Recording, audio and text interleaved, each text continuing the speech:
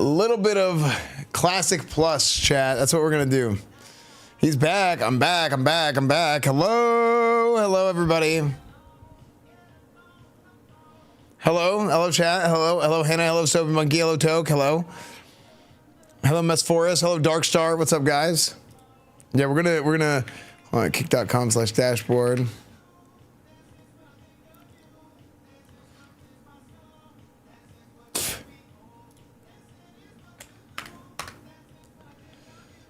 I need to have a way to where I could easily change my title and stuff on every platform.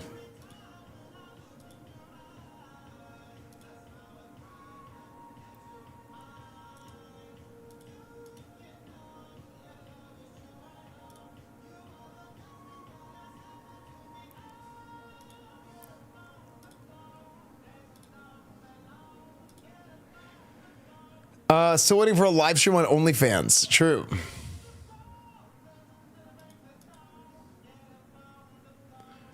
The problem is Kick's integration is like ass, and it always dies. That's why, like, I think the problem is Kick.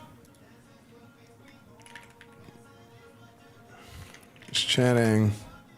Because I have something that does it, and then it's like, oh, Kick updating category, error refreshing token, and it's like I have to refresh the token once a week. You know, look at the hell. And then, dude, here's the problem.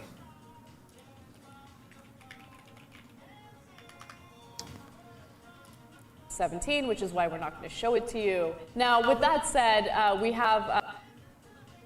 What? Page had trouble loading, please contact Kick support. Okay, so I can't even go to Kick dashboard. That's awesome.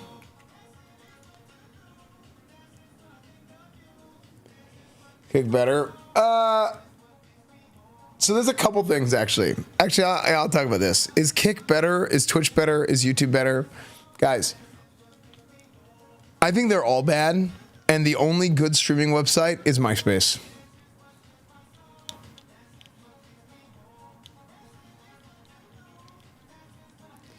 Who do you think would win, Brazil or Norway? Man, give me...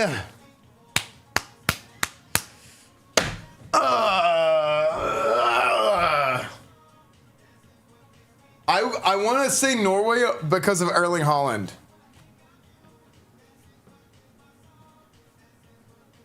But like, I also feel like that's the... I think that because I don't know enough.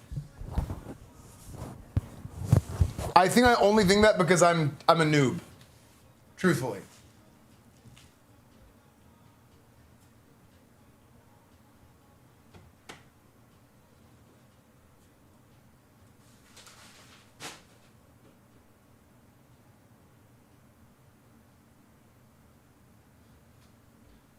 Dude, you wanna know what's so funny?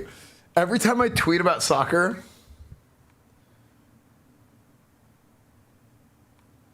the walking and talking section, true, Robert. You know what's so funny? Every time I tweet about soccer, there's always some random algorithm Andes, okay, the freaking bots on Twitter that are like, oh, you only started watching soccer, 2 weeks ago. Oh, LARPer, this, that, whatever. And it's like, dude, how stupid do you have to be? I started watching soccer 4 weeks ago. It's insane.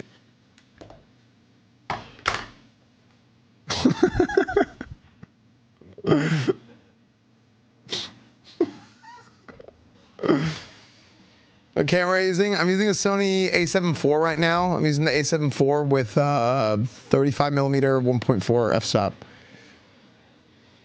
Yeah. I was actually eyeing this lens for a long time. I was like, man, I kind of want to get this lens for a long time, but it's expensive. And I was like, man, do I really want to get this lens? Do I want to spend money on this lens? And then I was watching, who was I watching? I was watching Katzen. And I'm looking at her camera and I'm like, this looks so damn good. And I'm just like, you kind of like, when you have a lot of cameras, like you have like the eye, right? Like you kind of get the eye for like whenever you work with cameras and lenses and stuff a lot. And I'm like, I wonder if that's the lens that she has. So I asked her And she's like, oh, I have this lens. And I'm like, dude, okay, I have to get that lens. It's so good. Did you get a new Twitter stream contract? No, I didn't.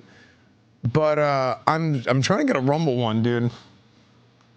The reason why I'm using the Twitter streaming is like I want to learn more about it. But I got a chat message. Wait, where's my chat? Oh, you're gonna watch Brazil Norway today. Alchemy. Yo.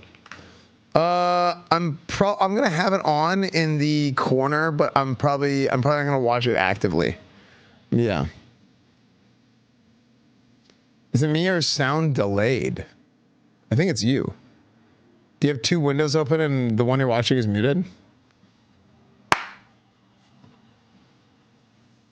It's you? It's me? Wait, it's me or it's you? It's me? It's me? It's you? It's him? Who's you?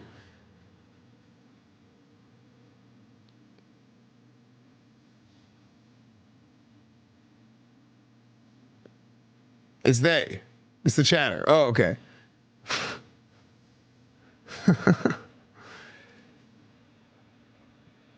Can we get yeah, it's not letting me log in a Kick for some reason.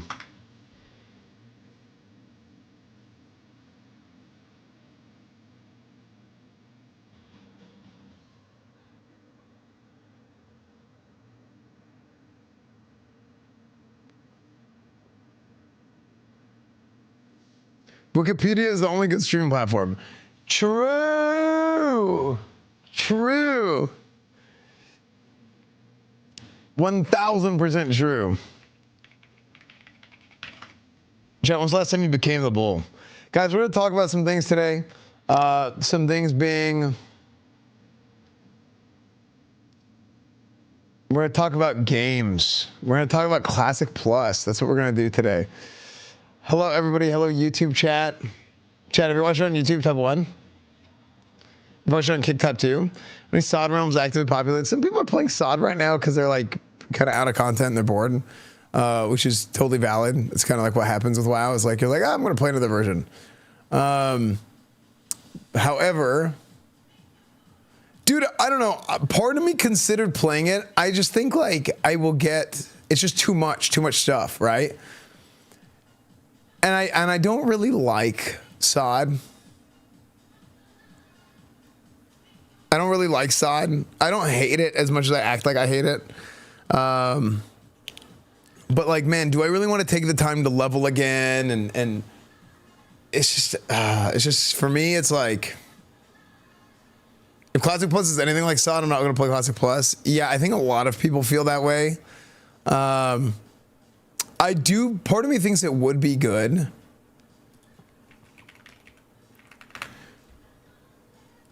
I do think it would be good to play.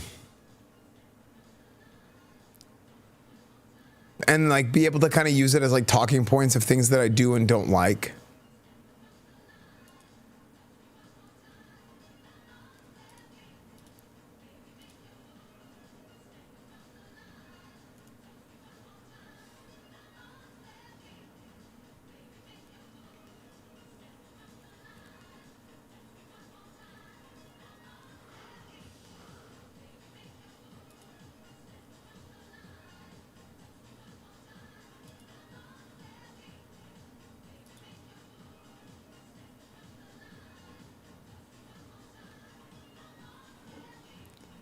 Baby, make your move. Step across the line. Touch me one more time. Come on, tell me. Alfurious, thank you for giving us a sub to Paladin Berserker Jedi. Thank you, dude. Thank you for gifting a sub. Design a Classic Plus board game. Nice. Maybe I will. What's up, God? What's up, Duke? What's up, everybody? What's up? Thank you, Alfurious, again for the gifted sub. $3 chip, 7 months, $5.50 magic fine. Thank you. Did you beat RuneScape? Dude, I beat RuneScape 2. How come nobody talks about RuneScape 2? I hear RuneScape 3 in old school. RuneScape 2 is just like forgotten. EverQuest Legends is where it is. EverQuest Legends. EverQuest Legends. Maybe let's try that out. I was really interested in, like, it was a very interesting thing for me whenever we saw EverQuest Legends. Even though I never played EverQuest. Yeah. RS2 is RS3. Oh, chat, you know what it's time for? Crack open a Red Bull. Chat, crack open a Red Bull.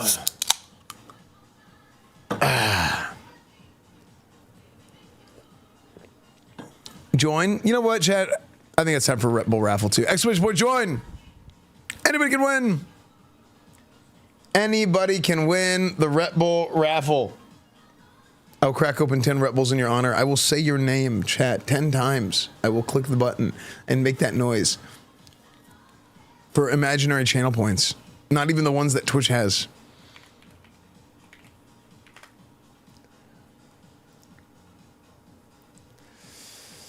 Hello, what's up, Doomaverse?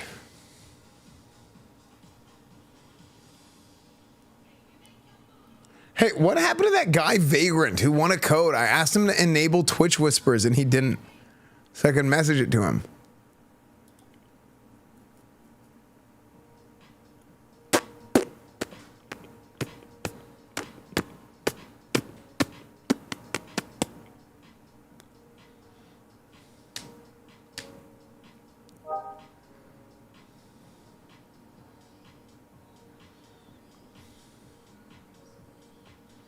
Is 2PC gaming / streaming dead or still viable? Your thoughts? I mean, I do dual PC.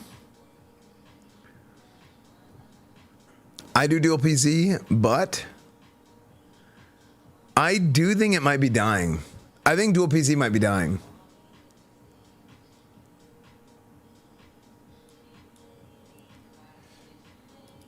Money7. Money7. Thank you for the 13 months, Brian's Lair. How dead is NA after yesterday? Dude, chat. The day after 4th of July, everybody's dead. Some games do hate single PC sales like Destiny 2, but that game is also dying. Yeah, unfortunately. You can't buy one PC 2 is insane. Yeah, dude, I don't know, man. I don't know what the deal's gonna be. Yeah.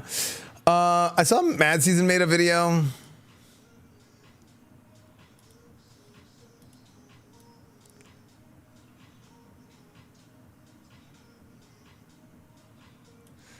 It's a long one.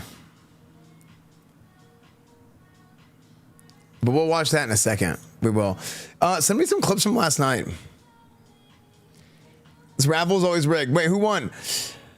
Stellangios, winner of the Red Bull raffle. Congratulations. 1, 2, 3, 4, 5, 6, 7, 8, 9, 10 Red Bulls cracked open in your honor. Congratulations.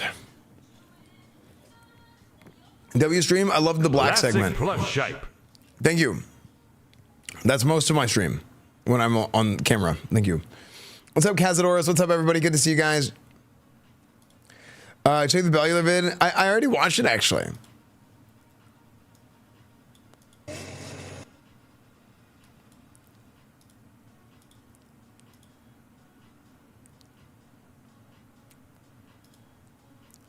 That was so... I'll leave it to the left, I think, no? Oh my gosh. Oh, Shit.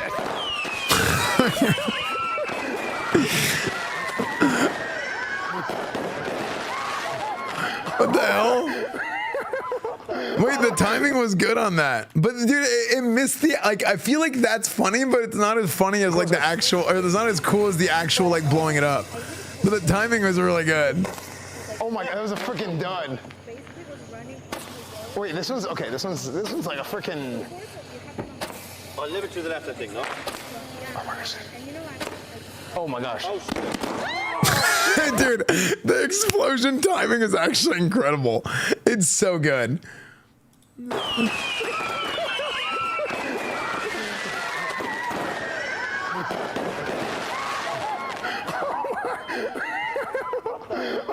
That was sick. That was so. Dude, the sound was kind of blown out. I changed something with the audio settings, but the sound is a little bit blown out. It's okay.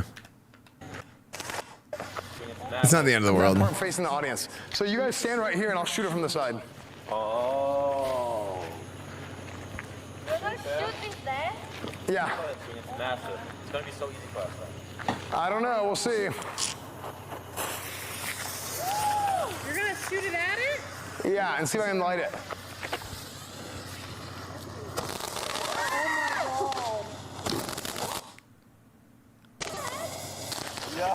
Dude, you want to know something crazy that happened? We showed up at the spot and it said like cellular error or so. It's an error that I never saw ever before on my bag. I'm like, what? I have 8 modems. They all shut down and I had no signal. But thankfully, me and Hachu both have a Starlink, so we were tethering 2 Starlinks together. I saw your fireworks. Wait, really? Dude, that's actually crazy.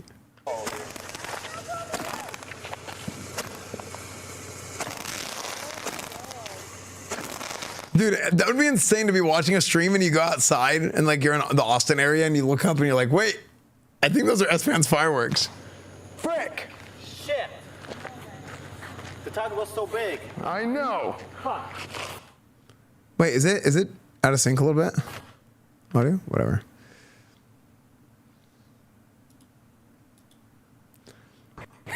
What I did was I changed the audio settings a little bit to where hopefully everybody could hear me. Or so like I was basically like a walking microphone that other people, you could hear everybody, but it made me like blown out if I was yelling. Actually, I feel like What's up, Fosano? from closer, and even if we sent like 10 of these at the same time at that distance, it would work. Yeah, I think closer. Okay. Yeah, none of us had phone signal out there except for like I had my T-Mobile worked, but my AT&T didn't work. Put 3 points in precision. Thanks, man. Okay, closer.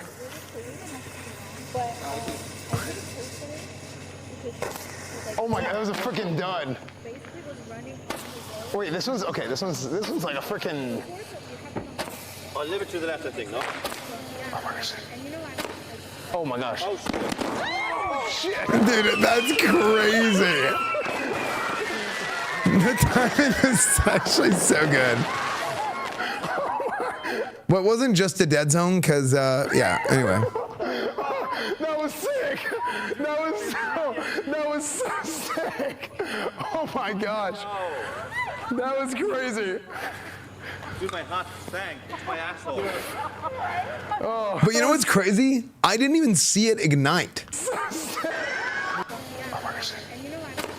Oh my gosh. Oh, shit. Like, you don't see it ignite. Wait, this one's okay. And I didn't see it ignite in person. Oh, a little bit to the left, I think, no? Okay. I thought I shot it into the side of it. That's what I thought right before it went off. Look, I shot it into the side of the box. Watch. Wait, this one's okay. This one's like a freaking. How do I step forward?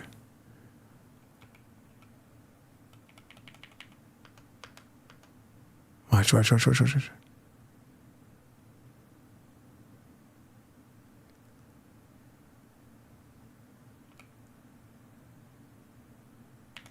Okay, I shot it into the side of the box. Oh, camera covers it a little bit. Right here. I shot it into the side of the box.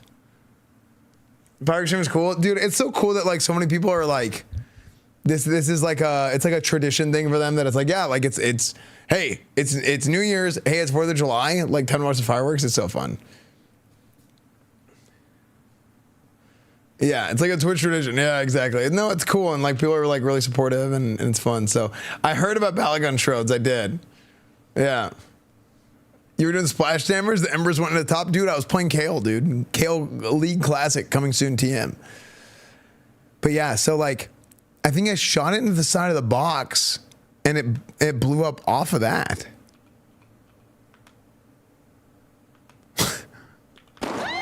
Shit. And I was like pretty close to it.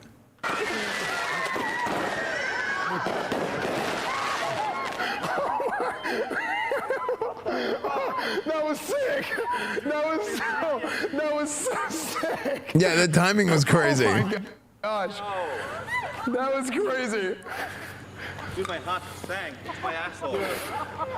Oh, We're over here. She was telling me a story and I wasn't ready. dude, that's so funny. Oh. I was a little bit worried about the music.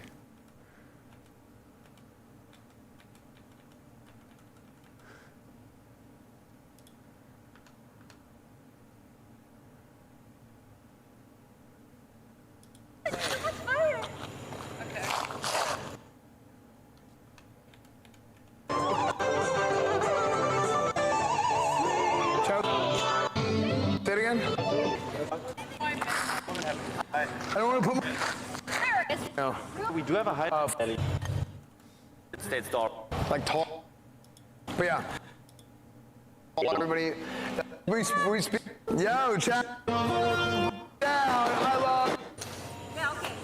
Listen, we only have one shot, one opportunity. Dude, you can hear me breathing heavy the whole time because I'm running around, and I boosted the mic. I boosted the mic so you can hear me like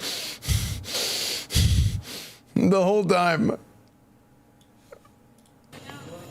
Okay, somebody definitely has a good one that he's not using. Like, Dude, I forgot to keep track of the lighters after. This happens every year.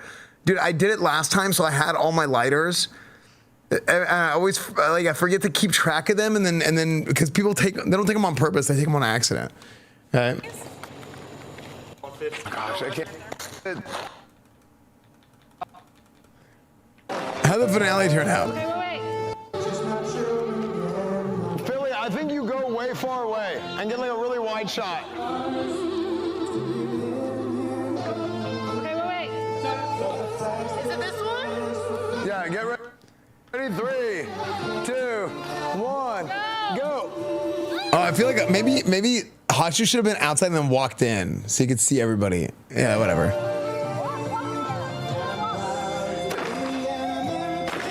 Well, at least I know I'm free, and I won't forget the man who died, who gave that right to me, and I'll proudly stand up. Did I say proudly?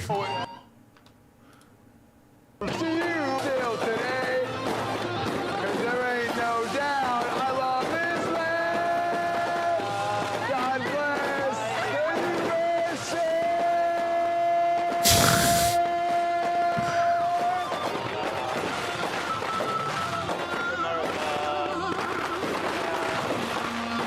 Wait, I really want to see it. I want to see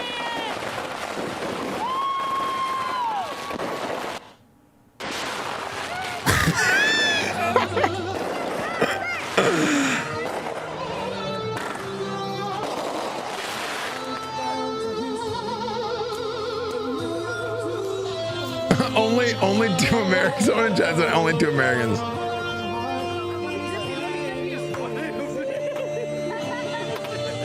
Dude, those are sick. And I'm proud to be an American, where at least I know, and I won't This forget Starlink is like the man dying. Who died, who gave that right to me, and I'll proudly stand up next to you and defend her still today. 'Cause there ain't no doubt I love this land. God bless the USA. I was making sure to point this like away from everybody, but there it does kind of the wind blows it back down a little bit. So Proud to be American. I was like, I was pointing it away, but the wind, look at the way the wind's blowing. I was like, oh, I should move it over here. Gave that right to me, and I'll proudly stand up next to you and defend her still today. 'Cause there ain't no doubt I love this land. You can only hear me. God bless the USA. It's just like terrible. It's so stupid. Yeah, America. Oh, it's so funny. It's so funny. Yeah, it's way too dang.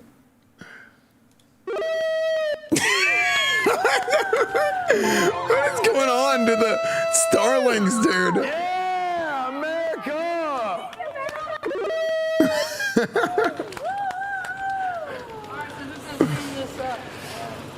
We'll get someone to clean that up. All right, sick. Dude, what a finale. I forgot that it was live on my desktop. I started streaming on desktop, so I was live on desktop. And then what I do is like, I stream it to here. So, yeah. And I'm proud to be proud. And she says she needs it for tomorrow. Nah, that's great. Oh man, that was funny, man. Yesterday's stream was great, man. Did you burn Deb's eyebrows off? No, she probably did that herself. Okay.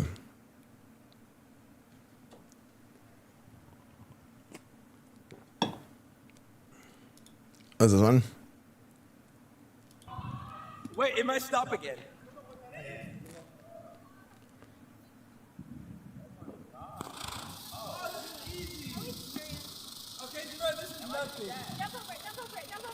Wait, no. Dude, Bonnie is...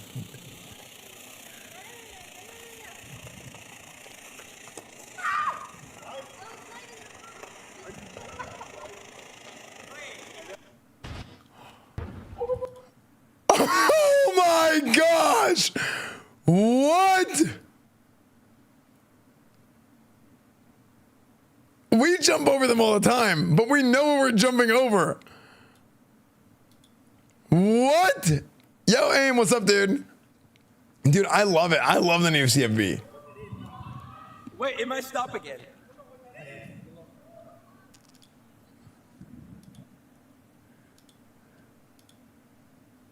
Dude, Bonnie is freaking crazy, dude.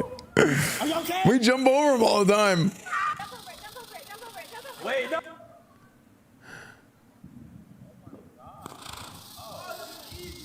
But like, we know what we're jumping over. Like we're trying to, at least we try to know what we're jumping over. Was this a dud? Because this just looks like a normal fountain.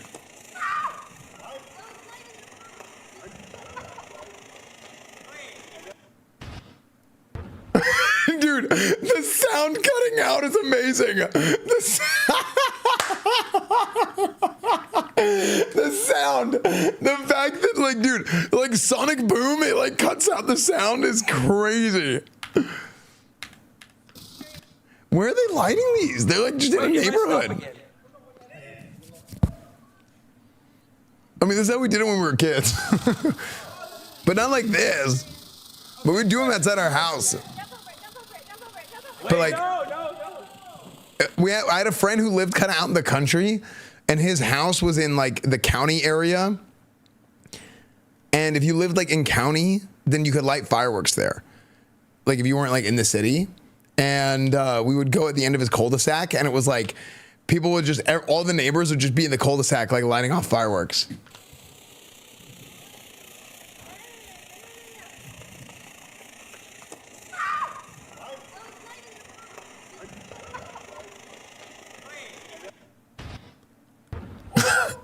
Are you okay?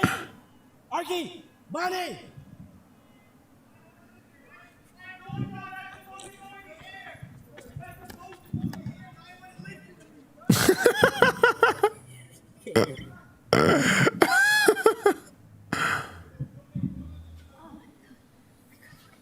Oh my god, we could have done. Oh. You're getting close. Are they outside of their own house? Yeah, it goes straight up in the air. We do the biggest ones last.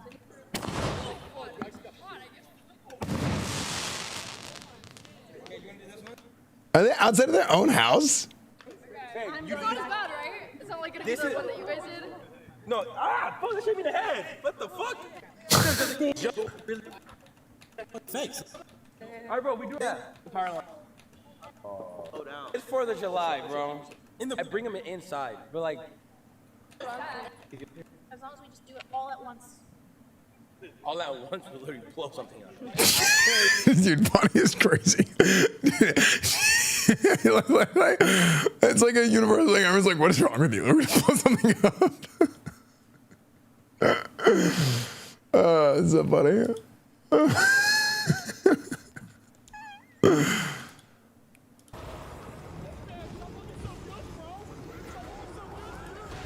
Oh wait, you can hear it. Okay, dude, this is so funny. Listen. Esfand, stop looking so good, dude. That's just so funny. Man, this stream did come out really good, didn't it? This reacts. Our house in the middle of our stream. Chat, do you guys think I'm intimidatingly handsome?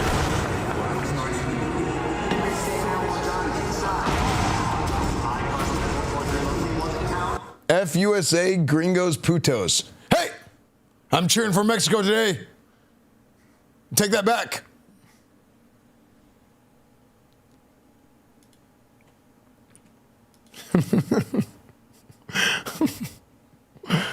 The real question was how comfortable was it to be wedged between two dudes on that couch? Oh, dude, it was the best. What if he's Brazilian? Wait, is it the same? In Portuguese and Spanish? In Brazilian and Mexican? Who said that? That was in YouTube chat.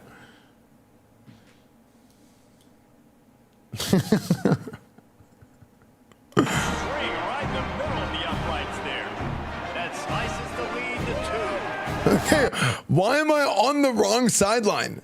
Coach Esfand is on the wrong sideline here.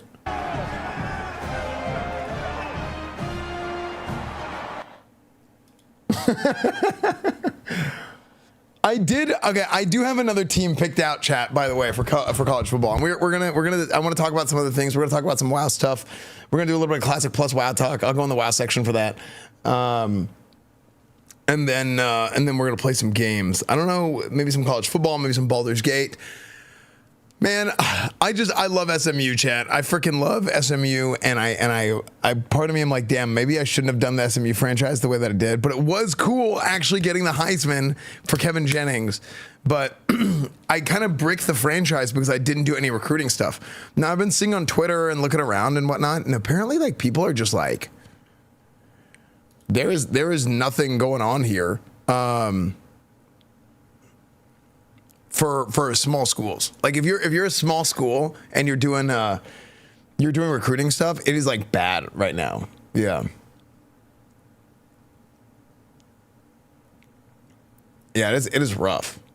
Did you find out why the live view broke? I did not. In fact, I mean, I almost want to bring it up here and turn it on and see if it works. That's the beauty of it. It's hard. I feel like any sort of simulation game, I think you need to make it as adaptive as possible. And you need to give people as many options as possible to make it less hard or more hard, to tailor it to your experience.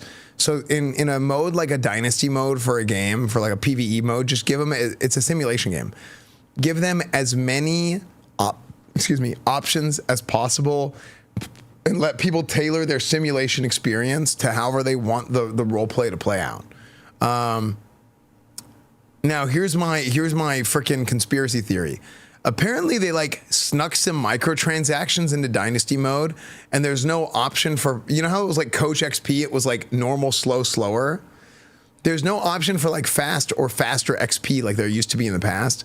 My conspiracy theory here is that they made it extra hard on purpose, and they're gatekeeping the easier difficulty behind a microtransaction. That's my conspiracy theory, which is like kind of weird, champ. Yeah.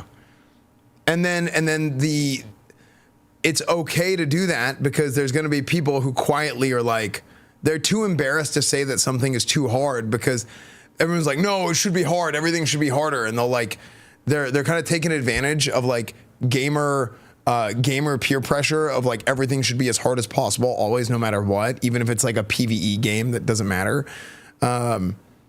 So the sentiment is going to be there against it, but then in reality, people are still going to operate the way that they operate, and they're just going to spend money on the microtransactions to get the coaching boosts in order to be able to rework or to rebuild a worse team more easily, so it doesn't, so it's not like basically impossible. Yeah. So that's what I think. That's my conspiracy theory. Now, with that being said, frick. And I kind of have no problem with it as long as it's like not outright the only way to adjust the difficulty. Because, like, dude, 15 years ago, like, if you guys remember on, like, NCAA, like, 2012, Madden, like, they had things that you could buy, like, the deluxe thing for NCAA or for Madden, and I had it actually in like 2011 or 2012. I bought it, and I was super happy that I bought it because like I could do like certain thing. I don't remember what it was, but there was like some kind of bonuses that I got for every franchise, and it was like totally worth it. I was like, yeah, this made my gameplay more fun because I could tailor things a little bit better, and I didn't have to like play through a whole season before I could like start making some changes to a team. And I'm down for that. I think that's fine. That's up to you. But I don't think that they should make it like there's no like difficulty kind of adjustment settings until then. I think that's kind of ass. Did you lose weight? You look slimmer. No, this shirt is just smaller. Yeah, I think this shirt is just smaller. Are you going to coach today? We might do a little bit of Coach Esfand today. We might do a little bit of Coach Esfand today. I miss when you were big and strong rep virgin. Hello?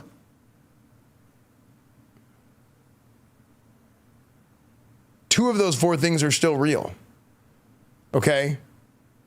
I need to get back in the gym. I'm a little bit weak right now. I'm a little bit under the strength, and I've gotten a little bit small, but it's okay. What do you think the TV stands for? I am Rhett. Actually, to be fair, I've been playing Holy too in PvP. No, I have lost a little bit of weight. I'm like 240 right now.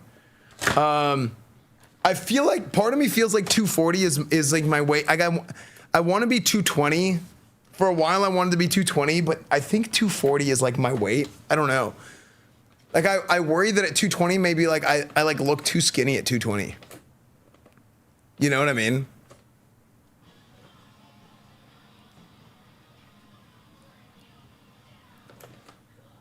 Like if I'm like 240 and strong, like I gotta get strong. Like I feel like I don't feel like as strong right now, you know?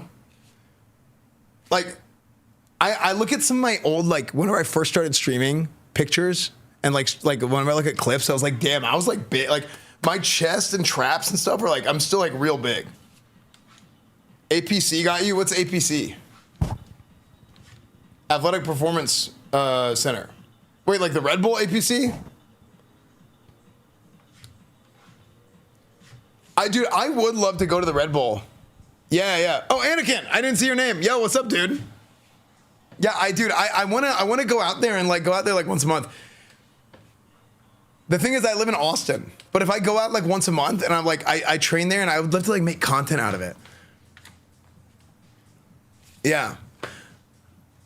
Yeah, Anakin, I was just watching this. Dude, this was so fun. It was great meeting you, dude.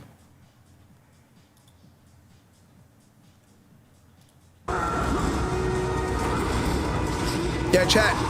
I picked it up. Anakin is Tekken Pro. He's been with Red Bull for like ever.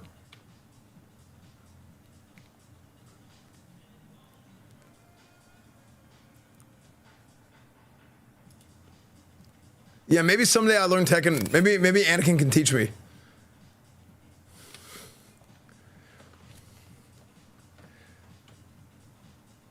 Does he like sand or he hates them? No, this is a different Anakin. Different Anakin.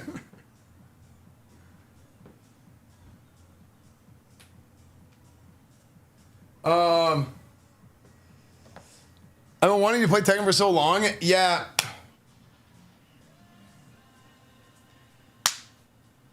You need to buy the game first. I bought it.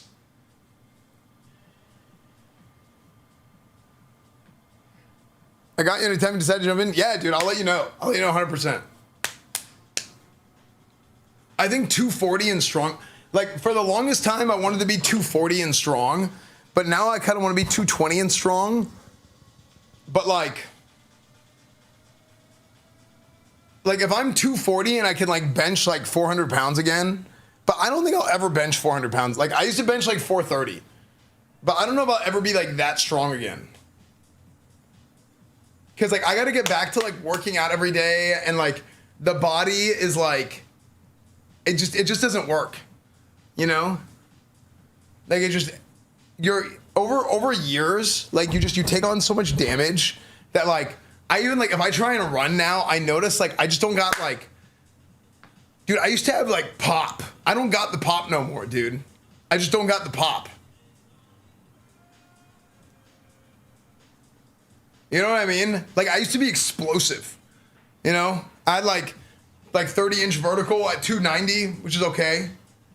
But like, my sword shuttle was because I'm shorter. I'm 6 feet tall. So like my short shuttle compared to most guys who played my position was like pretty good. Because I'm 6 foot 290, I could change directions like pretty quick. I power clean 365.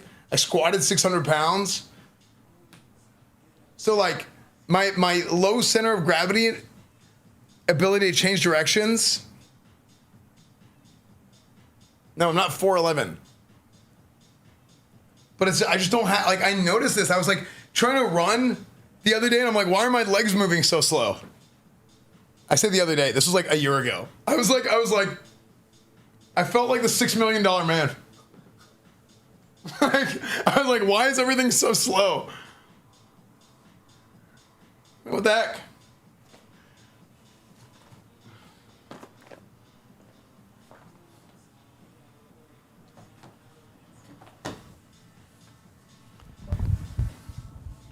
But yeah, I don't know. I think it'd be cool to like do like a thing where like I go to Red Bull once a month and like maybe I vlog it or something. Cause I'm always just trying to think of like new things to do on YouTube, right? And speaking of which, I think we're gonna talk about a little bit of Classic Plus. I saw a Reddit thread that was linked my way, and I was like, you know what? Maybe this would be a fun thing to talk about.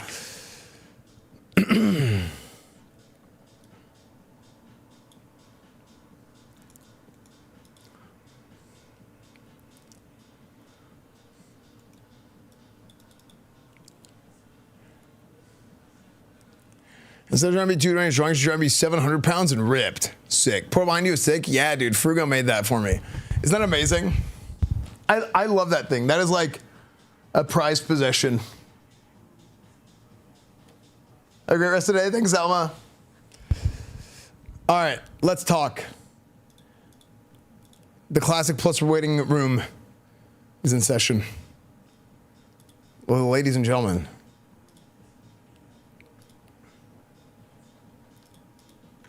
And then we're gonna do a little bit of Coach Esfand, I think, today.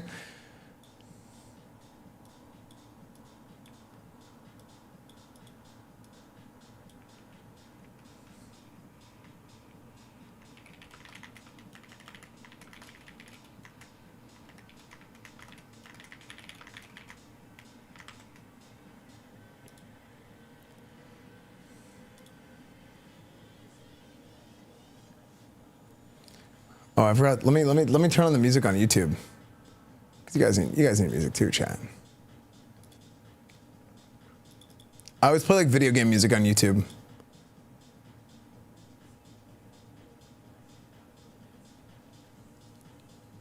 My feet want to go dancing.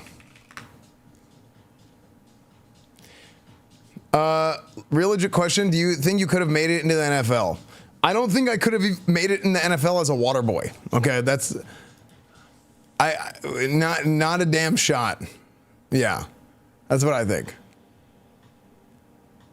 I was one of those people that the farther away I got, like, okay, let's say the center of the field, like the ball is snapped. The farther away I got from the football, the better I was. Okay, get me in the weight room, get me in the film room. Okay, you know, generational. All right, you know, film room, generational player. Weight room, very good. Sideline, outstanding. You know, I start playing, as soon as I start getting closer and closer to that football, it just gets worse and worse, dude. Yeah, it just get me on the field, not good. Not good. That's what it was.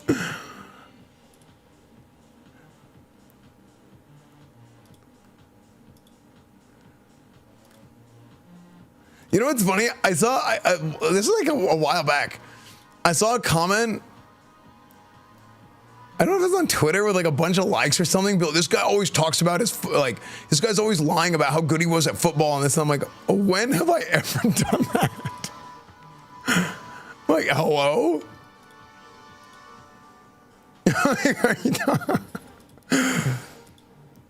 Like, I did a lot for the program.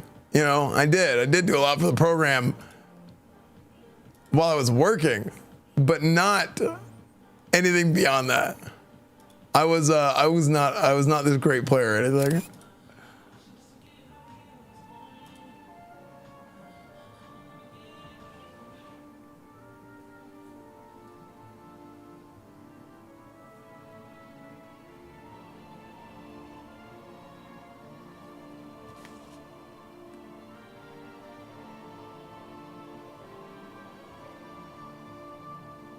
What am I hearing?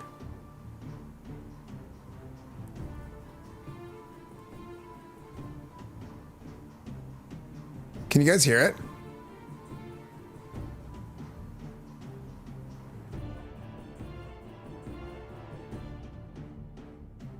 Do you hear it whenever I raise my hand?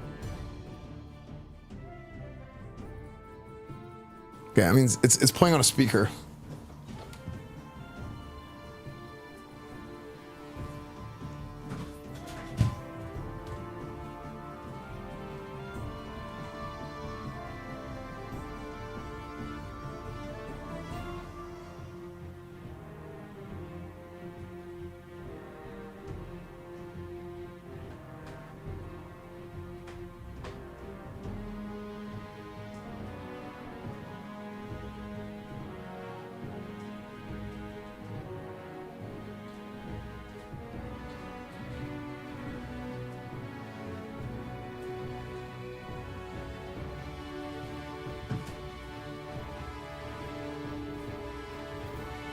Okay, do you still hear it?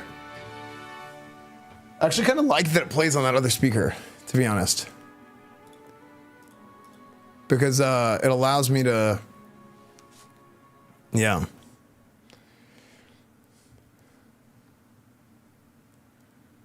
Who here would have rooted for Esfand if he made it to a starter role in football? Everybody. Yep, everybody. Surely.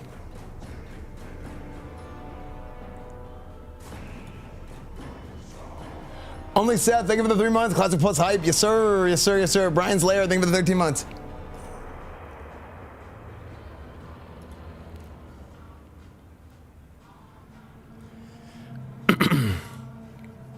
Okay. So, chat, let's talk. Doing FSU tailgate with Jameis Winston. Dude, I've been DMing that guy forever. Trying to get, dude, I think, dude, me and Jameis Winston on a stream together, you want to talk about cinema? That'll be like the same, that'll be like on the level of me and Danny Brown like, remember whenever me and Danny Brown were, I gotta hit up Danny, dude. I gotta do something with Danny Brown.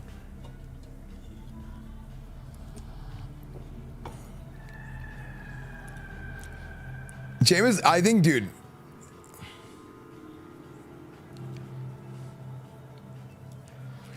You know what? I should hit up Danny Brown to go to like DreamCon or something.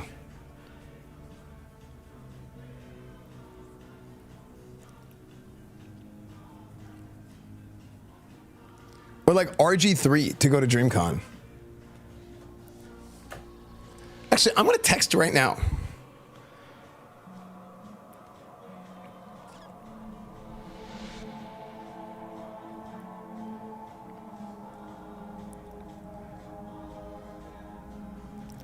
This will talk to him. I did a little while ago, actually.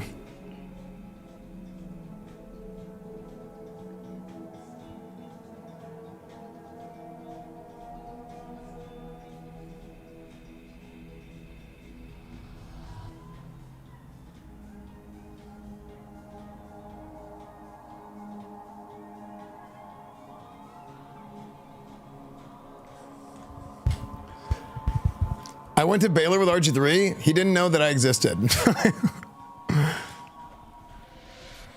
Yeah, I'm gonna. Okay, so okay, let's start the video, or let's start the talk, chat. We're gonna start the talk for today. Of course, you know what we need. Everyone say hi, YouTube.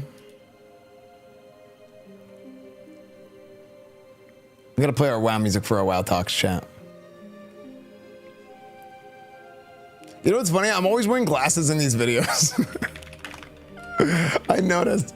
There was one stream that I talked for like 3 hours, and I think Gorlax made like 5 videos out of it for the same clothes.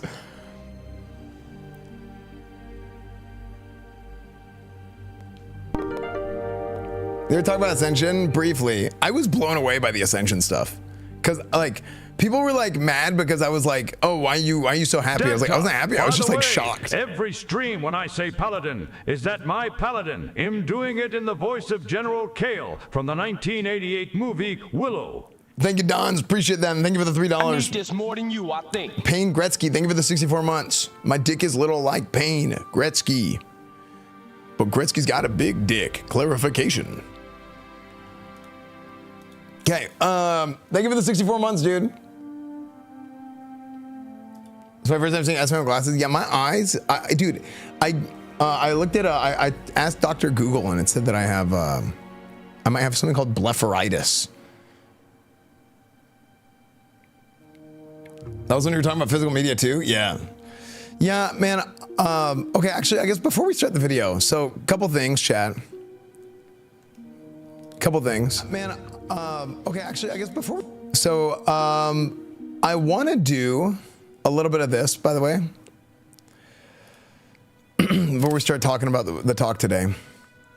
I've kind of been trying to recalibrate the YouTube channel and like, I've been trying to force, and this is kind of unfortunate, right? I've been trying to like force feed it Baldur's Gate 3 because Baldur's Gate 3 used to do really, really well on the channel. I mean, even if you look at some of my biggest videos ever, look, Baldur's Gate 3, 420 views, right? 1,000.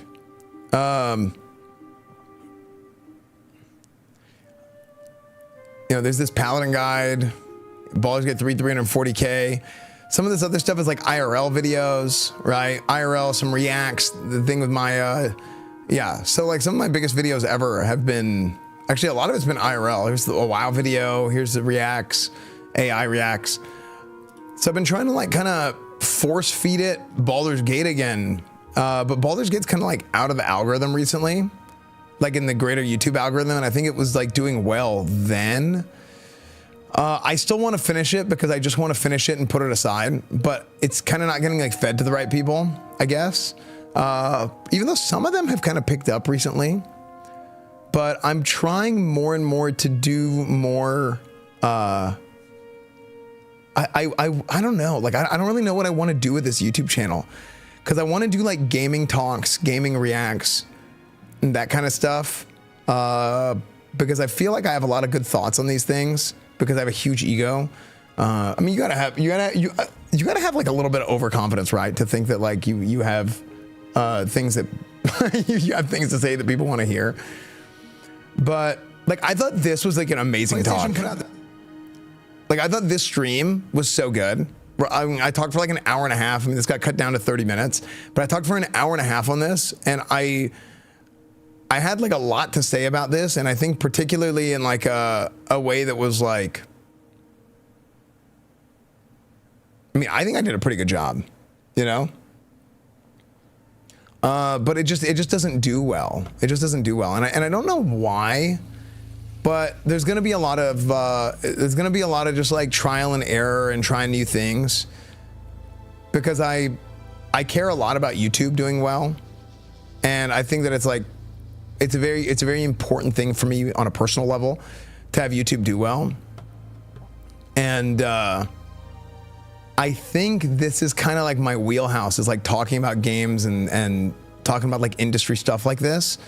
So I don't know. Hopefully it works. Hopefully stuff like this works. And then this channel ends up being the EsfandTV channel, ends up being like a gameplay channel, and then the Esfand Daily. Where's the other channels? Oh, and then like Esfand Daily becomes more of a like a actual like proper daily uploads channel. So there's something going up every day or almost every day that's like a react or something else. Now, if I'm doing gaming reacts versus like, I mean, technically this is like a drama react, right? But I have somebody new managing this channel specifically for like, I mean, I did Mecha Chameleon here. And some of these videos are starting to pick up a little bit.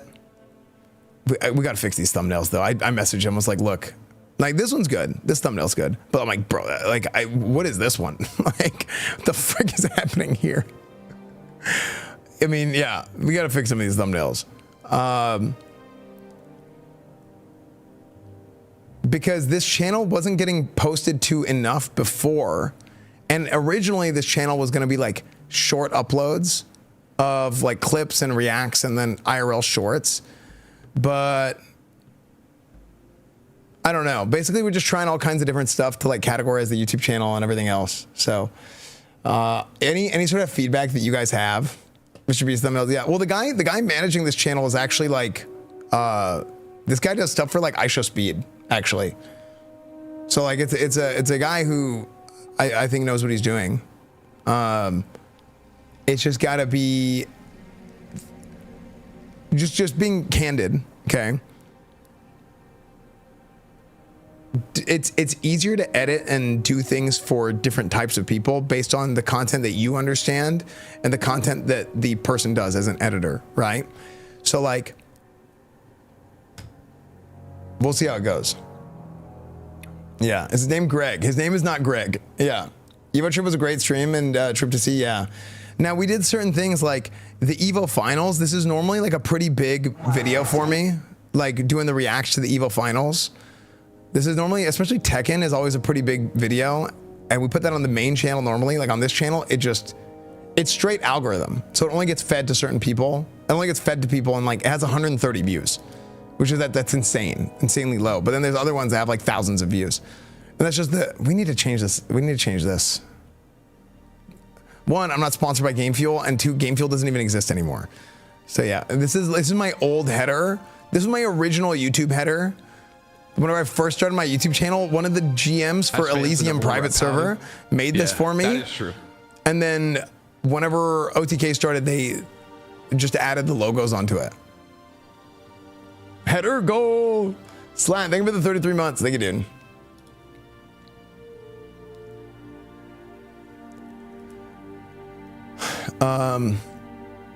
But yeah, so anyway, that's kind of like an explanation of like all the YouTube stuff going on. Like I'm trying all kinds of different stuff right now. Wait, chat got deleted.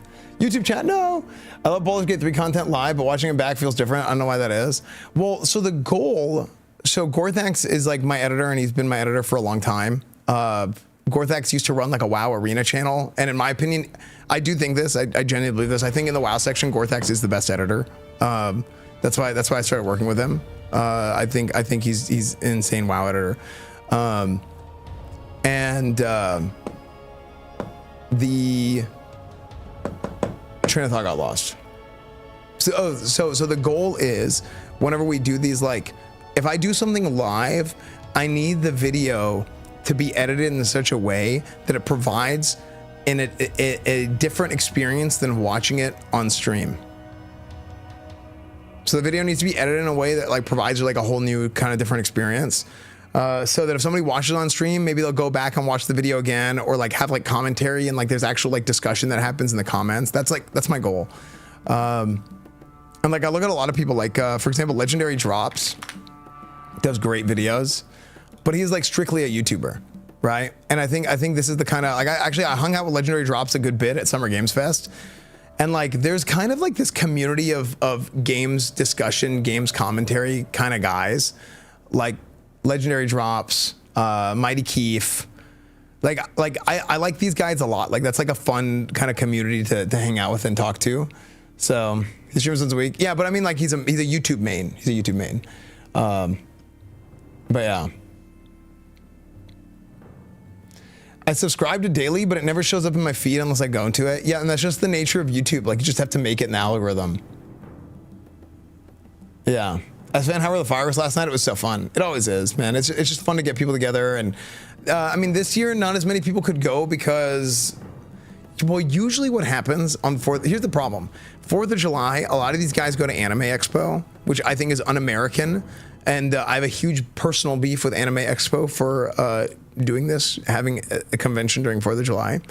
And then New Year's is different because like New Year's, some people have like different New Year's plans, or like they go back home to visit their parents or whatever for Christmas and stuff like that. But yeah, so you always kind of get like a different thing.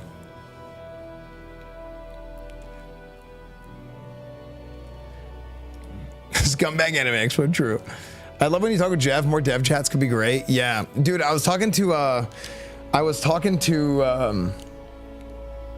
a few people, and like people are like, people really think I should start a podcast again. I mean, like, dude, I had a podcast in 2018, right? You know, I did Classic Cast, and maybe I'll start a podcast again, but I don't know if I want the podcast to be like a solo podcast. And just have like one-on-one, kind of like Rogan style, where it's like you're just one-on-one with a guest.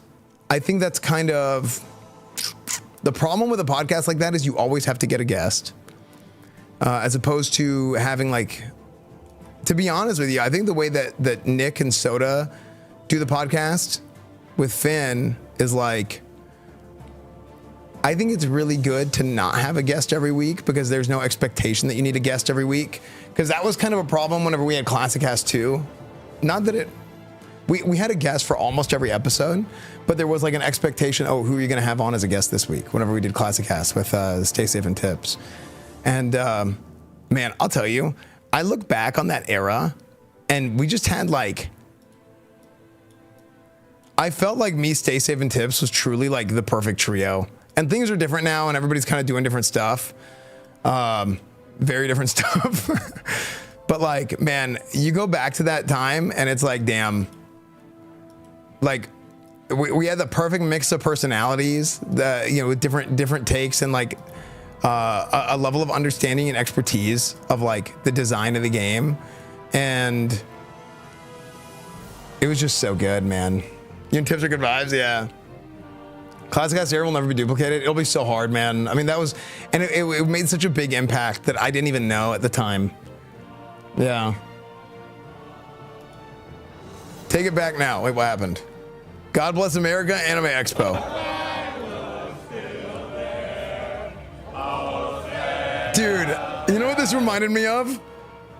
Isn't this illegal? Isn't this technically illegal? Isn't this defacing the American flag? Okay, I don't have a problem with this if it's like, because to me this is like we're honoring the American flag. I'm pretty sure. So that's the way that I see it. Now you disrespect that flag, brother, we're gonna have problems.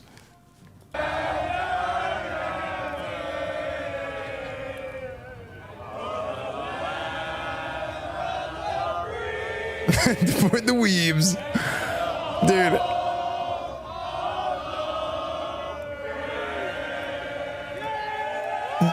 You know what I thought was so funny like 10 years ago? I mean, I still kind of think it's funny.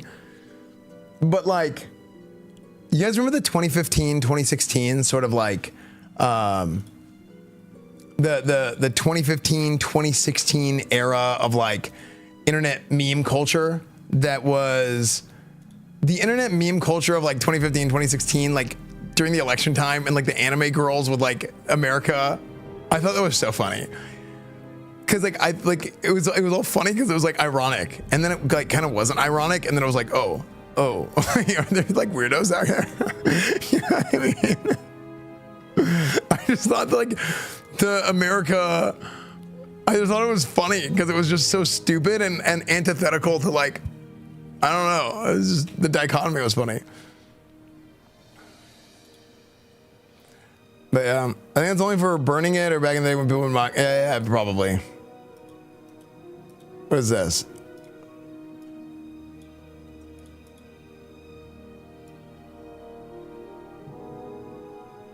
What the frick? Who is this? Who is this?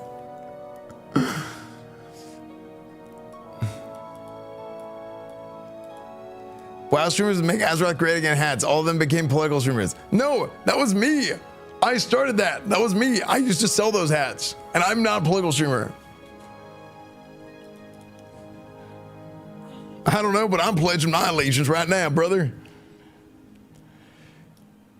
Do you think there's a 0% chance of any of the few OSR streams they had a low-level boss you could do super early, could be good content? More than 0%. My problem with streaming OSRS, and this just comes from having talked to everybody else who got into the OSRS rabbit hole. Because I kind of thought this, and everybody was like, yeah.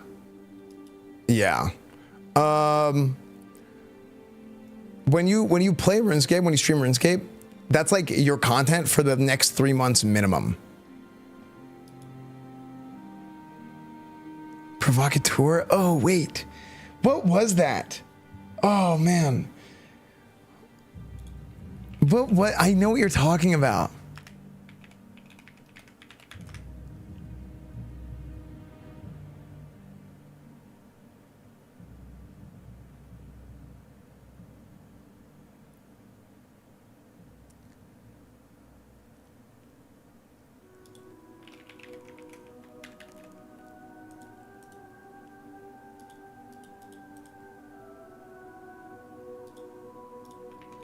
Is JD visiting? She's in LA. Oh, I don't think so. I mean, I'm in Austin. So I'm in Texas. 42 in DMs on Discord. Okay. Oh my gosh, yes. Yes, dude. Dude, that's right. Okay, so Jason Schreier. Is it Schreier? Jason Schreier. Sorry. He wrote a book about Blizzard. And in the book, they mention me. One provocateur wore a red hat emblazoned with Make Azeroth. He's talking about BlizzCon like 2018. This was me. He was writing about me in the book. But it was whenever I was like a nobody at the time. The only people that knew me were like deep cut, like classic WoW people at that time. Esfand, the provocateur. Yeah, dude. Amazing. Amazing. Dude, just call me the provocateur. To be fair, am I provocative?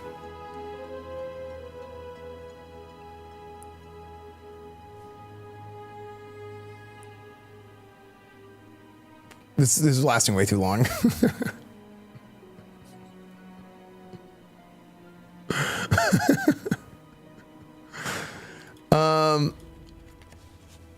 Cool. You did set off a nuclear explosion last night. That is true. That is true.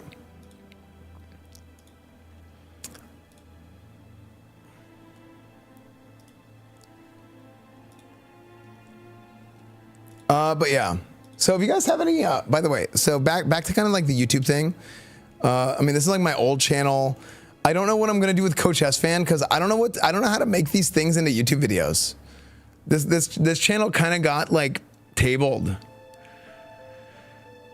I've got to find a way to be able to make these Coach Esfand streams into YouTube videos, and I think it's been like a big miss not being able to do it. I mean, we tried it before, and it just never really took off. But I also feel like it's a waste. I don't know what to do here. Yeah. I think they have to be just one video. I think a whole rebuild and like the whole quest for like Kevin Jennings getting the Heisman. Like, can I get SMU a Heisman trophy or something? It needs to be one video. Because I look at some of these other guys, like I look at like Bengal, for example, and like these guys' videos do insanely well. But it's all like one like 2 hour, 3 hour, 4 hour video, you know? Bordeaux, you know?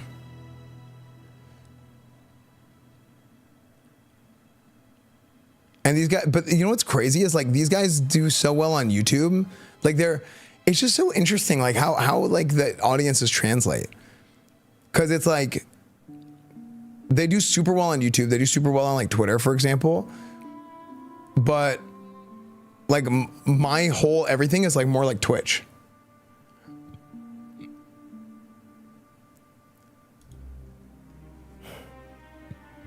And the way that I do my like rebuilds and stuff, it's better live. But the way that they do it, they like mash it all into one video. And I think that's like how the videos need to be edited. Now, it's easier to do that. I think it's easier to do that not live. Because you can simulate a lot of stuff and you can like when you do it live, I think it's much harder. Cause like you guys want me to play more games instead of spending more times in the menus. And like you can like simulate stuff and skip stuff a lot more easily instead of like talking and like I do the coach, you know what I mean? So it's just a little bit different. And it's like, yeah, exactly. But on the editing side, it's a lot more work. Or a coherent series. I mean, we tried the coherent series with that first SMU build. And there's just pros and cons to everything, I think is really what it comes down to. And like the way that I do things, I think it's harder to make videos out of. And Bengal streams some of his runs, but he doesn't stream all of them. It's like watching a football game live versus recorded. Yeah, like the way that I do it.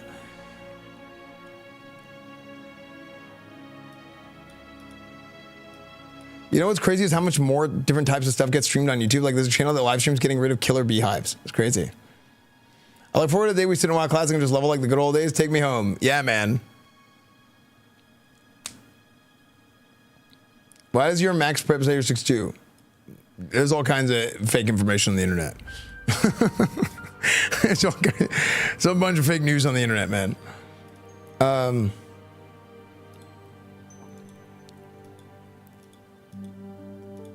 wait, the game is on. Is the game on? I think no, the game starts now. The game starts now.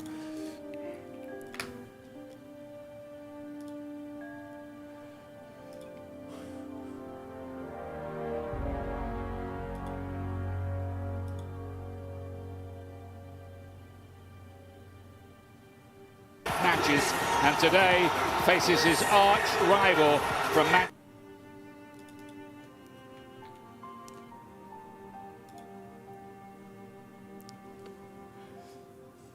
99% of YouTube Live is reruns and advertisement lives. Is it really? Do you need the overlay? No, I mean, I was just gonna have it on. I'm just gonna watch it. Dude, I freaking. The World Cup is so special to me. You know why the World Cup is so sick? Great fireworks yesterday. Thank you, man. The reason why the World Cup is so special, it's the same thing with the Olympics. Like, there's a lot of times where you might not care about the sport, and I don't think this is necessarily true for soccer, but like, there are people that don't care about soccer, and there's people that don't care about any particular thing, right? For the Olympics, they don't care about curling. But when you put that freaking red, white, and blue, when you put the stars and stripes up on that board, sense pride comes about. That's what happens. That's how it works. So like, for every country, it's like this, where it's like, yeah, like you're French, yo, France. You're Norway, you're Norwegian. You're like, yo, however Norway does, you know, it's cool. And I think having that sense of like community and that sense of like country pride and seeing like how well the team is doing is super, super fun, right? Like, for example, with Iran, I see it so little in my normal life that like, because I'm not like in that community. Maybe if I lived in LA, in Angeles, maybe it'd be different. But like, we went to LA and like I was trying to go out to the game or whatever and just kind of see what's going on. And that was an amazing game, by the way. The Iran, it was Iran-Belgium. Incredible game. But I felt so awkward. There's like a parking garage, like it was like a parking garage kind of fun stream. And I felt so awkward because like, I felt like I was like at a family gathering. And like, I felt like I was like, I felt like I had to be on my best behavior. It was very weird.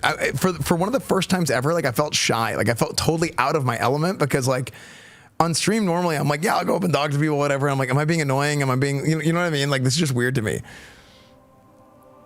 Yeah, I felt like I was among like, yeah, the aunties and uncles. Once I prefer sitting.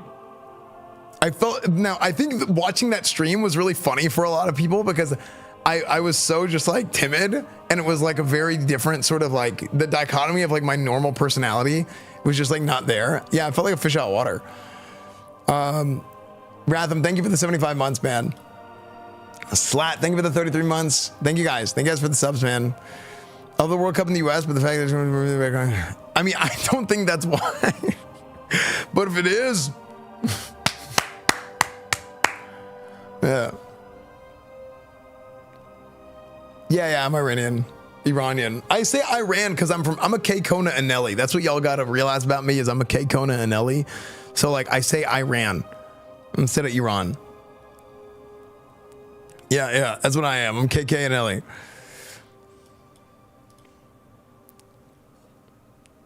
Must be nice to be around others. You don't have to feel like you have to explain culture or worry they look at you different, etc. Well, no, that's how I feel around like everybody else. I felt that way around Iranian people as opposed to feeling that way around like, black, white, Asian people. Don't forget, America took soccer from the UK, and it's actually called football, LOL. That's true. You know what? Some people take it way too seriously about what they call the sport.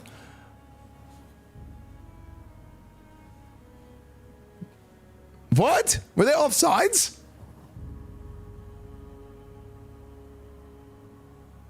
Three-minute goal.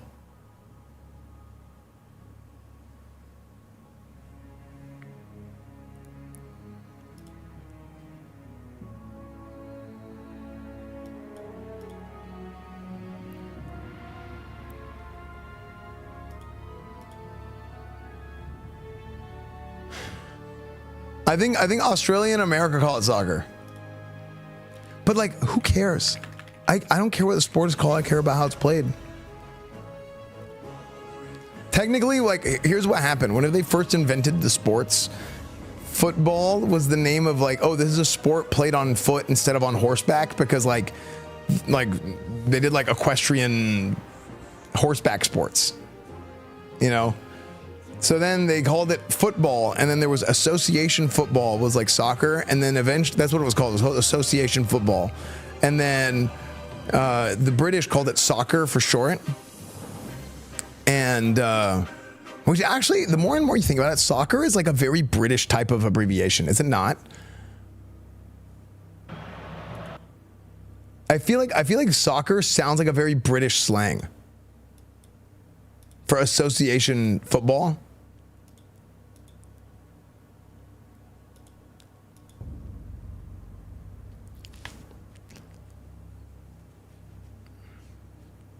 And then, so because of that, Americans kept using soccer, and Australia kept using soccer. Rugby football is shortened to ruggers. Yeah, like, it's very British. So like, they call it soccer for short for association football, and then American football is gridiron football, which I don't know what the hell gridiron is, but that's why. I don't know why they call it gridiron. I don't even know why they call it association. Association, maybe it's like, I don't know.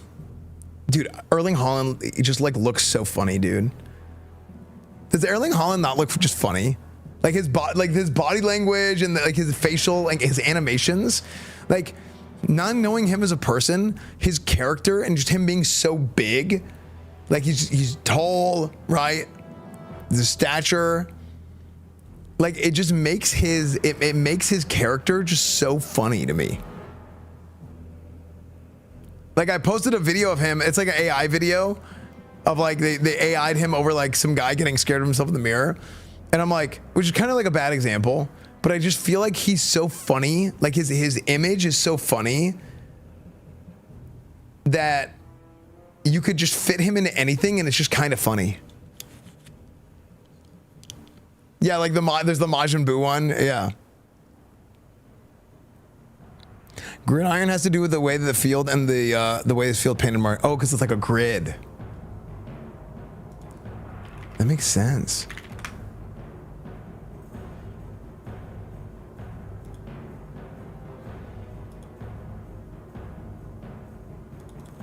Why is it called gridiron? Dude, it's so I was gonna talk about WoW stuff and start the WoW video, and I didn't start yet. So I was gonna talk about WoW stuff, and I'm doing the rest of the just chatting portion, and then I want to end just chatting with like WoW stuff specifically, so that we can, you know, segment it a little bit. I had more stuff to talk about. To understand where the popular term gridiron originated, first we have to go back to the 14th century when the word became commonly used to describe a metal grid for cooking over a fire. That sounds right. Fast forward, so like, is it because did it originally look like this? Okay. Did it originally look like this? Was like this the original, it's a family of gridiron football is a family team derived from rugby football and football by accident, primarily played in the United States and Canada. American football, which uses 11 players, while Canadian football uses 12 players. Oh, I didn't know Canadian had 12. I thought they had different rules, but I didn't know it was 12.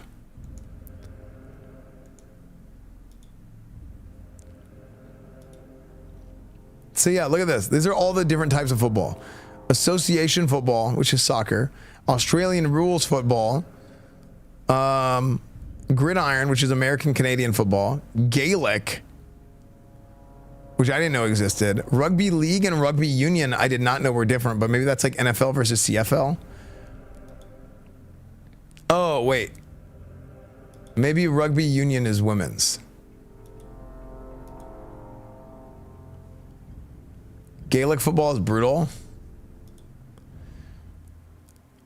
A form of football is played between two teams of 15 players on a regular grass pitch. The objective of the sport is to score by kicking or palming the ball into other team's goals.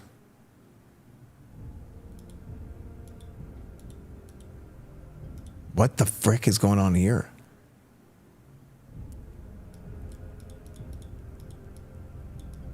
This music playing, it's like I'm discovering like an ancient artifact. Gaelic football.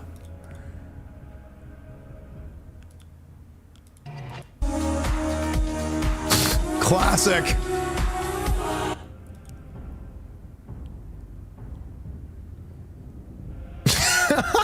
Wait, have I seen this before?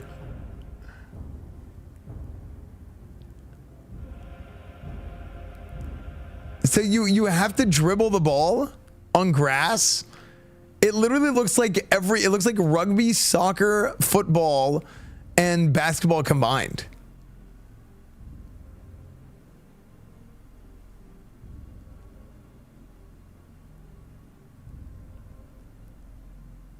Oh, you can't pick the ball up on the, oh, you can't pick it up. You have to, oh, that's sick.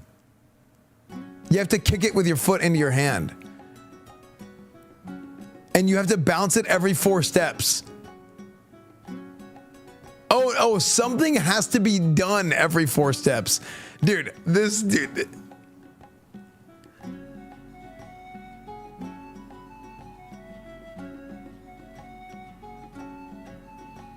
You have to do a football move every 4 steps.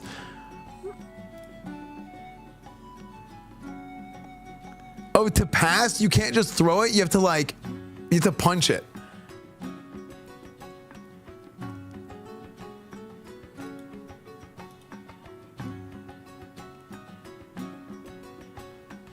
Three points if you kick it into the net. But yeah, there's all these different types of football, basically, right? So the reason why they call it soccer is because they predominantly play 2 types of football in America. They play, gridiron football, so they call this football, which is more popular in America for whatever reason, and then association football. But like in America, they don't really play Australian rules or Gaelic, and then they just call rugby. Like, to be honest with you,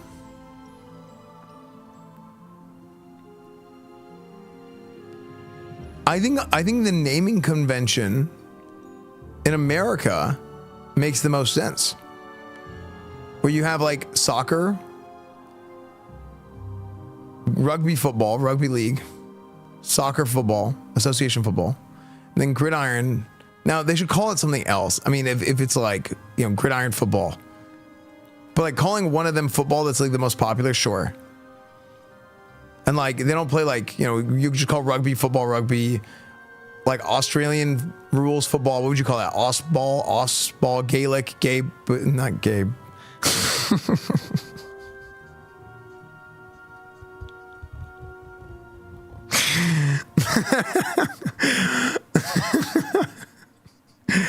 I don't know what you would call this one. Yeah, I don't know.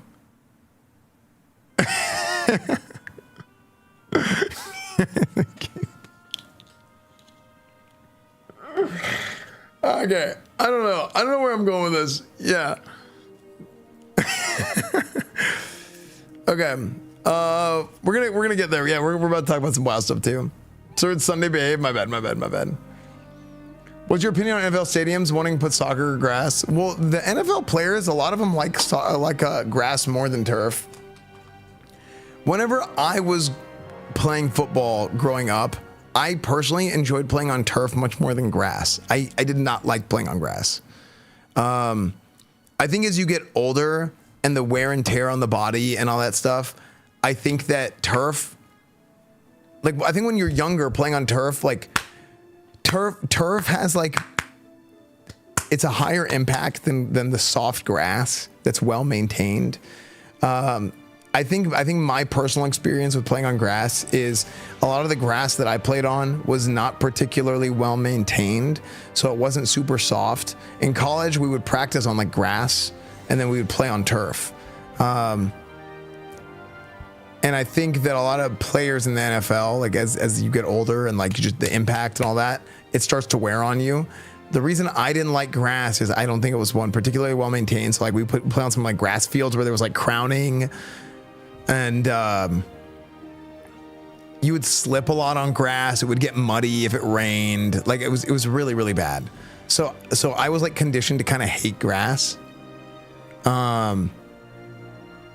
But at the professional level, I think like the grass that like soccer games are played on are incredibly, incredibly good. And it's more expensive to maintain grass, I think, for a lot of these fields. So a lot of them don't do it. They go with turf instead. But yeah, I mean, I think that would be something that if like players wanted grass everywhere, it would slow the game down a little bit technically. I think you don't run quite as fast on grass as you do on turf, but yeah. Wait, did I miss? I wasn't looking. Did I miss like a big save? Where'd my game go?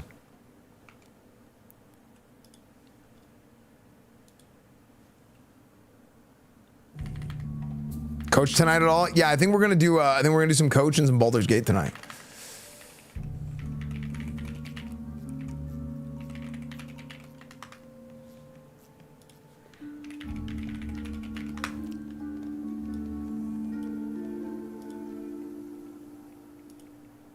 We might do Baldur's Gate. I really want to finish Baldur's Gate to kind of like put that saga behind me, you know? So Brazil had a penalty and Norway saved it. Damn, okay.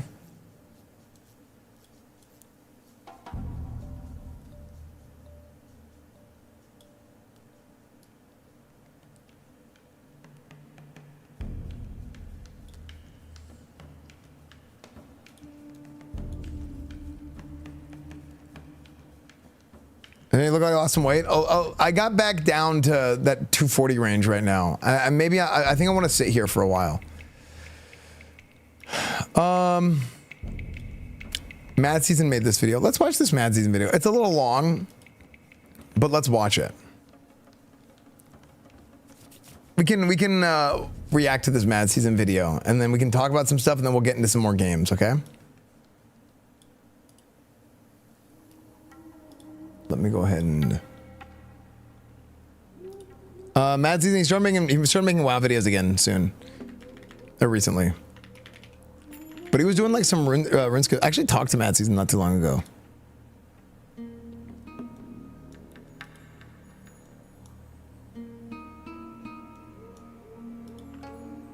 Hey, can you guys can one of the mods help me out and change me to the WoW section on Kick, please, for this? Not really. I mean, you can't really even see the game, really, though. It's just like a ambiance sort of thing. You think it's worth picking up CFB this year away from Madden? I think they're two different kind of games completely, actually. And I think college football is amazing this year. I think college football, in order, 27 is the best one. The second best is 25, and then 26, last year's college football. I didn't like it very much, and I can't remember exactly why. I just remember being like kind of disappointed. It like felt like it just felt like kind of clunky. But like getting it on PC, oh man, oh, it's so good this year. It's so much fun. Okay, guys, gentlemen, let's begin. Let's watch this. Let's watch this Mad Season. Let's react to this Mad Season video. We like Mad Season. Mad Season was a guildie. He was in Crusade. Him and I ranked together in Classic WoW. In the old days, he was a guest on Classic Cast. Mad Season is a great friend. I'm a big fan of Mad Season. We go way back. So let's watch Mad Season's newest video. And you guys should all sub to him if you haven't already.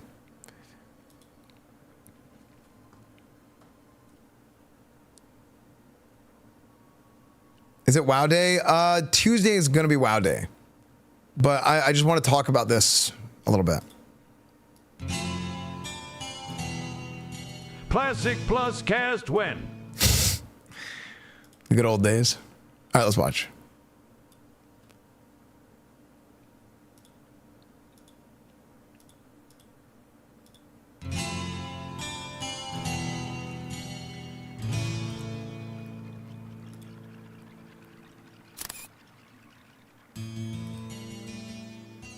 Hey guys, what's up? Mad Season here, back with another video for you. Alright, so Classic Plus, it's not confirmed yet, but in my opinion, it's a 99% chance of releasing. We recently went over the why and all of the hints that Blizzard has been dropping over the past several months. I'll have a link to that video in the description if you are curious. But what I wanted to focus on today is realistically, what would it look like considering Blizzard's development practices and history, and also going over things such as the Classic Plus-esque survey questions that they've shared in the past, and also the fact that Blizzard has said that the entire season of Discovery was a big experiment.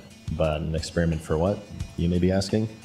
Well, let's get into it. I think he's right about that. I mean, it's pretty. This video, Surfshark's VPN. Surfshark is a VPN that encrypts your internet activity to keep snoopers and trackers from seeing that they back guarantee pieces of information. W Madsy and W Ad get paid for YouTube videos. Two very big pieces to see with Surfshark.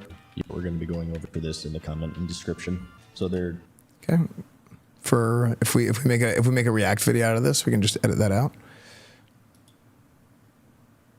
So there are two very big pieces of information that we're going to be going over in this video, starting first with the Season of Discovery. In both the announcement itself and throughout the development, and even in the send-off for the game mode, when they announced that it was no longer being developed, they had made mention several times that this temporary game mode was experimental in nature. So I want to talk about this. If you guys were watching my stream live at BlizzCon, like, you guys know I do a big thing for BlizzCon. I'm IRL streaming. I'm there like in person for the talks, for the panels. I have like the feed on the screen. Like we do a big thing for BlizzCon. It's very cool, right?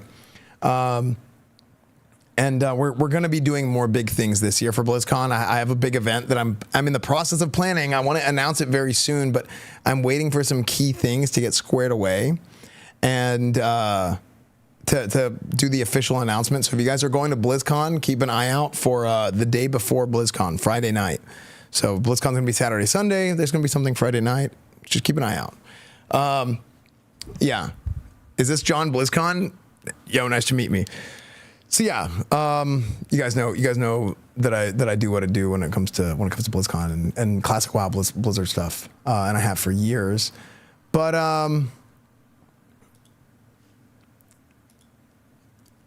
But yeah, so if you guys remember, whenever BlizzCon happened last year, or not last year, but a couple years back, whenever the Season of Discovery announcement was made, I remember feeling a little bit like during the announcement, I was very just like, I don't know. I mean, they were announcing like rogues being able to tank, mages being able to heal. And I was like kind of looking around the room and the people were cheering and I'm like, what are we doing here? And then Season of Discovery came. I got to play it at BlizzCon, which was great. I was super thankful to be able to get a firsthand experience of it. We were putting YouTube videos out all day, spamming different stuff, whatever. And editors did a great job of getting stuff out right then and there, which is super important. And I was like, you know what? That was kind of weird, but it's not as bad as I first thought.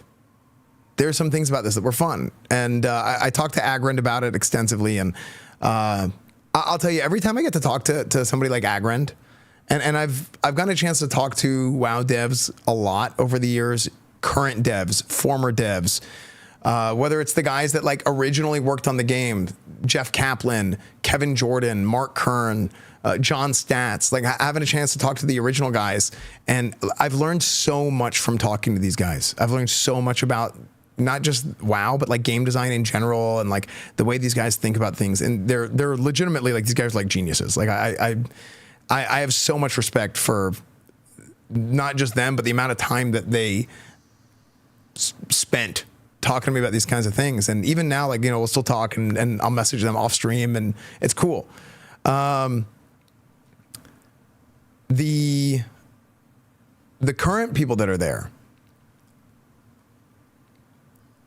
I've also gotten a chance to talk to a lot of these guys as well, and it's very interesting because sometimes I will talk about something with WoW and I'll be like, what the hell are we doing here? What is going on? And then I'll talk to some of these guys and I'm like, okay, we're on the same page. So what's going on here? We're actually on the same page. So what the hell is the deal? Do you know what I mean?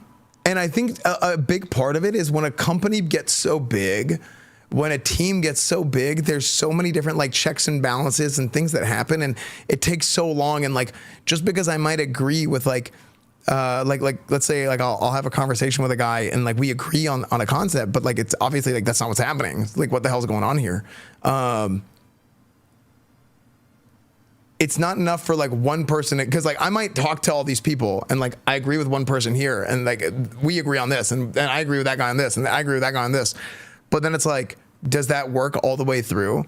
I mean, I'll be honest with you, half the time I'm talking to these guys and it's like they can't always like tell you exactly what's going on, right, because of their own stuff, and I'll be like, what about this, or what's going on here, or what do you think about this? And sometimes they're just like, I won't say who in particular does this because I think it's very funny, but there's one guy in particular, like sometimes I'm talking to him and he just looks at me and he's like, and I'm like, I'm preaching to the choir, aren't I? Like I know I'm preaching to the choir whenever I talk to this one dev in particular. I'm like, okay. So he's just like, I'm like, okay. So anyway, yeah, too many cooks, maybe, but I remember whenever Sod came out, kind of back to the original sort of point of what I'm saying here.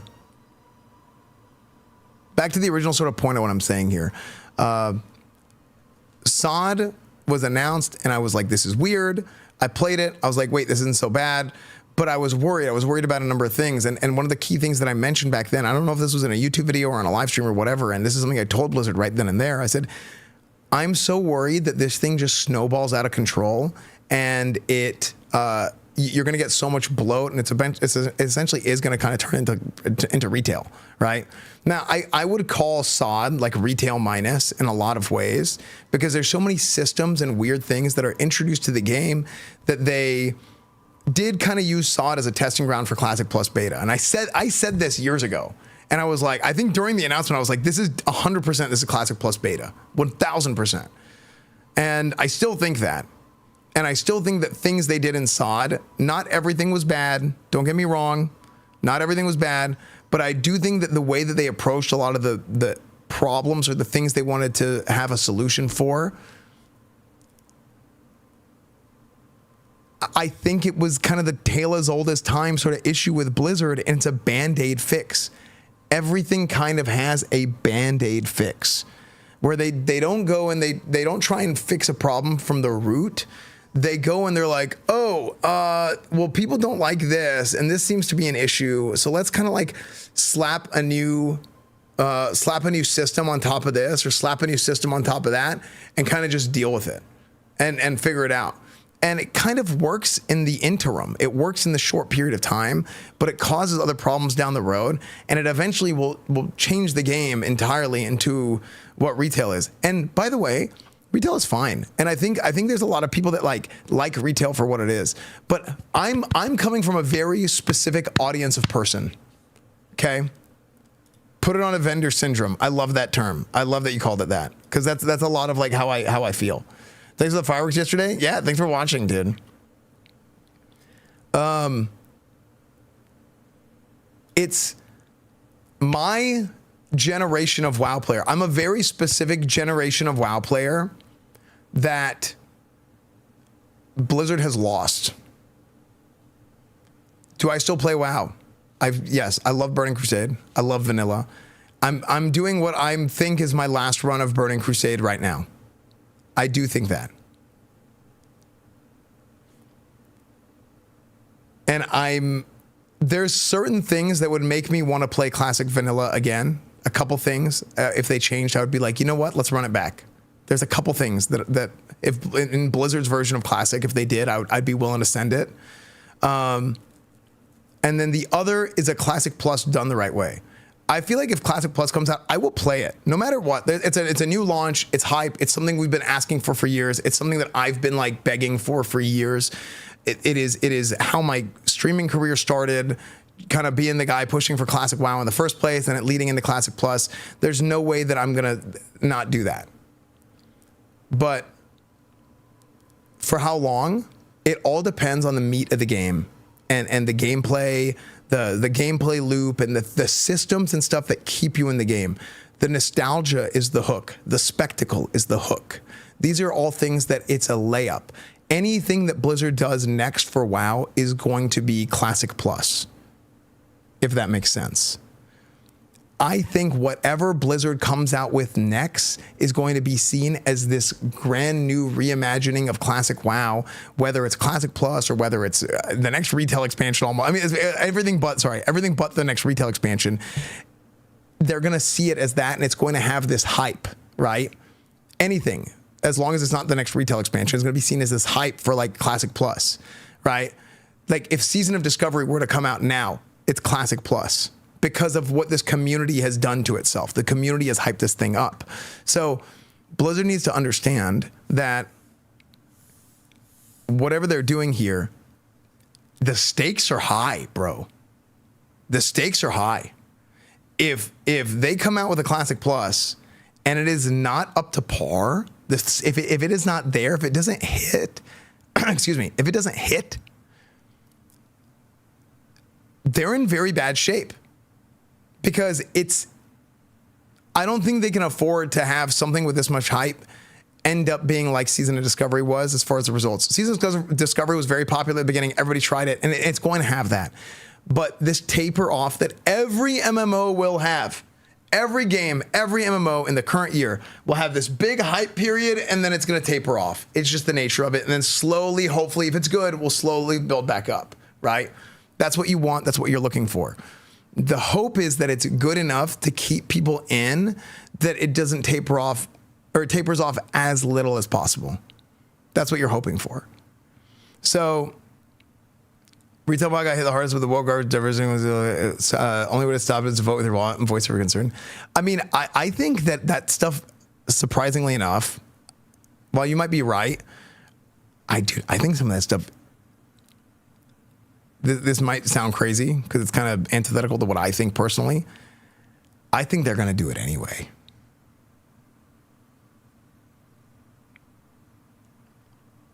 You know, I think they're going to do it anyway, because sometimes I do worry that Blizzard has this audience. This is the audience Blizzard has, and this is the audience Blizzard wants. And instead of catering to what's already there, they're trying to grab something that's not there, and it's a problem.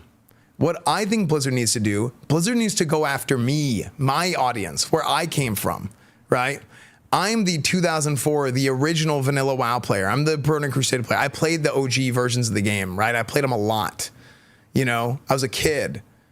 I came back to private servers to like finish it. I'd be like, man, I'll run it back again. No, actually, you know what? I came back to private servers to kind of just do something. I'm like, yeah, you know, I'll do this again. We'll see how it is. Like, I'll level on a Blizz-like server with progressive itemization and all this stuff. This is like the Elysium server that was based off the Nostalrius core, and really what led the push for private, or for legacy servers. That was like the crux of it, was what they did with Nostalrius, which, by the way, Blizzard still never did. And they never did the best version of a vanilla WoW that they could, which would have been that, like a true Blizz-like vanilla WoW. They were less Blizz-like than the private servers, Nostalrius, Elysium, Light's Hope, that came before, that led this whole charge, surprisingly enough. I do think those were better than what Blizzard came out with in 2019, unfortunately. Now, on the flip side, I think Burning Crusade Classic that I played in like 2020, 2021 was more fun than the Burning Crusade that I played originally. Like, that was the most fun I ever had, gameplay-wise. Yeah. So this is kind of, every time I do this, man, it kind of turns into a whole discussion. We're like 2 minutes into this video. My point being is if whatever Blizzard, kind of to reel it all back in, Season Discovery was not Classic Plus. It was Classic Plus Beta. It was a testing grounds for different things that they could try. And I think that the way that they approached a lot of problems was Band-Aid fixes. I think Band-Aid fixes do not work. Here's the checklist of all the main points that I just made. Band-Aid fixes do not work to fix things. And why do people want vanilla so bad? People want vanilla. People want classic, right? Now, people want a little bit more. They want a little bit of sprinkles, okay? They want a little bit of plus, right? Maybe they want a little bit of fruit in their frozen yogurt, right? They want some strawberries, whatever it is, right? Maybe some Reese's Pieces, some M&Ms, I don't know. But the core of what they want is that classic wow plus. And I think when you do too many things to fix problems, to come up with solutions for things that people want anyway, at least in some form or fashion, you end up having this issue of now you are over optimizing the game. You're over homogenizing the classes. There's not distinct class design. Every single class in Vanilla WoW is different. In Burning Crusade, it starts to overlap a little bit. Okay, it kind of muddies the waters. So you have distinct class design, tank identity, healer identity, DPS identity in vanilla. Things kind of start to do this a little bit in Burning Crusade. In Wrath is like it's pretty muddy, right? I would say it overlaps kind of hard. And then by the time you get to Cataclysm, it's completely out the window. And that is now a different type of game. And Blizzard needs to understand this and they need to learn this. The class design of whatever happens next is pivotal. The class design of whatever happens next is pivotal to the success of a Classic Plus. The class design has to be good. You need to have that class flavor. You need to have that tank identity. You need to have the healer identity. You need to have the DPS identity. When I play a paladin, I play a paladin. When I play a rogue, I am a rogue. A warrior is a warrior. They're all different. A warlock is a warlock. A mage is a mage. A priest is a priest. And it's insanely important. And if you optimize everything out of it, a shaman is a shaman, especially for the hybrids, by the way. The hybrid design is so important. Like people are like, oh, well, they think paladin is boring. You know what? Maybe paladin isn't for you. You think shaman is boring? Maybe shaman isn't for you. Play a different class, okay? Shaman doesn't need to be just like a rogue or a warrior. Paladin doesn't need to be just like a rogue or a warrior. Druid doesn't need to be just like a rogue or a warrior, right? What happened in retail? They were like, oh, we can't figure out a way to balance cat and bear, so we're just gonna split them into two separate specs. We're gonna have like Feral, I think still is the name of the DPS cat spec, and then Guardian is bear. And there's, dude, oh, this is like a whole, damn, this is turning into like a whole separate discussion, separate video. But let's kind of reel it back in, and I wanna look at what Mad Season did, and let's talk more about what Mad Season did, or what Mad Season's talking about here. Or they say things like they learned a lot from it. So combining this with other various teases like the weird 2026 State of Review thing. All Classic players across the globe have a lot to look forward to. I'm really excited to announce that, I guess we'll save that for later. As well as this line from your yearbook with a bunch of plus symbols. I think it's fairly reasonable to assume that the core of Plus will consist of what they consider to be the greatest successes of Discovery, while hopefully leaving out the not so successful things. And this is where it gets subjective because, you know, what are successes and failures, right? But trying to take the most objective look possible, probably a good place to start is with one of its most major features, which is the rune system. Although during its release in 2004, the class balance of the game was quite impeccable by the time standards. It is definitely something that the rune system, I think the rune system was a fun idea at first. Some ideas are good ideas for a certain period of time. I don't want to dump on the rune system this much because I think a lot of people think runes are stupid and sod. And I'm going to be fair and say that I think the rune system for phase 1 and how they wanted to do it was actually incredibly fun. It was super good. I remember doing that Divine Storm quest and it felt like everybody in the world was trying to find out how to get Divine Storm at level 25. It was really cool at the beginning. The problem here is it's not a good system for the long term. It's not something that like the gameplay loop over time can be maintained. Best in some ways for some people. Personally, if I may interject my opinion here, I like it. I think it has charm, and I think that the roles are much more specialized, which gives the classes values and these special jobs that only they excel at.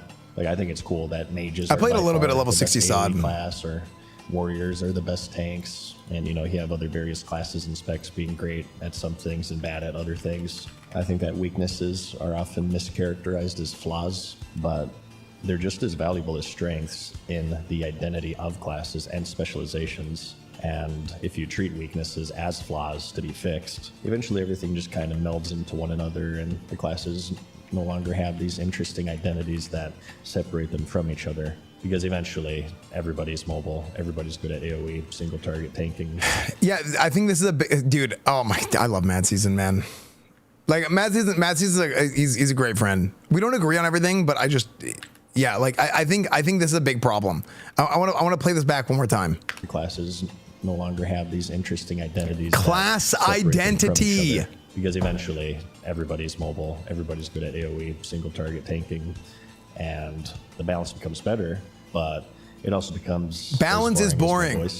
But of course the other extreme isn't the best either. Where, no, it's not. Of course in vanilla you have some classes and specs that are severely broken, such as balance druids going out of mana in like 10 seconds or whatever. So this was one of the major focuses of the Season of Discovery, and they addressed it with the rune system, where players could find all of these different unique runes throughout the world that sort of fill out all of the different specializations. These, from what I recall, were received fairly well. There were some issues. Some people liked them, not only for their effect on the class balance of the game, but also in the way that you obtained them. Initially, at least, they weren't just patched into the game, or you just trained them at a class trainer. They were often. You know what? I'm sitting here talking about how like I didn't like SOD that much. How long does it take to level in SOD?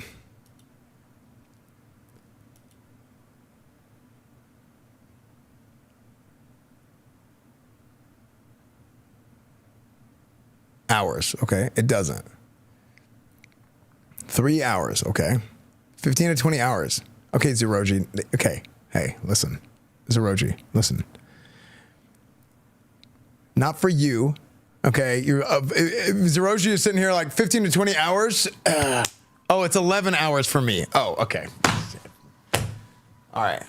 So, okay, for me, 40 hours, right? We're gonna say 40 hours. I'm gonna sit there and I'm gonna get bored, and then I'm gonna go like try and PvP, and then I'm gonna start complaining about the PvP, and then I'm gonna start reacting to videos, and then I'm gonna go IRL stream in the middle. I don't know, dude. Maybe I will do because while it lasts, maybe I will level in SOD or something. Maybe I will. And give it another, depending on how long it takes to level. Yeah, depending. But overall, I was not a huge fan of SOD. Yeah. Been hidden in the world, or locked behind quest chains or faction reputations. They did try to leverage one of Vanilla's biggest strengths, which is that world presence. However, this would eventually backfire on them, as shown with them eventually just 9.5 hours, level 40. That sold every room for a copper right from the starting area. The reason why they did this is that they felt like they went a little too overboard, and as time went on, at a certain point, there were so many runes that starting a new character kind of became a daunting task for people, so they just made them easily available. He's kind of hitting the nail on the head with this, by the way. It was all an experiment, so maybe this is something that they picked up on and will monitor more closely. Another major feature of Discovery, I'd say, is world presence. This is kind of tied into the runes as mentioned, but there was some additional Yeah, what's up, McConnell? How are you, dude? In the form of secrets and new quests and areas and whatnot. Not really much else to say about that, though. I think it's kind of an expected standard request on most people's lists. I guess one thing to say is that it would be important, I think, to not get tunnel visioned on new content solely at the max level, but Discovery had new content from beginning to end, and that was largely. So, okay, some of SOD was good. My big problem with SOD was like the systems, and it just like it was just the Band-Aid fixes, the systems, them trying to have everybody do everything. It just didn't feel right. It didn't feel classic. I mean, if it doesn't take a long time to level, I'm more likely to do it. But like, I just really did not enjoy, man. I really just did not enjoy. I think what they need to do with Classic Plus, they need to take existing play styles of how you play your class in the game, different specs, different builds, and they need to expand on, they need to enable those, continue to enable those, and expand on those play styles, right? And maybe even expand on the ones that are like a little bit weak, right? What I mean by this is something like, hey, if I'm a shaman and I want to tank a 5-man dungeon, like shamans should be like, I think shamans should be just fine, even good 5-man dungeon tanks. If they want to off-tank some certain things in raids, I think having some things in the enhancement tree that lets them build into like a tank shaman, I think is totally fine. TBC pre-patch is a good place to start, but without the TBC, I think so too. That's something I've been harping on a lot, is start with the TBC pre-patch and then go from there. I think Wrath of the Lich King is a bad idea. Like, I do not want, if I'm a paladin, what do paladins get in Wrath? Divine Storm, Hammer of the Righteous is Wrath, Beacon for Holy. I think starting there, face roll rotation. Yeah.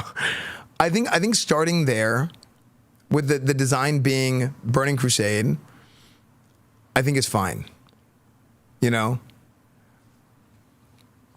Let me get Plea. Maybe get Plea. I'm like drawing a blank, but no, Holy Power was in Cataclysm. Yeah. But what happens is like the Wrath Paladin is like, it's kind of a warrior. It's just a glorified warrior. I think that's not great. Now, I do think that there's some like, there's something there. There's something you can do there. Oh, also something else. Prop Paladin in Wrath is insanely broken. Prop Paladin in Burning Crusade is pretty good, but it's not broken. And I think that having the identity of like Prop Paladin is like an AoE tank, and your warrior is like the jack of all trades, can do everything pretty good, and the druid is like your big beefy single target health tank, I think is, I think that's good, right? High armor, high health, physical damage. I think that's like, that's nice. I like tank identity. I like warriors having a bunch of tools for tanking. Give them the most buttons to press, like cooldowns and stuff like that for different things. Prompt paladins, they should be able to AoE tank with consecration and stuff like that, right? But it's not to the point where they're like de facto the best tank. Whereas in Wrath of the Lich King, prop paladins are just like de facto the best tank. TBC nailed it good. Prop paladin in vanilla doesn't exist. It exists, but it's like kind of memey, and you got to go like, there's a line there. There's a line.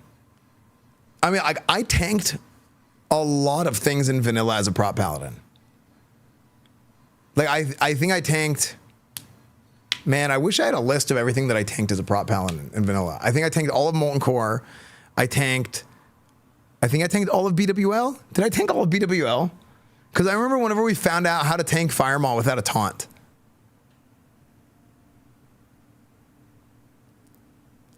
I like all the ideas for PvE. What about PvP though? Bingo. PvP and SOD is a disaster. And me being a PvP guy, I think that it's super important to touch on all these things very delicately, because PvP, I think, can snowball out of control. But anyway, let's continue. Due to the phase level caps that it was structured around, as I remember, people generally liked the idea of this. And True, most issues brain. that they had with it came down to specific execution for each phase. This, as they stated themselves, was inspired by the progressive testing of the Classic 2019 beta, when the phases were split up in... I have a take.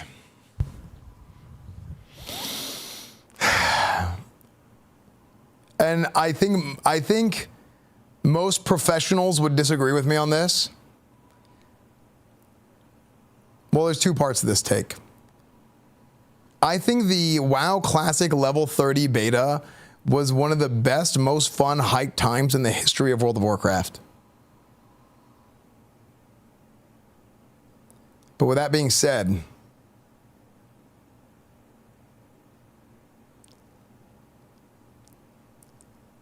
I think that they should not have a beta for a Classic Plus.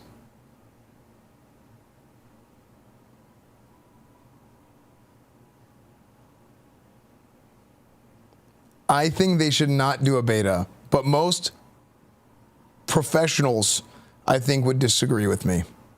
Because if you were to, in literally like an hour, easily within 1 day of testing, of like a beta being public, in 1 day, you will outperform or you will out volume any amount of internal testing, anything that you do for X amount of time. You're going to get so much more data in 1 day than like weeks and months. And it's not even I don't think it's a consideration of like, are the devs good enough or this? I think it's just you don't know until you throw it out there. Now, I think the difference between having a beta for Classic WoW versus a beta for something like Classic Plus, Classic WoW is Classic WoW, and they want to do no changes, right? They want to have things to be done in such a way that is, this is no changes. This is Classic WoW, right? They changed some things, right? They did, but they didn't want to, and they tried to change very little. Whatever they come out with the Classic Plus, hey, you now have the freedom to fix things on the fly. You have the freedom to change things on the fly. So why not take advantage of that and provide the mystique of, hey, you're just going to throw this thing out there. First impressions are everything. If they did a beta, people would already be shitting on it if it was already kind of bad. Beta is a bad idea. That might be part of it, Twisted. That might be part of it.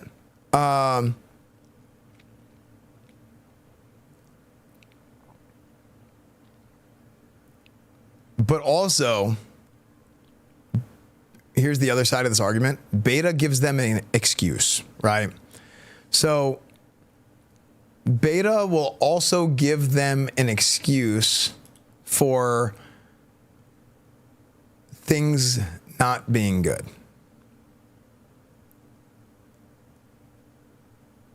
Because if things are not good, then they can be like, oh, well, it's just beta and we're going to adjust it and we're going to fix it, right? Whereas if it's out there and then people see that something is bad off the rip, it's kind of scary.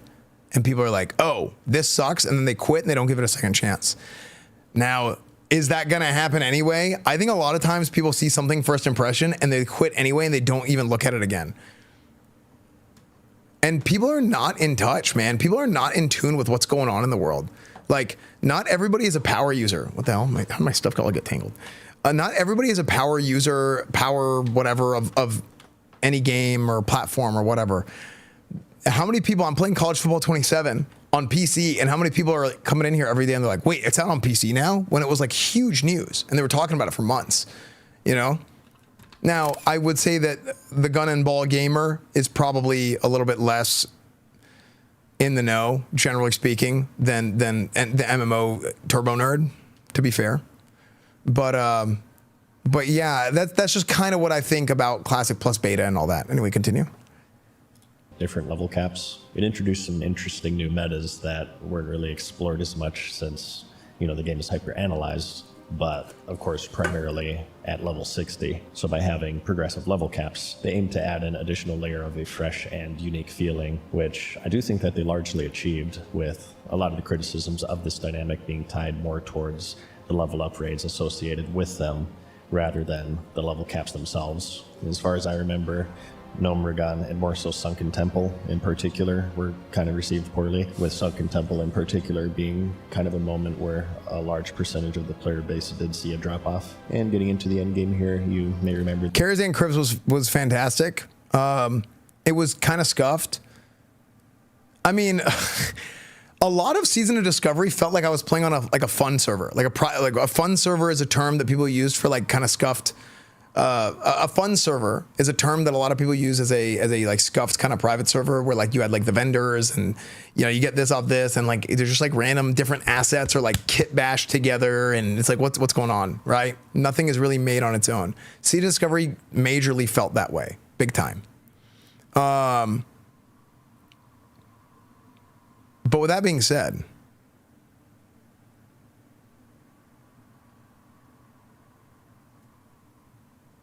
I did think some of that stuff was really fun. I think Karazhan Crips, they did a great job with it for what it is. I think Scarlet Enclave, they did a great job with it for what it is. You know? And I feel like the phrase fun server is kind of like it's a dumb term because I don't think a fun server was actually fun. The old like 15-year-old fun servers, the private servers that were called fun servers, they called them that because like you would just play for fun for a little bit of time and you wouldn't really get invested into it. And I do think that SOD does some stuff like that. I think a lot of the systems and stuff are kind of like that. And that's kind of my issue with it. But for what it's worth, I think Karazhan Crips, they did an amazing job for like what they had to work with. And I think Scarlet Enclave, they did a great job for what they had to work with. But if like Classic Plus, quote, were to come out and like Karazhan Crips was released in the state that it's released in SOD, or the Scarlet Enclave was released in the same way that it's released in SOD, I feel like that would be a major disappointment. You know what I mean? I feel like you need to have some new assets, some new bosses, some new character models, right? And when I say new character models, I don't mean like retail character models. I mean like there should be like some new things that you're seeing here, right? Not just like things that are recolored, things that are like kit bashed together, all that kind of stuff. That's a product of like not giving the team the resources more so than them not coming up with stuff, I believe. That is my personal thought. I don't know, but that is, I think that, at least that's what I would hope. It's also, that's also my hope, right? That they did dip into old abandoned content from the original run. Specifically, they did the Karazhan Crypts being turned into a dungeon.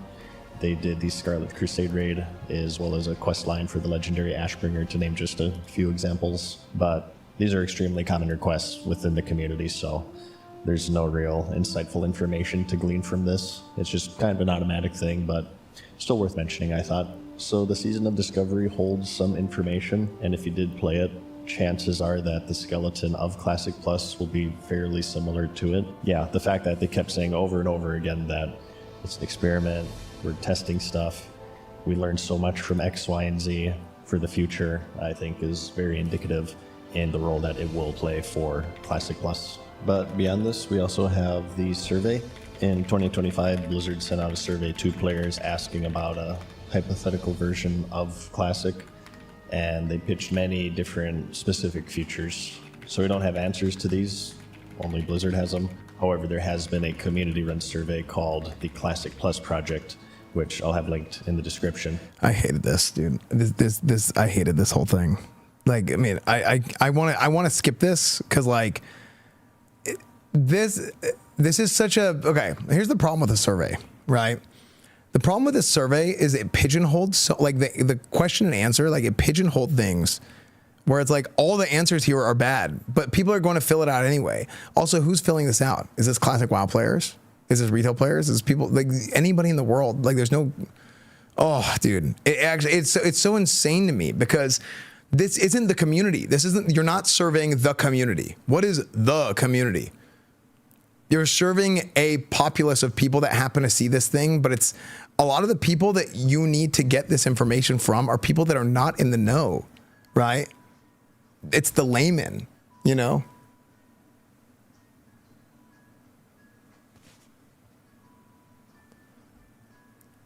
The community, dog. No, it's, I'm hearing things. So like, it's a big issue. It's a big problem. Laymen play the game too, though. No, that's what I'm saying. I'm saying this doesn't include the layman. There's a lot of people that don't know things are happening. Like they don't know this survey is happening. They don't know that, like this is like the people like me, for example, my demographic of WoW player, kind of going back to what I was saying earlier, my demographic of WoW player is what Blizzard has lost. Original vanilla players, original Burning Crusade players. Classic Plus, the biggest pull that you can bring in is by hitting these guys.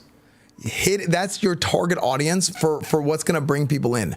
Now, the design and how good the game is what's going to keep them in the cycle, right? The nostalgia and the spectacle and all that's the hook. That's going to bring them in, but it's not going to keep them there.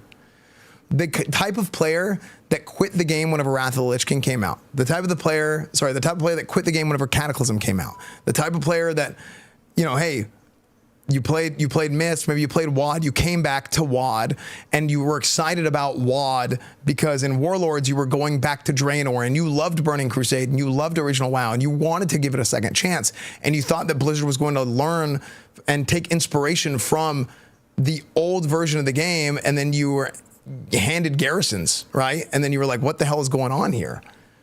You know? And then you quit. I thought I was never going to play WoW ever again whenever I quit the game in like 2015, 2016, whenever it was that WoD came out. I was like, I'm done. It's over.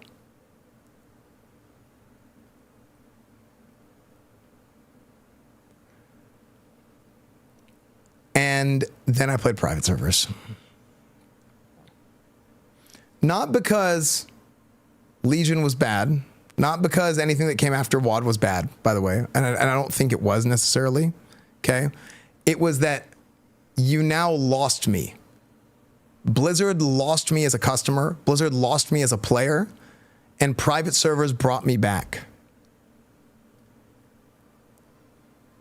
Original, the Blizz-like Nostalrius, Elysium, Light's Hope, that era of private server, that's what brought me back. And they got me back whenever they announced Classic, and they wanted to do Classic again. Legion actually goated, to be honest. I'm not a retail fan after that, though. No, I mean, that's... Whenever I said not because Legion is bad, I mean, not because I would have thought Legion is bad. I was just gone. I was like, I'm done. I'm done with this. You know? Legion actually did a lot of good things. Legion Legendaries were a disaster, by the way. Actually, you know what? This is a separate topic, but Legion Legendaries, a lot of people look at Legion Legendaries with a great bit of fondness because they were fun. But why were Legion Legendaries a disaster? Because they weren't a bonus to the game. They ended up getting meta-slaved into, this is something that I need to be able to play my class. So the first couple of patches, or the first 3 patches the first 2 patches, I guess, of Legion, horrible. People hated the legendaries until 7.3, right? 7.3 comes out, and then people were like, okay, this is great because Band-Aid fixed to the issue of legendaries being too strong and legendaries having effects that completely changed how your class plays. So you need to get the legendaries. If you don't get the legendaries, then you can't play the game at the proper level for you to be able to perform the way you want to. So the Band-Aid fix is, hey, we're going to add a currency and you can just buy them. And then people loved it. And that was great for what it was.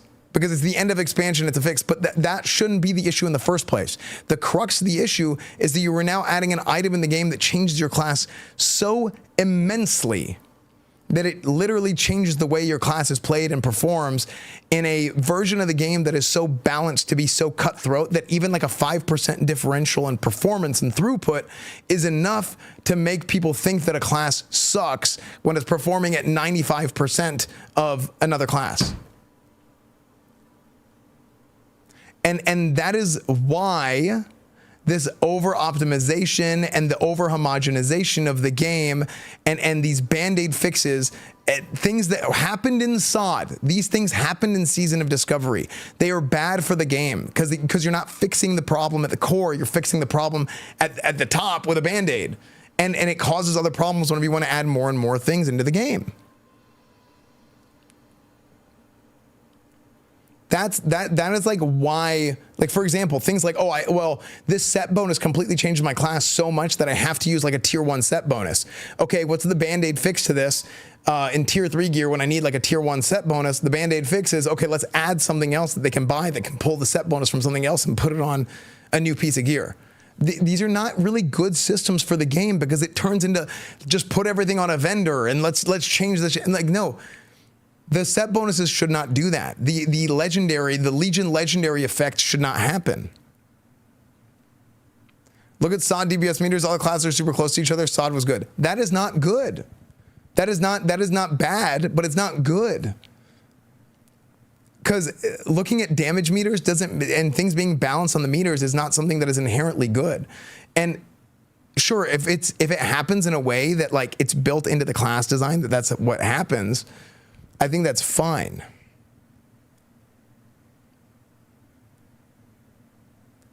It means you can take all classes as inclusive. You can take all classes in Burning Crusade. Everything has a role. Now you might take more of one thing or less of another thing, like shamans in Burning Crusade, or like you want like 5 shamans, you know. But you can take everything. Like I think if like every high performing group in Burning Crusade should have a rep paladin, because what the rep paladin does, it gives 3% melee crit, and it gives 3% physical crit, 3% spell crit to all the DPS. So now, let's say if your damage was a little less, which by the way, it's not, your damage is pretty good.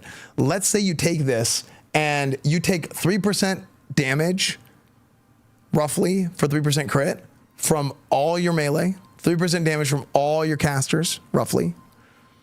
And you were to delete that from them and then put that on the ret paladin in the meters. Well, that ret is providing an insane amount of value. Hey, that Crusader strike is refreshing all the judgments. So let's say you have 3 paladins in your raid. You've got a Judgment of Light, a Judgment of Wisdom, and a Judgment of Light, Wisdom, and Crusader, which is what gives you the other thing. Crusader also gives you spell power, which is boosting your threat for your prot paladin, if you have a prot paladin, if you have like a holy ret and a prot, hypothetically. So now you're mana battering your entire raid. You're giving a little bit of healing to everybody. The healing is like negligible mostly, but like the mana is big time, and the crit is big time, and the spell power is big time for your tank. You know? Boomkin, right? Let's say your Boomkin does a little bit less damage. Dude, the Boomkin does change how your raid gears. I need 3% less hit because I have a Boomkin with Fairy Fire in the raid? Holy! If I'm a caster, 3% less hit? Holy! That's great. And you're giving spell crit to everybody in your raid. Or sorry, everybody in your group. So you can provide value, and it's not all on the meters. The meters is a it's a facade, right? It's not real. It's not actually how much people are providing. You know? Coach Esfand's talking about that World War Wizards game again.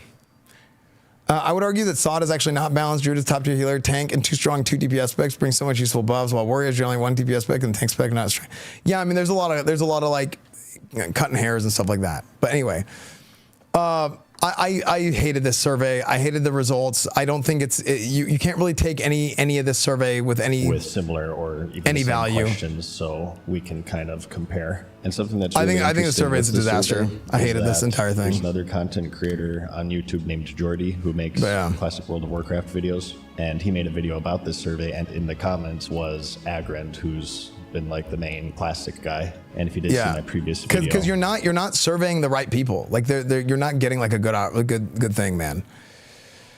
Yeah, I'm gonna skip this because I'm gonna get freaking tilted, dude. I'm like freaking tilted. Classic or Classic Anniversary, so that would only leave Classic Plus as the thing he's working on, and he's commenting on a video about the very survey that we're about to go over. So the idea here is that we can use these to make reasonable guesses on the data that Blizzard has gotten. Need an expansion that doesn't have a world-ending. Imagine one set in the South Sea. It's just dude, it's an insult. Undead spirits. Some of them are very common. This is like such an insult, and others to the game I have never seen before.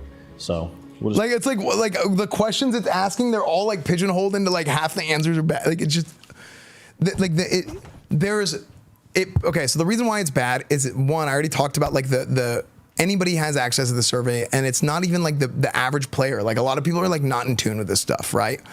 But like in addition to that, it's like anybody who is anybody can do this, right? These aren't from classic players. It's not retail players. It's not any specific group of people. It's just whoever is getting the survey, right? Hell, you could even like technically bought the answers for the survey if you wanted to, you know? As someone called TVC bad in 2007. That's not true. Hello? I literally played all of Burning Crusade in 2007. Like 10% of people voted for flying. Yeah, like it's like what? Like who are we talking about here, man?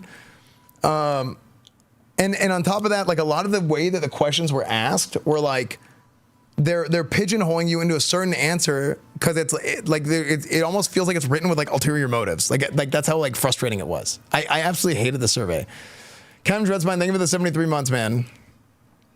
And I feel like even releasing the results of the survey, it's so like you're providing something that is like groupthink for content that it's like it's not good.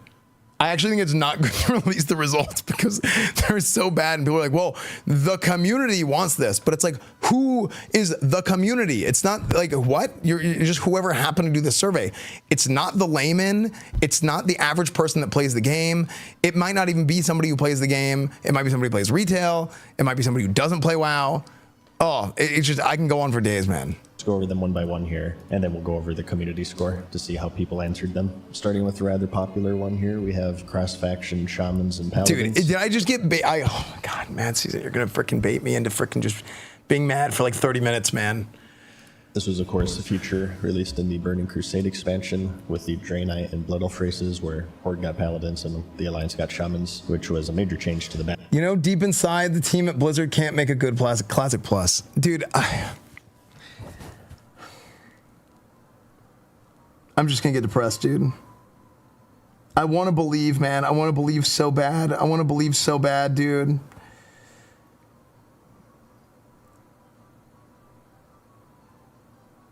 And the thing is with me, dude, I don't need WoW.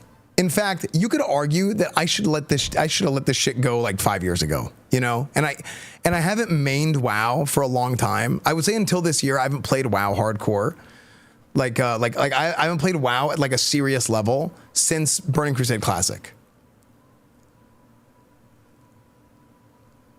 But I very clearly don't need it. Like I can go do IRL, variety. Like in fact, I should have done it a long time ago. The problem is I'm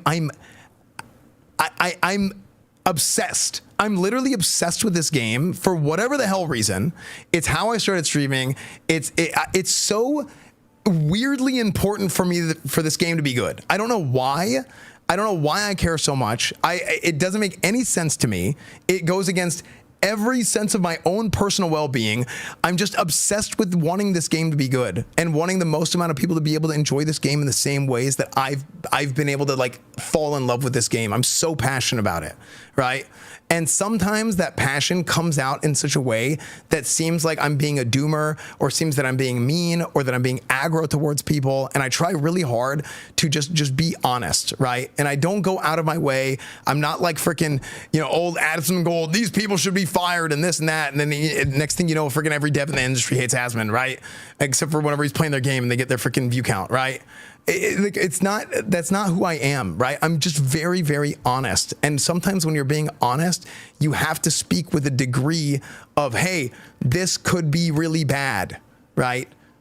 And this is why. And I'm not right about everything, obviously, but I do feel like I have a good pulse of the average, like the layman. I have a good pulse of the average player.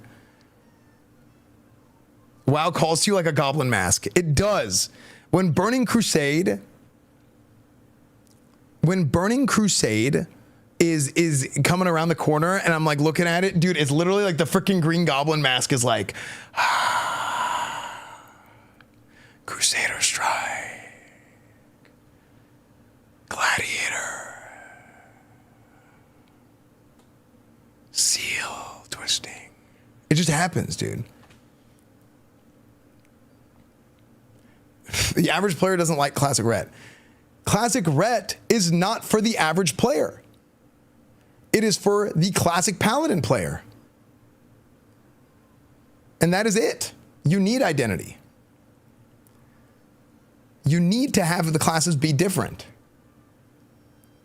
And if anything, 2019, 2020, the re-release of Classic WoW, if anything shows you anything, if anything from that can show you anything, it's that people did not know what the hell they were doing in 2004, 5, 6, 7, 8, whatever, in the original Burning Crusade, in the original vanilla, and that you can play the game at such a different level now, playing those classics, playing those hybrids. I did it. And it's fun. And it's not about PvE, right? I play the game. I play World of Warcraft. I PvE, I PvP, I play the class. I play holy. I play prot. I play ret. I tank. I DPS. I heal, right? I play the game. I don't do one thing. And people who do one thing don't have the perspective of the entirety of the game. They don't have the perspective of the entirety of the class. And they don't understand that there's different parts to this, right? Like the way, I actually talked about this before. I think that in Burning Crusade, Paladin is worse in Burning Crusade than in Vanilla in some ways. And people are like, Esfand, what the hell are you talking about? Because obviously you do more damage on the meters. You have better buffs for the raid. Yeah, that's in a raid environment. But man, dueling, I'm way worse at dueling. World PvP, way worse in World PvP. Healing is just generally worse because I have the same, I don't really gain anything, right? You get Divine Illumination, but Spiritual Attunement is nerfed, right? So you basically got a cooldown that basically makes the game as it was in original, in original Vanilla on a 3-minute cooldown, like as far as like how your throughput is. And then you have Holy Shock on a less of a cooldown, and then Blessing of Sacrifice is nerfed Giga, which happened later on in Burning Crusade, not at launch. So Holy Paladin in Burning Crusade is just outright like worse than it is in Vanilla because every other healer gets way better, right? Prop Paladin gets better. You get Righteous Defense. You get like a ping pong taunt thing, whatever, right? This is turning into a different discussion. Let's reel it back in. I just want this game to be good, man. I just want this game to be good. As a classic druid, I'm mooing so hard right now. Moo. Yeah. Paladin doesn't have item identity, it just steals from warriors and healers. No, you just don't understand. Also, it does, but you just don't understand if you say that. You just don't understand. Yeah.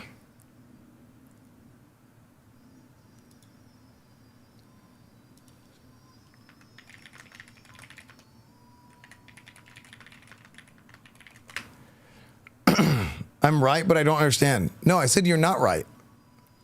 Like there's definitely like Paladin specific items in Vanilla. Ret Paladin specific items in Vanilla. There's Prop Paladin specific items in Vanilla, right?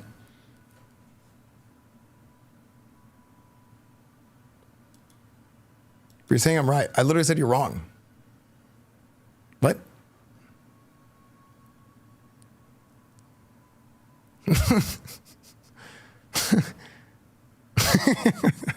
Balance of the game. There's a match for Paladins and the Alliance got Shamans, which was a major change to the balance of the game. There's a matching public survey response from this, and the community has responded largely in favor. By the way, don't get me wrong. I don't think everything in this survey is bad. You have YouTube video? Okay, maybe it's just the speakers being on. I don't think everything in the survey is bad. I think the surveys as a whole are bad. So, just 99%. So, should the Horde have Paladins and the Alliance Shamans? This is an example of something that I think is I don't have a problem with this one as much. I think this is a better solution than like giving Druids Wind Fury. I don't think, like I said, not everything I think in the survey is bad. Out of about 47,000 responses, I guess I'm the minority here because I actually like the separation. I like the RP of the separation as well. But if I'm taking like the lesser of two evils, so to speak, I think having Shaman on Alliance is fine. It's a fairly major part of and it makes sense in the lore. It does make sense in the lore because you have like I forgot what they're called, but like the Griffin Rider Stormcallers, like the Airy Peak Dwarves, like those guys are the Lightning Hammers, like those guys are Shamans. The Wild Hammer Dwarves, yeah. And they're in Warcraft. It makes sense to have Dwarf Shamans. Undead.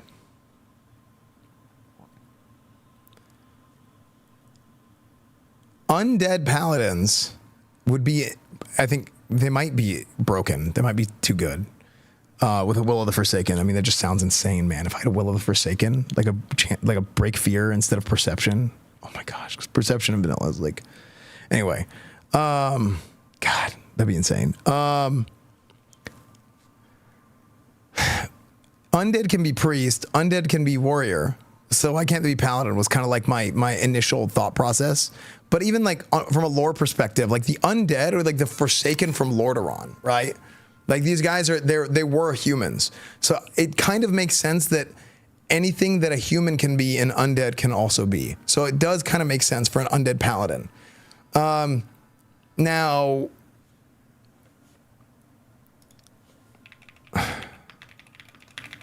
what was the? This isn't that type of game, but if this was Dark Age of Camelot, you know, I think it would be cool to call them something else. Like to call, like, what would you call the dwarf shamans?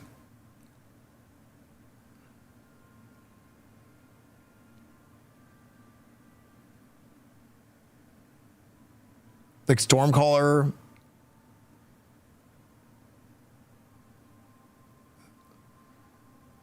Ritualists. Yeah, I don't know. Mystic. I don't know what you would call them. Like what were they called in Warcraft? The RTS.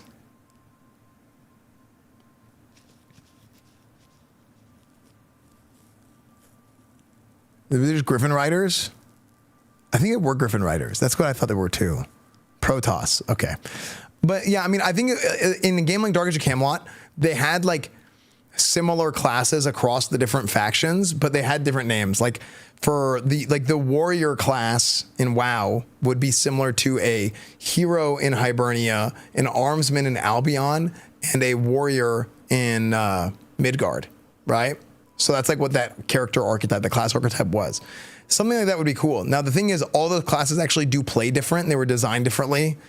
And I have like such a great appreciation for that game and how it was designed, because they had like 20 some odd classes across 3 factions, and they had like a similar archetype, but there was like a redesign of each archetype. Like a hero was different than an armsman that was different from a warrior, and they did different things, and like how it fit in the balance of the whole game and the faction like it was insane. It was insane. Like it would be cool to call them something else. Like I don't know.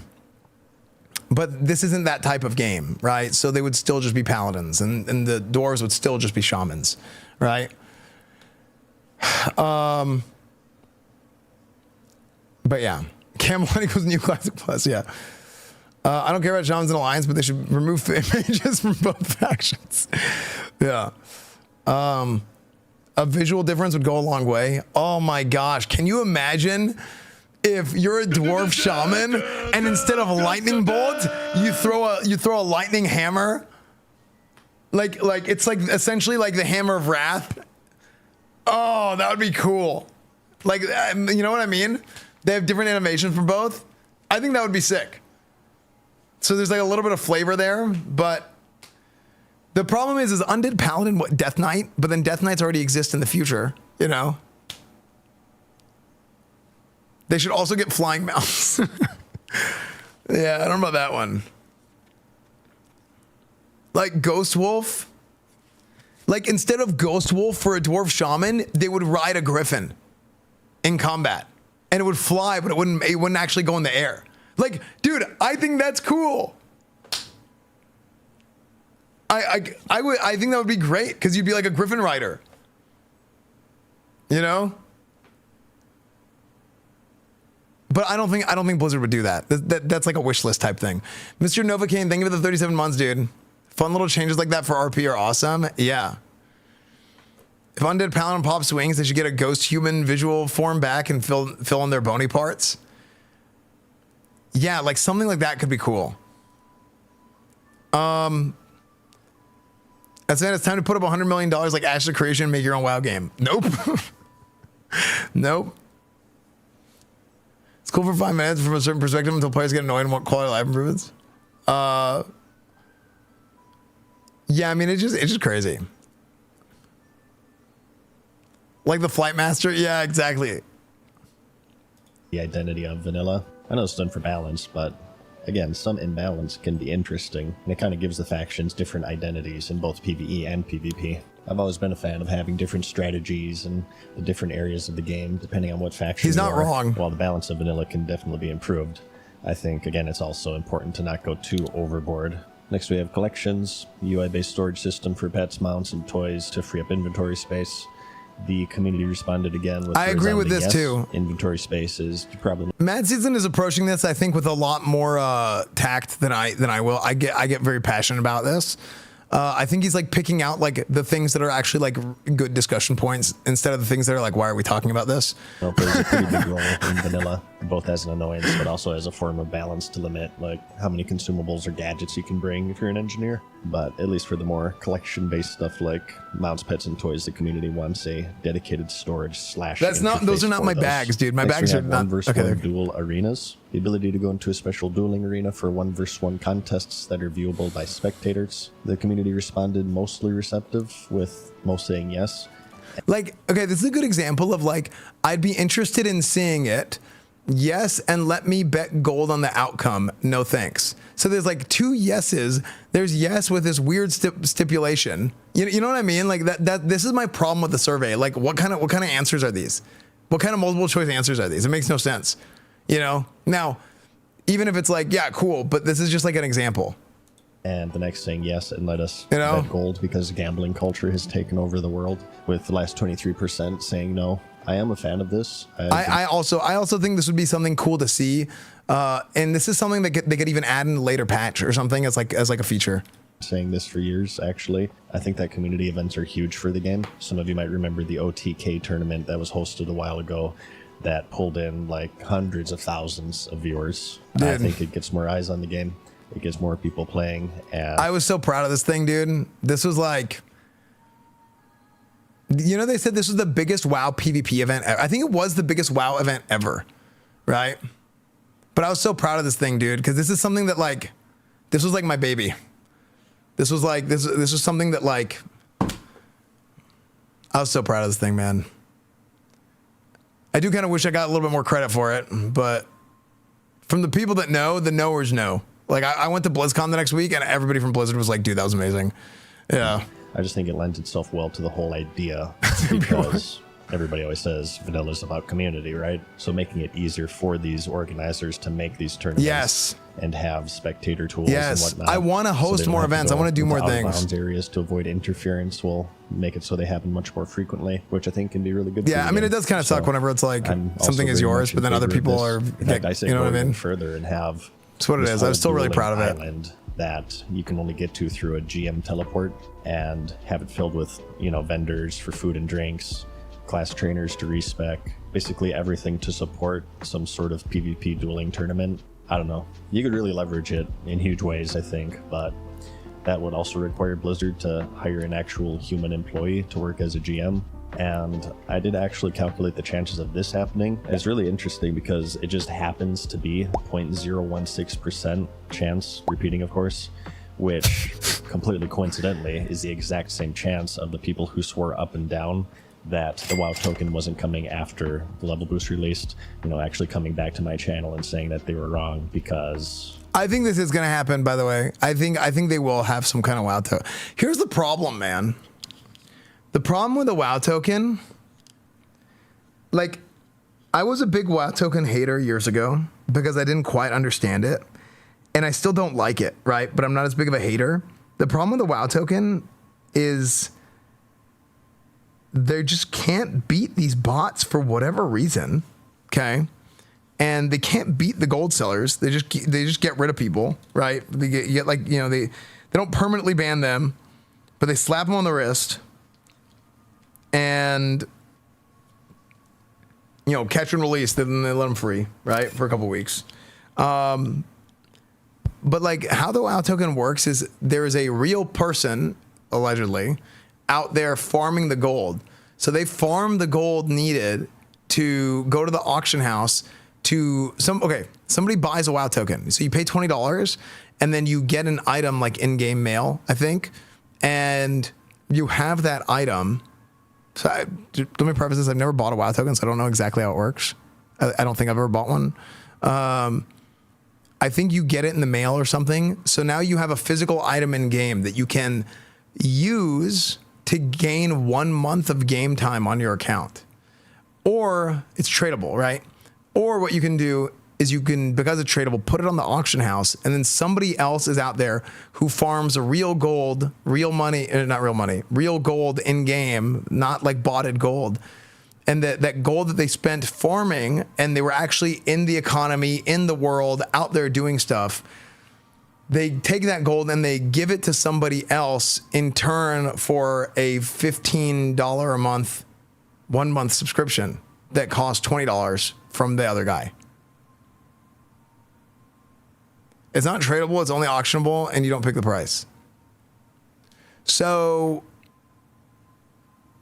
I guess it's not tradable then. You can only put it on the auction house, or you can use it. Bots wouldn't exist if people didn't buy gold. Yeah. Then they buy gold from a third party to buy a token to pay for themselves. I don't know, man. And the gold you get for selling the token fluctuates. Yeah, I don't know how it works. I don't know how they set it. Apparently, you can't set the price for the token then. Selling tokens paid for most of my playing time in Legion.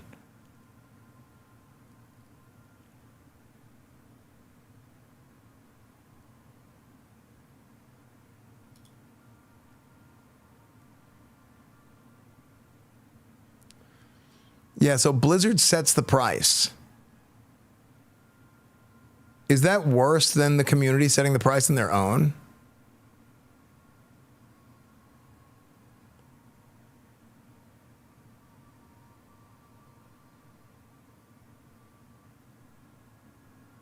I don't know. I have no idea. I haven't thought about that enough. The price is based on the number of tokens. I mean, they probably have some kind of crazy algorithm to like figure out. The community sucks on all auction house issues. Yeah. Price is set based on demand. Like tokens in Americas is like 100K lower than EU in game. Interesting. Anyway, let's continue. I do think that they probably will eventually, if not already, like on release, will probably do this classic token thing. I told him so, by the way. Next, we have modern character models, assuming this would be a personal. And I don't even know if it's a good thing. Or a bad thing. I don't know. I personally don't have an interest in this option that would be toggled on and off by the players. Models. New player character models. That would be toggled on and off by the players. I personally don't have an interest in this because I also don't want new models. I thought the whole idea was to not play Modern World of Warcraft, but this is how the answers turned out on the Classic Plus project, with one being strongly disagreed. Guild, thank you for the 5 gifted, or the 10 gifted, excuse me. Thank you so much, Guild. Thank you, man.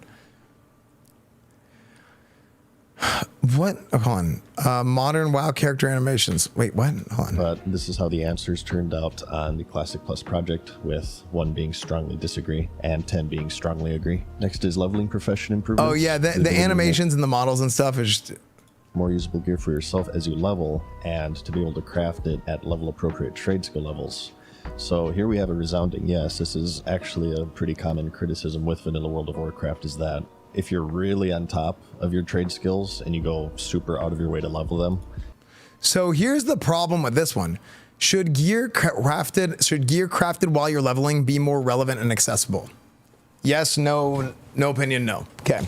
So this is a prime example of whenever I'm talking about issues that Blizzard has, mistakes that Blizzard makes, and talking about Band-Aid fixes.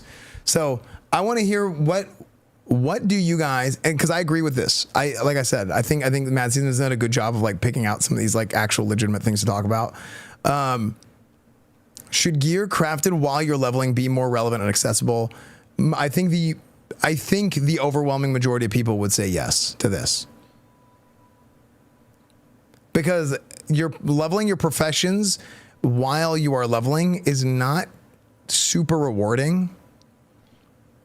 And a lot of the gear that you get is kind of like, you know? Now, I have a question for you guys. How would you guys fix this issue? And think about why it's not relevant or why it's not accessible.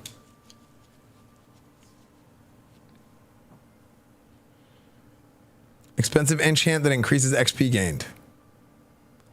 I don't think that's to me that's like a Band-Aid fix, right?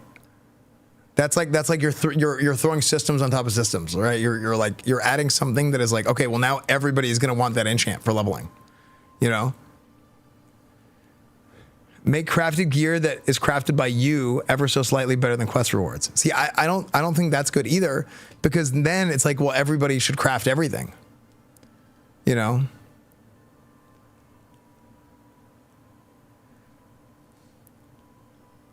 I would lower the requirement cost for many of the items. I would add more options to craft and add more recipes patterned to drop in dungeon worlds and from Brett vendors. I think that makes more sense. That is kind of the angle that I would take with this. It's not that the gear that you need is bad. It's that randomly certain items, and it's not a leveling piece, but I want to take something that there is a legendary weapon. There's a legendary axe that it is told, you know, the myths and the stories of this axe echo across the lands. At level 60. And you never see this weapon in Classic WoW, but for years and years and years, everybody would talk about this axe and how good it was in original vanilla. What is that two-handed axe? Bingo. Arcanite Reaper. Arcanite Reaper! Home! Boom, right? Illegal Danish. Arcanite Reaper was an insane weapon. Insane crafted weapon. 3.8 speed. I believe it was 253 top end damage, like 72 attack power, you know, some stamina. Is that right? Maybe it was like 54 attack power. Wait, let me look this up. I haven't looked at the Arcanite Reaper in like maybe 5 years.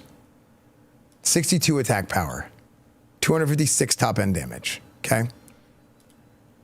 53.8 DPS weapon, 13 stamina. Now, this weapon was insane in original vanilla. There's a few reasons for that. There's weapon normalization and some things that changed. You know, having a slower weapon, like you had what became the Blackrock Slicer. Okay, it was a big razor blade. Okay, before it was a 4.0 speed weapon with similar damage and all that stuff. So nobody uses Arcanite Reaper anymore because it's so easily replaced in classic vanilla era, right? Like you can easily get something else. But back in the day, this item was insane. The reason why nobody uses this, and again, this isn't a leveling weapon. I know it requires level 58, but it's not really considered a leveling weapon. 20 Arcanite bars, 6 enchanted leather, and then a couple dense grinding stone.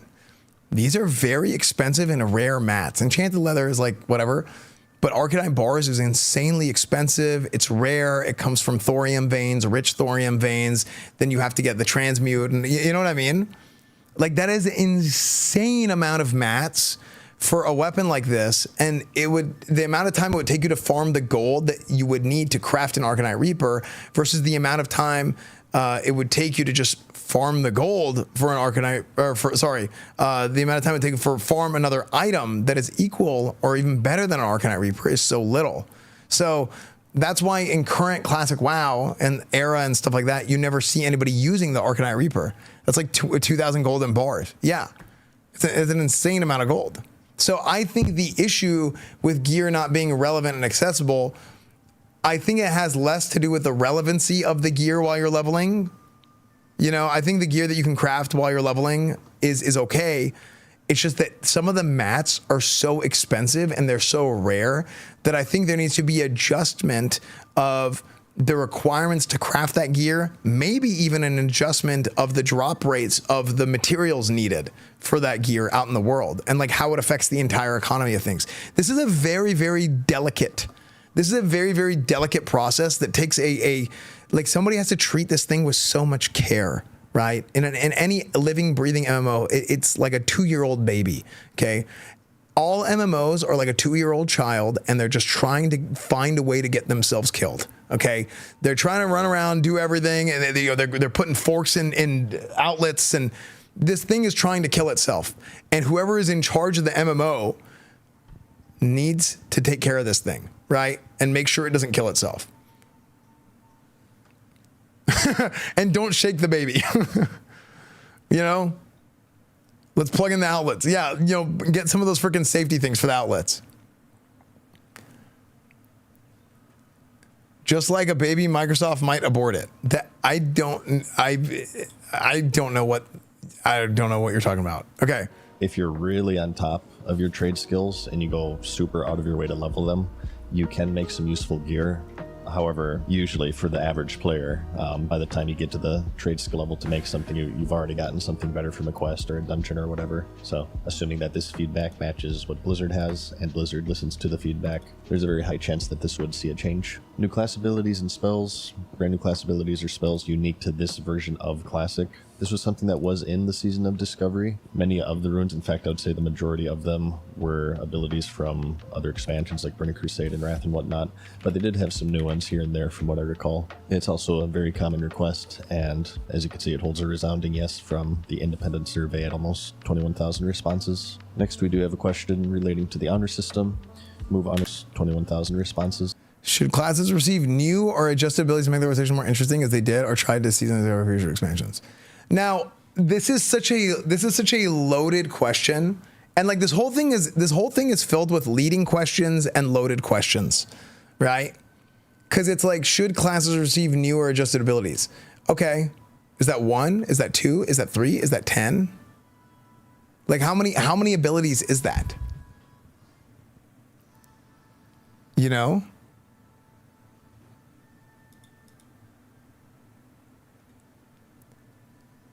Sad, I think my comment on professions is the fix. Set bonuses mixed with world loot would be so cool and validate professions. I mean, let me read what you said, because I, based on what you said just now, I disagree. Let's go back. Make more leveling sets. Make it as a part of the set as a quest or loot done to, and the other part of the set is from progression. Like, imagine finding a safe helmet, you can blacksmith a shield to match it for a bonus combined with. Like, stuff like this is cool in theory, I think, but you don't want to do something that is like, oh, you have to do this. This is the only way to play. If you like that, that's the Legion Legendary effect, right? But I do think this is like something that's cool. I don't think this is like a fix. I think this is something cool that would be cool to add. Like, let's say if they had like the green, what is that mail set? Isn't there like a green iron? Like the green iron, doesn't there like a set bonus to it? Like if there was a piece of gear that dropped in a dungeon that would make it like a full set or like a 5-piece. Oh, actually a good example is the Scarlet gear. Like let's say there's something else that you can add to the Scarlet gear set, because I think it's 5 pieces, right? The Scarlet gear armor. Hold on, the Scarlet mail set classic. Chain of the Scarlet Crusade. So it's 6 pieces, sorry. 1, 2, 3, 4, 5, 6. It might be cool to have something like this, and then you can turn it into an 8-piece by adding some shoulders, right? Now, a lot of people get Herod's shoulder, right? And it's not really a part of the set, but it's visually a part of the set. And then the helmet. So let's say you craft a helmet and a shoulders, and if you're a blacksmith, you can have Chain of the Scarlet Crusade that, you know, improves your chance to hit, attack power when fighting undead, shadow resist, defense, this, boom, boom, boom. And then maybe the 8-piece set bonus is something else that's pretty cool, right? Maybe like an additional crit or something of the sort. I don't even know, right? I haven't thought about it that much. But yeah, I think that's like a cool thing to add, but I don't think that's like a overall fix to the problem, you know? Like hell, maybe part of the shoulders that you make, one of the materials for the shoulders is Herod's shoulder. So you get like the materials of like, you need some like mithril and this, that, whatever. And then you need Herod's shoulder, and then you get a 2 set. Like you get 2 shoulders now. And then that's part of the Scarlet set. That could be cool. Yo, Norway scored. Wait, who scored?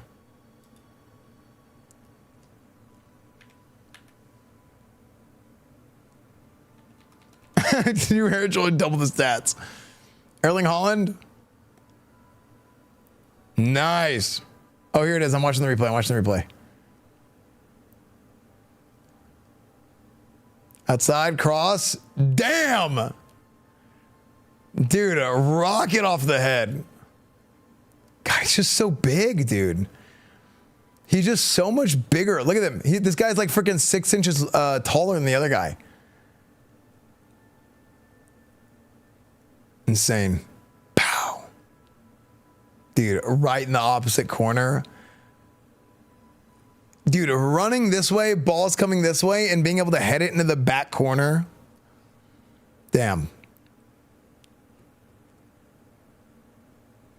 Freaking Gryffindor is there. Amazing. Anyway. It's a clat? It is. Yeah, no, I think Googsy, I think your idea is cool. But I don't think, it's like, I think it's like just a cool thing to add. Sure. Next, we do have a question relating to the honor system. Move honor rewards away from the original model and towards a more seasonal mode where new honor rewards are added to coincide with the new PvE raid tier updates. So it's essentially the system that they've used from the Burning Crusade and onwards with the seasonal PvP gear. Whenever new raid tier comes out, a new PvP tier comes out, and they kind of shuffle where you can obtain those items. There is a public question relating to the old rank 14 system. You want to know what's funny? I think, by the way, so this was my suggestion to Blizzard. To like, I was talking to Omar and Brian and these guys. So, okay. So those of you guys who don't know, I was like very like in the cut behind the scenes before Classic launched in 2019, right? And there was a lot of chances that I had to talk with Blizzard and to give them suggestions on things. And I wasn't, I mean, I don't think I'm like right about everything in hindsight. But there was ideas that I had, things that they took some of those ideas, they didn't take some of those ideas. And I really got a chance to like work pretty close with them. Like I'd be having like freaking meetings at midnight with Omar, right? Yeah, I was in the trenches. So one of my things that I suggested was to take the honor system, and I said, I don't know if you guys actually do this. I don't think you guys should change it necessarily, but I think if you change it, what you should do is essentially remove the decay, and remove that sort of like, you keep the rank point threshold that is needed in order to advance. Because the original honor system is pretty confusing, and it's like a whole separate video. It's a whole separate thing. But you keep the ranking point threshold that is needed, but you remove the decay so you don't go down. So like if you have to miss a week for ranking, if something happens, whatever, let's say your freaking internet goes out, you missed like 2 days, whatever it is, then it doesn't completely kill your rank, and you're now 2 weeks behind because of 1 day of missing. That was what my suggestion was. They decided not to do that, and I think, whatever, that's fine. That was the decision. But then in Classic Era, they decided to change it. But they didn't change it to what I said. They didn't change it to removing the decay, because that's what this says. Same system, just remove the decay. That is not how it works. They did remove the decay, but there's also no more brackets. The brackets are different. They're not dynamic brackets. They don't have... like the thresholds to go up are like very different. So what this eventually led to is like the Anniversary Gladiator. Have you guys played Burning Crusade Anniversary? I said Gladiator, sorry. The Anniversary rank 14, the Anniversary Grand Marshal, the Anniversary High Warlord. Everybody is rank 14.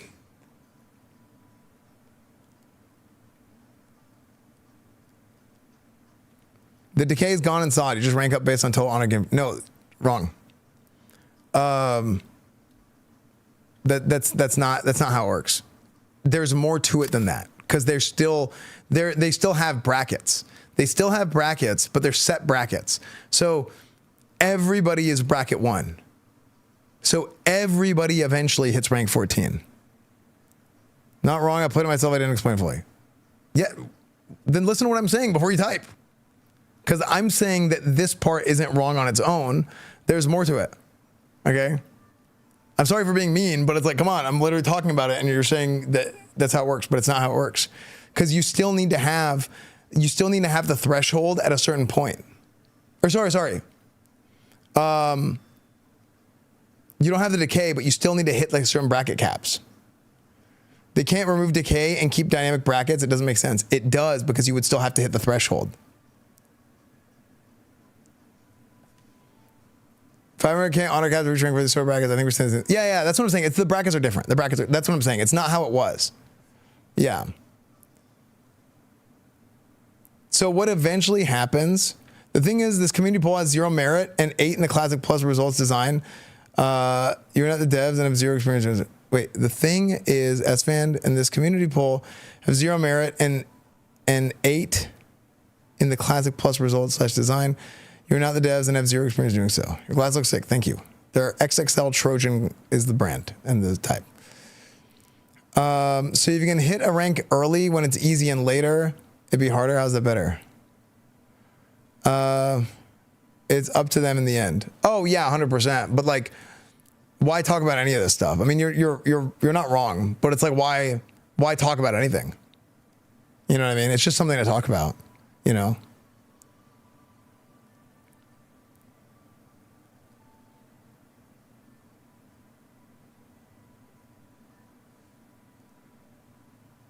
Yeah, you know.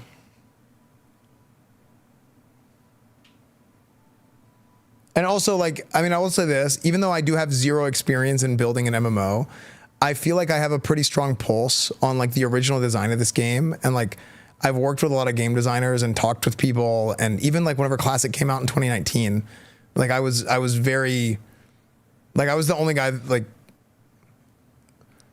I mean, I don't talk about it much because it's like weird to talk about, but like literally people at Blizzard have told me, like, I was like, yeah, internally you were the only guy anybody would hang their hat on because like they thought everybody else who was in like the Classic community basically was insane, right? Like Tips came over like a few months ago on stream and was like, you guys have no idea. I'm like, stop. But like, yeah, I mean, it is kind of like that where like I have had a chance that like to be involved in a lot of this stuff, right? Classic Plus is plaguing me right now. I'm so hyped for it that it's feeling pretty pointless to level character. Yeah. I have miserable. It feels catching up PvP if you miss out on a few weeks during a season due to gear. Yeah, but like right now it's so easy to catch up, actually. Yeah. Anyway, let's continue. I feel like I do think maybe I think the current honor system is actually worse than the original honor system for the game. I think it's too easy and it's like not exclusive enough because eventually everybody gets to rank 14 and it's really bad. No, dude, it's really bad. Like everybody is rank 14 and I don't think that's good for the game. I feel like the original system needs work and maybe so much so that like remove the weekly ranks, honor goes up, rank goes down, ranks like this is one of those like leading questions, right? Where it's multiple choice, so it's going to lead you into something else. Like, I mean, what if they did seasons?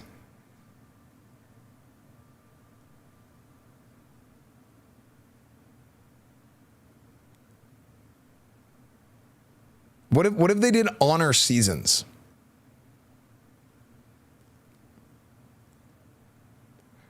Ranked BGs, that's it. Yeah, but then with ranked BGs, what?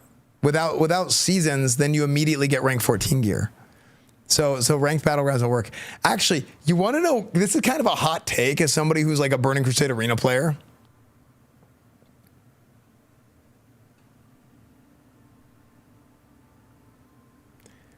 I think that the thing that hurts the community and like the population of players that PvP the most is by having a rating attached to PvP. Now it's like funny coming from me as somebody who plays Burning Crusade Arenas so much. I think it's funny coming from me. However, dude, Holland just scored again, dude. This guy's a freaking animal.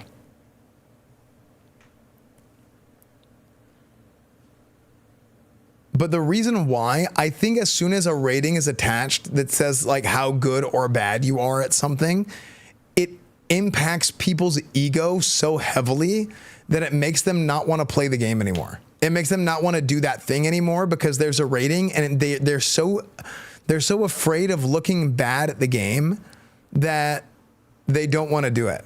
Because for a lot of people, there is so much of their personal identity and self-worth is in this game. For me. That's how it goes. So much of people's identity and like personal like self-worth is into like how good they are at this game. And when you have like a score or a number that can show that you are not as good as you think you are, then it affects people's mental and their feeling of self-worth so heavily that it ends up making people not want to PvP at all because they're just afraid of looking bad. Am I crazy for thinking this? I think that's kind of a hot take. Thank you for the 5 months, Grabby.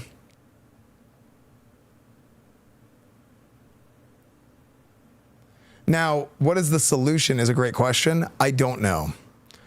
And you're not really removing rating, but you're not adding it. And maybe the game launches without a rated PvP system. Maybe. I like World PvP for that too. No one cares about rank. Yeah.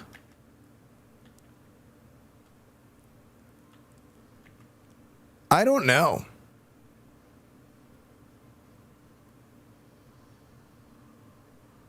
You should hide the rating. I don't think you can. I don't think hiding the rating is good. Yeah, I think that's GG's for Brazil, barring a miracle here. Anyway, let's continue. The same weekly system, but with no decay. And lastly is just keep it as is. So I think you're honest in the leaderboards that hurt more than the house. In the 2019 run, I am of the opinion that it is a pretty bad system overall. It's ludicrously grind. Yep. For the record, me and Mad Season hit rank 14 together. Like we were ranking together and hit rank 14. And unhealthy and toxic, and I think it's only gotten worse over time as people have become more sweaty. Colon Rampage. And not skill. It encourages pre-mades dodging other pre-mades because it. What the heck? Do you not have a screenshot of when we were in the same bracket, dude? Frick. Towards time investment and not skill. It encourages. I think I'm bracket 12 when he was 13. Because it's more honor efficient and not skill. This guy's name was Colin. Oh yeah, hot form. Like, dude, we played with all these guys. Encourages pre-mades dodging other pre-mades because it's more honor efficient to just stomp pubs all the time. I guess if you're asking my opinion, I'd probably go with option 2.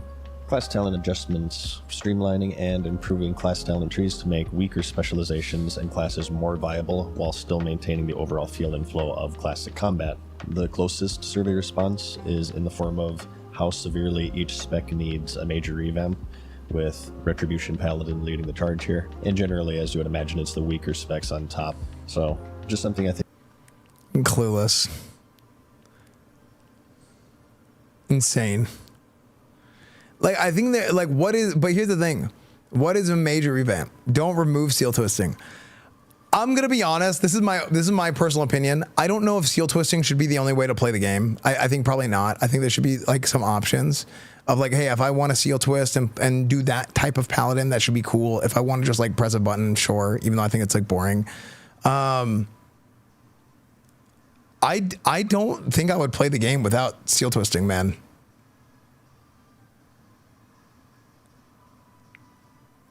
I don't think I would have any interest in playing. Like if it's not like the Burning Crusade Paladin, if that's not an option, if that's not a way to be able to play the game, I'm just like, if you saw what they added to Ret in the leaks from a few weeks ago, you might have a conniption. I don't even know what you're talking about. What's that?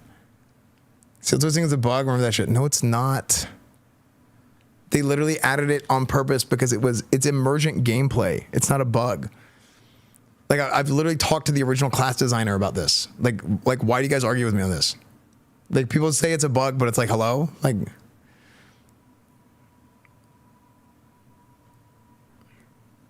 here's the thing. The people answering this question are not the people, not classic rep paladin players. So now that's kind of what you're doing is you're doing exactly what Blizzard does, where Blizzard has this community of players. This is like the Blizzard WoW community. And then Blizzard doesn't want this. They want this other community. So they try and appeal to this other community, right? This is something Blizzard's been doing for a long time now, where it's like, oh, we don't like our current community. Let's go try to appeal to these other people. But these other people don't care about WoW. They don't care about the Blizzard game. So why are you trying to appeal to these people when these people are right here and they're getting mad because you're like, hello, what about us? We're the ones been here. I played Ret when you wish you could play Ret and vanilla. Seal toasting is trash. What are you talking about? You're just saying shit.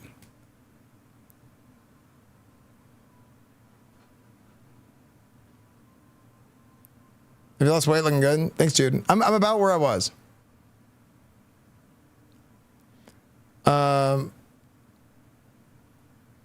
Average Oblivion NPC. That guy. I'm like, what are you talking about? You remember where you came from, Voyager, man? Oh, I'll never forget.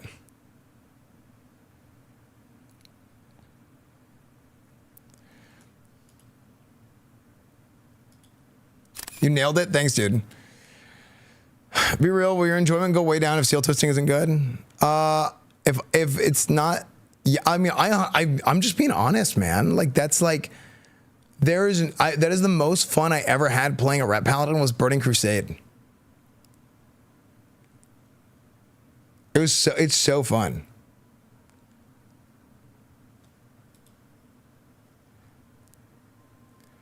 I played Ret since 05. Seal toasting was the only thing in Sunwell for Horde. Not just in Sunwell, but you're right. It was only a thing for Horde. I think the best implementation of the seal system is the current Burning Crusade Anniversary version of it. And I don't even think they should give Seal of Blood to Paladins. I think what you should have is you should have the two-way twist from Seal of Righteousness. And that way you would get the benefit of all the spell power gear from the vanilla gear. Like, man, if you played Burning Crusade pre-patch and you were doing the two-way twist with Command and Righteousness with the spell power gear that was like on the Judgment gear, on the Avengers gear, on the PvP gear, it's really fun and it's very high performing. Like it was very good. It was super, super good. It also doesn't require you to have as slow as a weapon because it's a two-way twist with Righteousness, but also the slower weapon still helps with your Command. Two-way twist. It's incredibly good, man. It's incredibly like I'm telling you, I was like blown away. It was so good that I was like, I don't remember it being this good. And I was like freaking out, like trying to figure this out and like looking at the formulas and like digging around. I was like, is there something crazy here going on?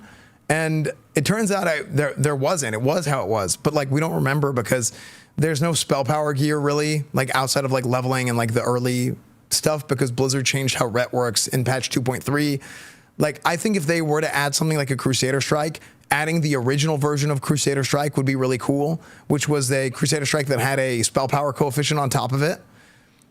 I say original. The Burning Crusade launch version, I think would be cooler than the Burning Crusade, late Burning Crusade version. Yeah. Seal twisting means a spec needs a whole weak aura pack to be playable at all. Why would Blizzard want that? What? You need a swing timer. That's it. You don't even need you could have any swing timer and just press the button right before you swing. You need one thing that all melee have.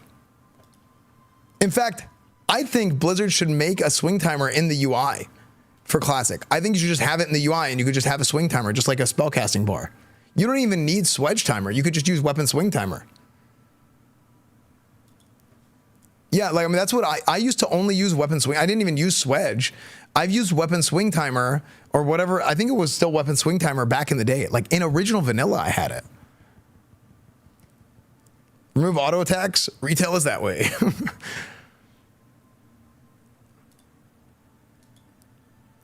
Yeah.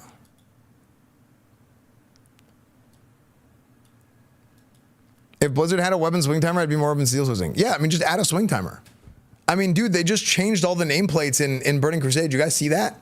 Did they put out this update that they're going to change the nameplates in Burning Crusade? And it's like, okay, who asked for this? But,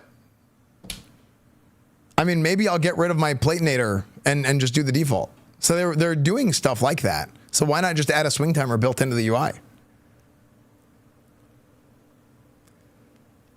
Retail auto attacks are actually huge for Ret. That's true. They changed it a couple expansions ago. But like that's how like Legion was. Like BFS whenever it started to change.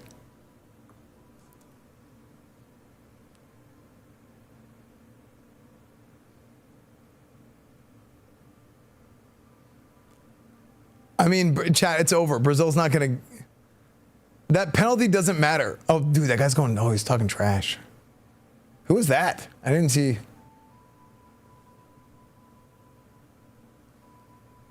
that Neymar? Yeah, it's Neymar.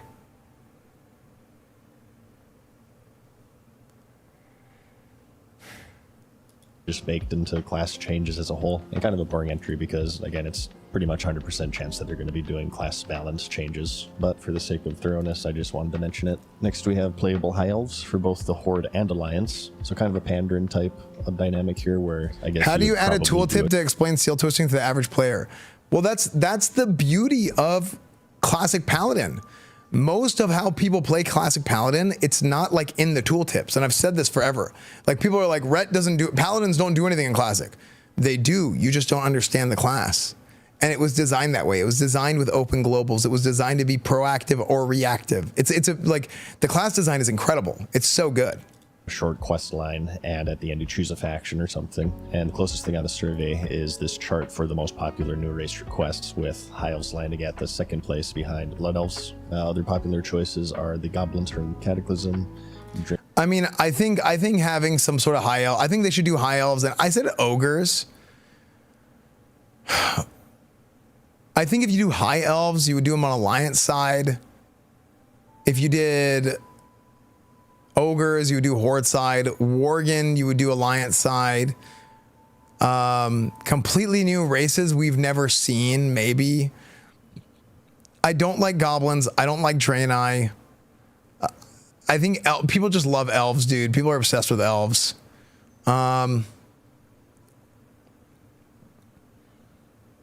But here's the problem. So originally what happened whenever they made Blood Elves for the Horde, the reason why they wanted Blood Elves for the Horde was because they were worried that the Horde didn't have like a pretty race. So they wanted to add a pretty race for the Horde. That's why they made the lore work out to where the Horde could have Blood Elves. And then the Alliance would have... They actually didn't know what they wanted to give the Alliance for like a year. Because if you remember, they announced Blood Elves way before they announced Draenei because they legit hadn't figured it out yet.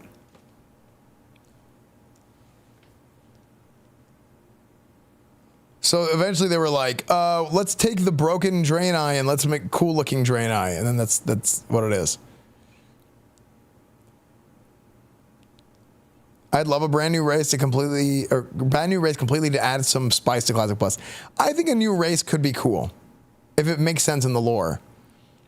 But like, I think High Elves, would they give High Elves to the Alliance and then there's no pretty race for the Horde? I don't know. Like Ogres, I think Elves and Ogres make sense. I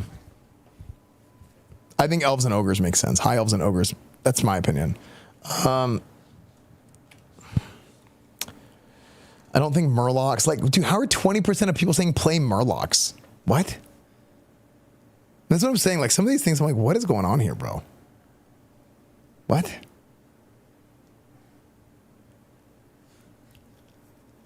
Is there a pretty race in Classic? I mean, Night Elves. Humans, the most beautiful. Female dwarf. Draenei from the Burning Crusade. Ogres have been a pretty popular request, but you also have Worgen, Dark Iron Dwarf, and in general a completely new race unique to Classic Plus. I mean, I don't know how to feel about the race discussion. Usually people go to Asmongold's stream for that, but here, I don't know if you should add anything. I mean, I would, if they didn't add any new race at all, I think that'd be fine.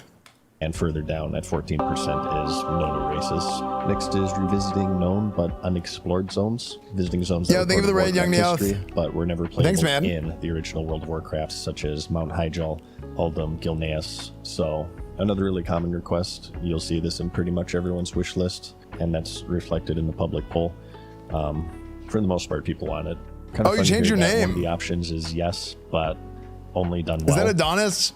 As if the alternative is, yeah, but they have to be really it's Adonis. Yeah, what's up, man? Implemented. I don't get it. Couldn't you just have this for every question? Maybe it's that people's expectations are so low that when it comes... Do you want new continents, worlds, dimensions added to Classic Plus? Yeah, I mean, I think this is kind of a given. Do you want new continents, worlds, dimensions added to Classic Plus? I think this is kind of a given. I think anything within the realm of the scope of Azeroth. That's what I think. I think if you don't go to Outland, maybe, but I wouldn't be opposed to eventually opening up Northrend. And dude, I talked in other videos about all the different places on the map. I think that's great. Player housing survey for this one, so I guess I'll just use my opinion as filler. I do think that world presence is very important in vanilla, so I'm kind of wary of housing, but as long as it doesn't remove, you know, a bunch of reasons to be in the world. Really like bad garrison. It was done in Draenor, where you can do everything in your garrison, right? I think that's an example of player housing done poorly. It's possible that it could be done well in vanilla. It would have to be instant since the world isn't built for it. And some of you might know that they did plan it as far back as pre-release. Yes, true, right here. Mysterious portal in Stormwind. True. That was supposed to be a housing district, and there also existed some GM commands for placing houses and whatnot, so they definitely had it in mind, but it was cut for various reasons. This infamous screenshot being one of them, because people could like block off important areas. But the fact that it was intended pre-release gives it more authority for some players. I guess for me, it's just heavily dependent on what the system actually looks like. Next, we have achievements, a system to track game milestones and accomplishments. Another controversial one here. Some people believe achievements were kind of the rise of the game being hyper objective oriented. I don't like the achievements because link the Chiefs, bro. Link the Chiefs. It's used as a way to gatekeep and limit people. And every action needing to have some sort of tangible reward to bombard. Like I remember whenever achievements first came out, like I thought they were kind of cool. I think it was like Wrath pre-patch. I was like, oh wait, I have some of these achievements. This is cool. And then like very quickly it became, hey, we're doing a group for this thing. Link your achievement for this, and this. Otherwise you can't come. And it's like, okay, hold on. How is somebody ever supposed to play the game and learn if they don't have the achievement for it? And so you never get a chance to do it. It's really that it's really bad, man. It's the same sort of thing with like gear score. People are trying to implement and use gear score in Burning Crusade, and it's like, dude, that's not how stuff works. It's not based off your item level. So gear score is like a fallacy. So gear score is like a big red flag. If you're like always following along with gear score, it's like that doesn't mean like to me it just seems like you don't understand how the game works when you're talking about gear score, you know. Now, the gear gets more and more hyper-optimized over time, and gear score becomes a valid thing. But in vanilla and in Burning Crusade, it's not like that, man. Yeah. Comes back to the biggest problem with MMOs, the players. Yeah. Receptors, while the other side just kind of likes it as another form of progression to work towards. The poll did have this question, and the community responded fairly split, but leaning in favor. Cross-realm play, the ability to group with. Should reputations be streamlined, made easier to level? I don't know about this one. Yeah, because the thing is, once a rep grind is done, it's done. I think reputations the things that you get from reputations after a certain point should be like not things that feel like a necessity, but more so things that are like flavor based, and things that are like a necessity should take a fairly low reputation. Fairly split, but leaning in favor. Cross-realm play, the ability to group with friends from other realms for dungeons, battlegrounds, and other instanced activities. It doesn't explicitly state raiding here. I feel like if that was the intention, it would list it. But regardless, it's another controversial one, and it's something that eventually came to retail in a few different forms. First was the cross-realm zoning in Pandaria, as the population started to thin out in order to keep the world alive. And then this sort of evolved further and further to linked realms. And I think today you could do like cross-realm raiding with other guilds, but don't quote me on that. I haven't played retail in a very long time. The argument for it is that it keeps options open, especially for servers that start to die or become imbalanced between factions. This was an issue that did happen with the 2019 run of Classic, so in that case, a system like this would be beneficial, at least for the players on the imbalanced faction. And the argument against it, as you would imagine, is that it dilutes the server's community, which is a fairly defining feature for vanilla. Many people agree. I couldn't find an equivalent question for this on the public poll, but if I had to guess, it would be another one that people would be pretty split on. Next, we have War Mode. As an alternative to PvP servers, this mode would allow you to opt into I hate War Mode world via a toggle in main faction cities. So this was a BFA feature when they did away with the old PvP server system. Like this, okay, this is like war mode. You know who this is good for? This is good for streamers, truthfully. Like if you're trying to get from point A to point B and you turn on war mode, turn off war mode, stuff like that. Like I get it, I understand, but I don't think this is something that's good for the game. That's why I think war mode is where you would be able to it's bad. this mode in the city, and it would put you in a layer with other people. I think it's bad. In the same mode as you chose. You get bonus rewards. You got access to new talents and stuff. However, for this question, it seems like it would just be strictly for toggling PvP on and off. This is a majority no from the public poll. Personally, I do think it is kind of an anti-vanilla feature, PvP server. Like, to me, I think it's crazy that like half the people don't say no war mode. Like, that's what I'm saying. Like, this is what, like, I'm like, what? Like, who are we talking to here? Servers are kind of core to the game, like them or hate them, but it is closer to this. And yes, but with no bonus, so it is another fairly close answer here. Next, we have 3 questions, one for 10-player raids, another for 20, and another for 40. Good news. And I didn't blow myself up last night. Nice. Leroy, thank you for the 55 months, man. This. Livewire, thank you for the 40 months. People were asked to rank them 1 through 7, with 20 winning by a pretty large margin.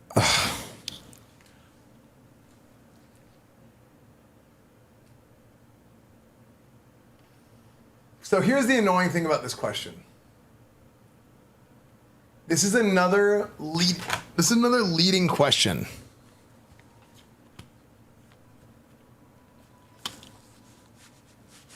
Forty mans are not bad. 40 mans were not okay. Did 40 mans kill classic era vanilla? No. How would it kill classic plus? The game flourished. The game had the greatest growth that it had in a time where you had 40-man raids and 25-man raids.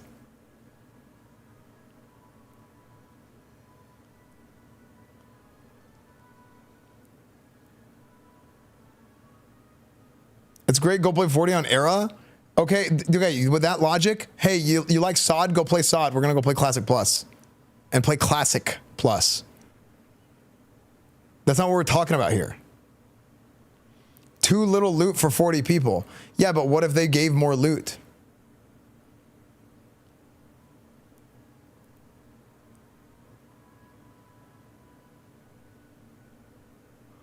Not every guild has 5 40-man raid teams. Sure.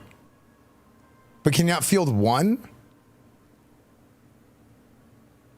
I also think raid scaling is complete dog shit, and it's completely antithetical to what what vanilla is. Like, scaling the raid difficulty based on the amount of players is so stupid. Like, that is so dumb.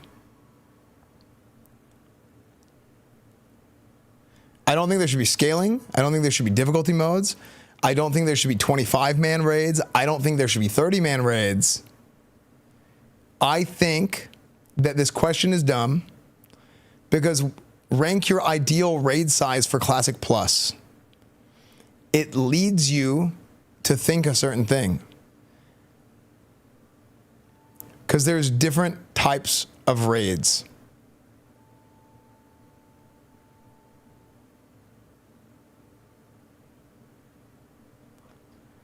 There are 20-man raids. There are 10-man raids, like UBRS, which is like considered a dungeon, but there are 10-mans. 10, 20, and 40 should be the numbers. There should be no flexible raid sizes.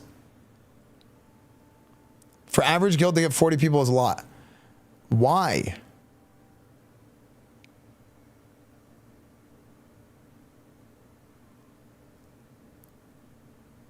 In the past 10 years, I haven't even talked to 40 different people. That's because the game sucks. The game has changed to make it to where you can't do, like, you don't need to do that. Like, the difficulty and the friction leads to people wanting to communicate with more people. Because we aren't streamers, we have jobs now. Streamers didn't exist in 2004. I was in a 40-man raiding guild before I was a streamer on private servers. Like, you guys are so pathetic. You guys who think this way are so pathetic and so what's the word? Woe is me feeling of, oh, but the streamer this, but the streamer that you literally can't even comprehend the idea of you not being able to do something having anything to do with something that you don't have. You think it's because you don't have something, you can't do something. It is pathetic. Stop doing that. Stop being a loser.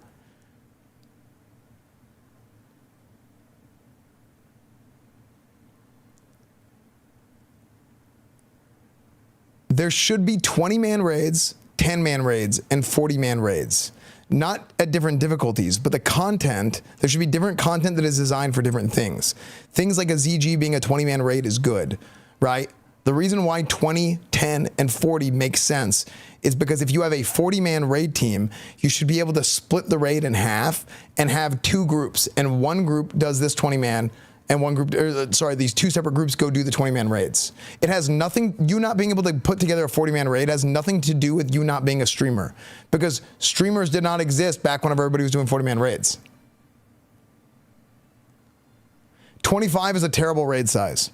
I actually talked to Jeff Kaplan about this. I was like, why did you guys do 25-man raids? And he's like, yeah, that was stupid. He's like, we were just like, oh, well, let's make it a little bit less than 40. And we were like, oh, let's just do 25 because 20 feels like too little. But that causes a lot of problems for guilds that were 40-man raids that wanted to cut down to 20 or 25 because now 15 people are out and then 15 people are SOL, you know? And then you have Karazhan that's 10-man and then you have 5 people that are SOL. 25 was, I mean, I talked to Jeff Kaplan about this. The guy who was the original game director, right? So like so yeah, 25 was a mistake in Burning Crusade. But if you have 20-man raids and you have 40-man raids and you have 10-man raids,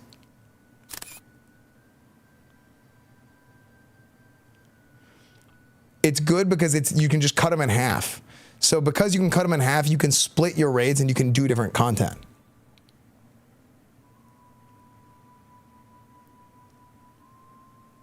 He was not the original game director, only on Wrath and Burning Crusade.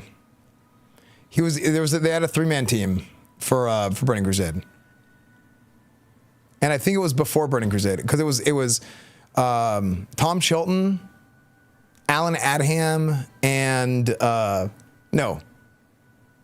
I think it was Tom Chilton, Rob Pardo, and Kaplan. Those 3. They were the boss.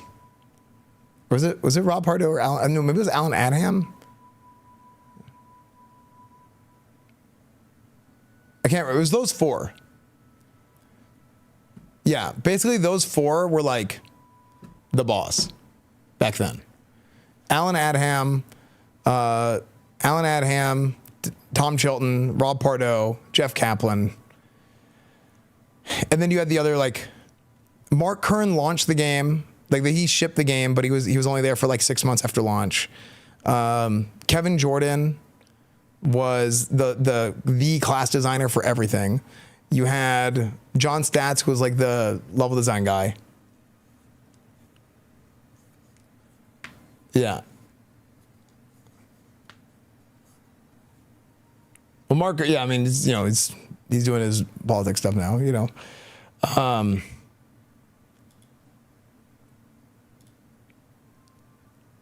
Mark actually, well, he was the, what was his title?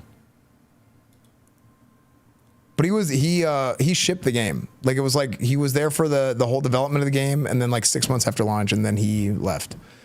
But yeah.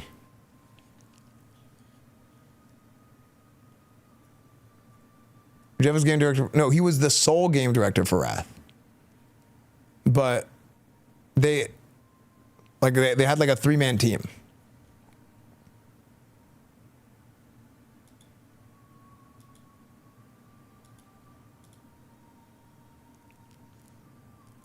I thought you said you didn't like Wrath. I don't like Wrath. There's a lot of stuff in Wrath that I don't like. Yeah.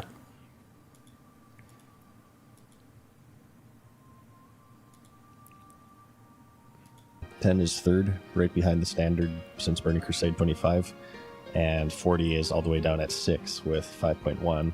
This one surprised me. I guess I'm in the minority here, but I do think that 40-player raids are a pretty big part of the identity of vanilla, considering that, you know, it was Burning Crusade is where they scaled them down, and they did that for... Oh, wait, I didn't finish what I was saying here.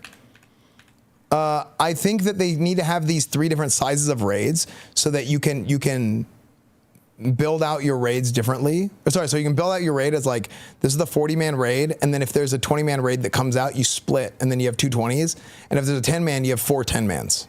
That's why I think it's important to have all 3. I think they should add more 20-man raids. I think the content that should be added is they should add 20-mans. I think they should add 10-mans, but I also think they should not abandon 40-man raids.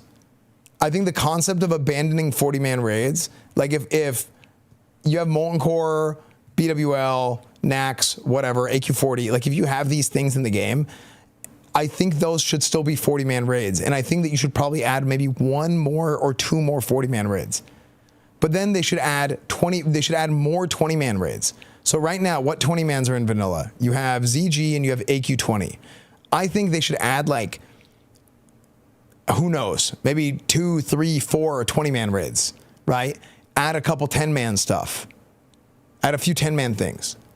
But I think that they should still keep their 40-man raids and even add maybe 1 or 2 more. That's what I think, to finish what I was saying. But you guys are so quick to just like, I have no friends. I'm not a streamer. Figure it out. Everybody did it before. Go to trade chat, type in trade chat, go to your server Discord. You can do this. Just call us idiots again. I was only calling specific people idiots, not all of you guys. Only streamers have friends. I wish. You know?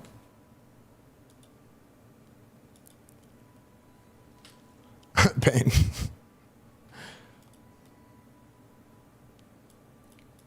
I don't like raid scaling. I think raid scaling is really bad, and I think it's antithetical to what the game is. I also think that they should have more loot. I do feel like this very strongly. We still do 80+ man raids in Dark Age of Camelot. You can get 40 people together just fine. Yeah, it's just people are just like, they're just so scared of talking to people. This might be not super popular, but this is kind of like, I don't think this is antithetical to vanilla, but it's definitely like a big change.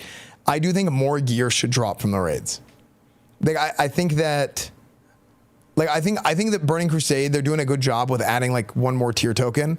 I would take it a step further. I think they should have 1 more tier token, and they should have 1 more regular piece of loot that can drop off the bosses in Burning Crusade. The reason why I think this is because they're on an accelerated timeline, and because you're on an accelerated timeline, there's not really enough time to be able to get the stuff. Like Burning Crusade is basically twice as fast right now as it would have been back in the day. And as a result of this, I think that if you increase the loot by like 50%, I think you're looking at a pretty solid, instead of 100%, you're increasing by 50%, because this coincided with the fact that you were clearing the content much more quickly, allows you to get gear fast enough to where you're like at the same pace that you would have been in the original like design of the game.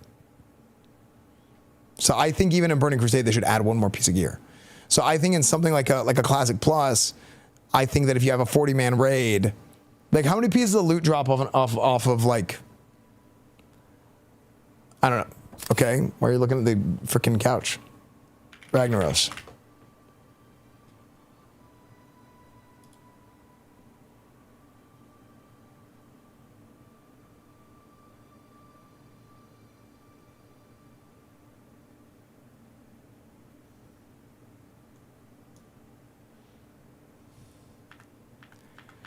I like 10-man raids the most, but I'm afraid to say my opinion as in chat anything WoW related.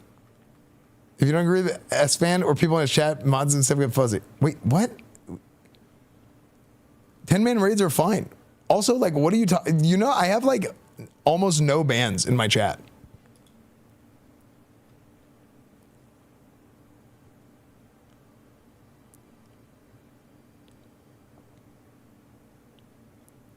And if you say something I don't agree with, I will entertain it and I will actually like talk to you about it.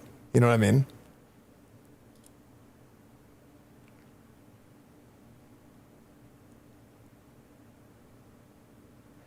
25 man is a pain in the ass in TBC to find consistent players. I mean, that is just the case. It doesn't matter what the number is. That is always going to be the case. It's always going to be a constant battle of attrition. Always. You know?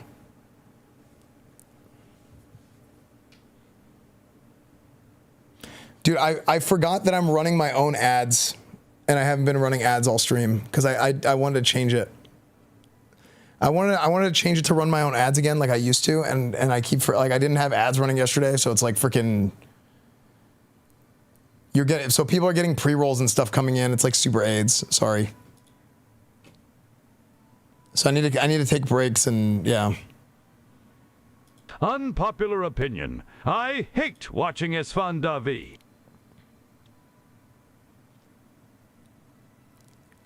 Thank you. Tell me when the ad's done.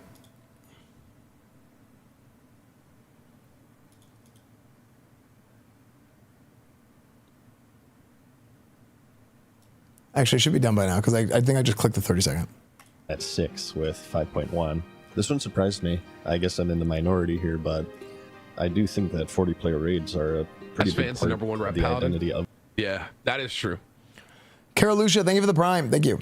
Vanilla, considering that. I think that 40-player raids are a pretty big part of the identity of vanilla, considering that, you know, it was Burning Crusade is where they scaled them down, and they did that for a reason, but I don't know, there's just something about gathering 40 different players. It's so good, dude. It's so special. Of vanilla World of Warcraft to me. I know that they're annoying and they're harder to set up and coordinate, especially for raid leaders. It's a nightmare, but for me, I don't know, it kind of falls in line with the slippery slope mentality. If you remove the most annoying thing in the game, there's always a new most annoying thing to be pruned until, true, you know, eventually you're not even playing vanilla World of Warcraft anymore. True. Some people will say slippery slope fallacy, to which I respond, told you so, by the way. I don't know. I guess I am in the minority. Slippery slope is a fallacy. I say that but 40-player raids is a primary with 20-player raids. But you gotta look at some things case by case, and it's definitely like one of them. Dynamic that vanilla had. Because the slippery slope for not 40-man raids is okay. We need level scaling. Or sorry, not level scaling. We need raid scaling difficulty, and it's like, well, now we're moving away from the game entirely. Improvements similar to the character model question from Esfand, earlier. Just I higher think they should resolution let textures, the WoW community more pick realistic and lights, vote on shadows, what and comes so on. next, like Unfortunately, in there's no matching poll for OSRS. this. What do you think? I actually think that's like a big mistake because of this poll is a great example. Because so many people, there's like too many versions of WoW. It's not like RuneScape where there's like distinct versions. The players don't know what they want, and they don't know what works. Like I don't know why. I don't know what it is about the WoW community. It's so different than RuneScape. But the closest I could find is Unreal Engine-esque graphics on 1 to 10 scale, with a majority heavily against it, slightly less kind of indifferent, and 14% for it. New trade skills, another pretty common request. As a joke was why it wouldn't be good, yeah. The long lost survival skill, where you would make campfires and torches to light up dark areas of the game. This one was actually implemented by the Turtle WoW private server, you know, the one that Blizzard shut down because it was too good. The response for this one is an overwhelming yes at 60%, 27% say no, just stick with the originals, while the remainder are indifferent. New battlegrounds, again, another very common request. As you'd expect, people are generally in favor as vanilla World of Warcraft only has the 3 original battlegrounds, the Warsong Gulch, Arathi Basin, and Altrake Valley. As for new race and class combinations, it's another one that's fairly split down the middle within the community, I'd say. Keep in mind, this isn't new races or classes, just combinations. Like, remember in Cataclysm, we got Gnome Priests, Night Elf Mages, for instance. This was a resounding yes, but only if the lore makes sense, so you wouldn't have anything crazy like Gnome Shamans or something. Only set within lore. I mean, what new race class combos could there even be, chat?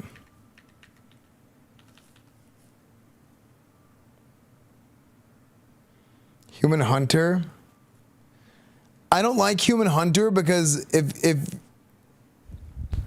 you have Human Hunter, then you can't say, well, actually, whenever that episode of South Park has is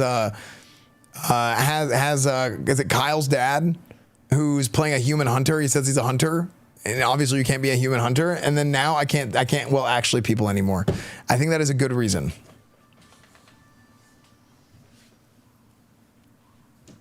Yeah, Randy. Yeah. No, I think memes aside, this is insane. 10% of 11% of people saying allow any race to be any class. Like what? Like why? What? Also, why is this even an option in the survey? Like, why are you leading people into this? Like, you're leading people off a cliff.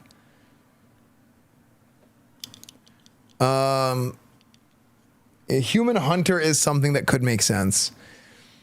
I think human and undead should be able to do all the same things. So then you would open it up for undead hunter. But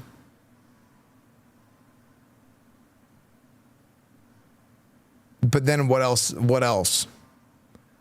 Torn row. What else? Undead paladin. Yeah, we talked about that earlier. I mean, I think if you have dwarf shaman, you'd make undead paladin.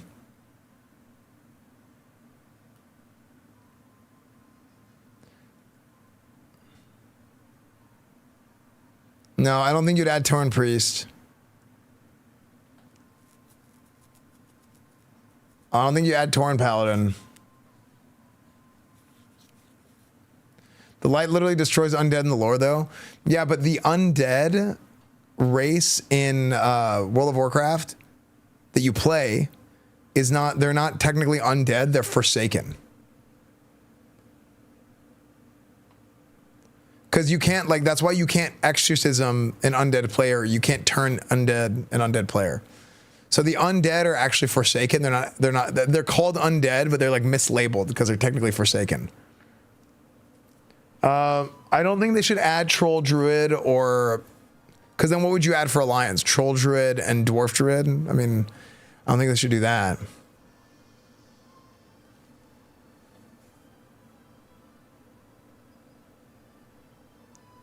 No, I mean, I can't think of anything other than human hunters. So it's like I don't. Yeah. Let players complete whatever class with whatever race. What are we doing here? Why are we even talking about this? What are we doing? What? Guys. Lore shouldn't matter in classic plus, not classic anymore. What? Go on, man. Dwarf Mage was originally an alpha. Okay.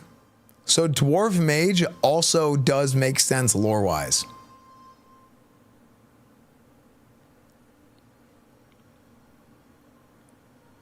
Like, there's a lot of Dwarf Mage NPCs even. I don't think Night Elf Mage makes sense.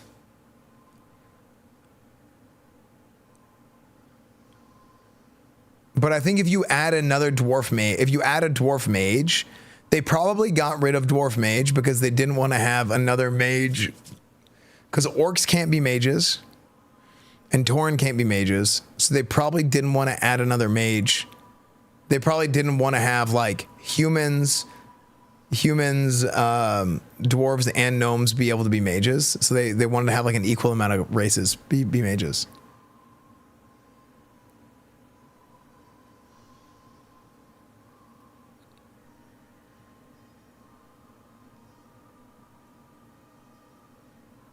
Mage with Stone Skin FML, yeah.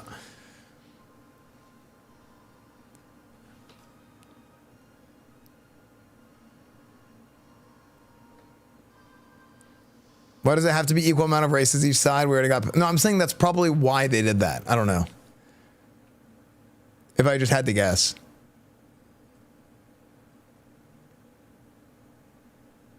Every race should be able to be the 3 basic classes.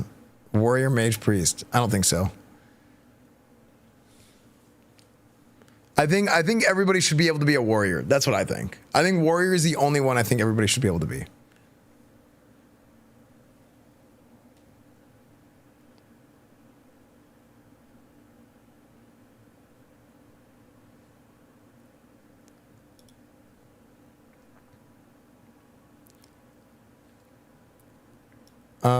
Dwarf Shaman does. Dwarf Shaman is 100% makes sense. Did you play Warcraft? Guys, come on.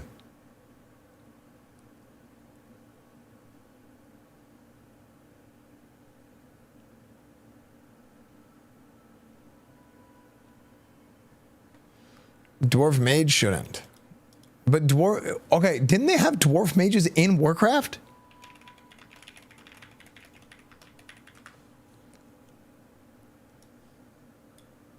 That's, somebody said it makes sense, and I thought they did.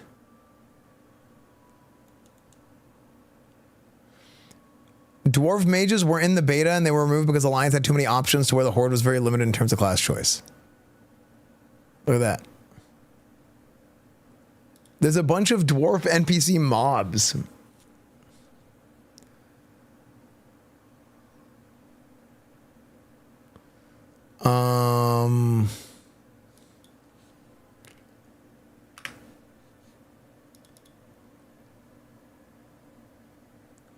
Am I making this up that I remember there being a dwarf mage in Warcraft 3 or Warcraft 2?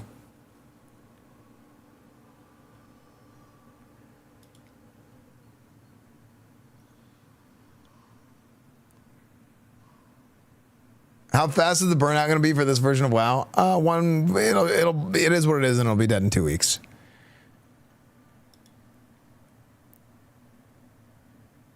There is a mage button. It's a side profile of a dwarf's head on it.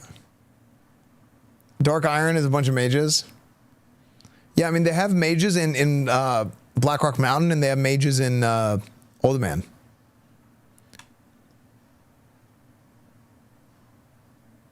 The icon for Blink is a dwarf. Is it?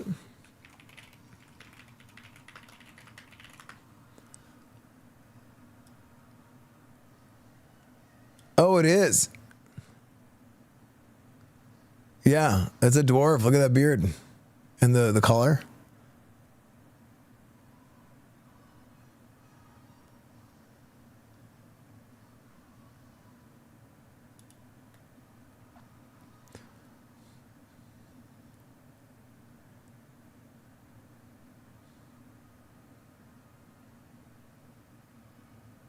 It could be a human.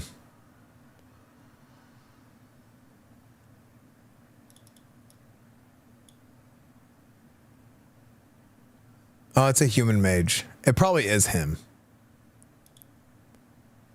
It probably is him, actually.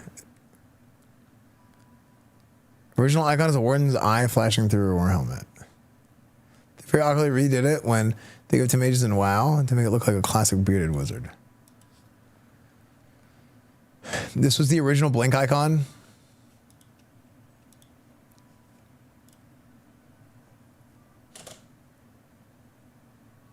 Cool.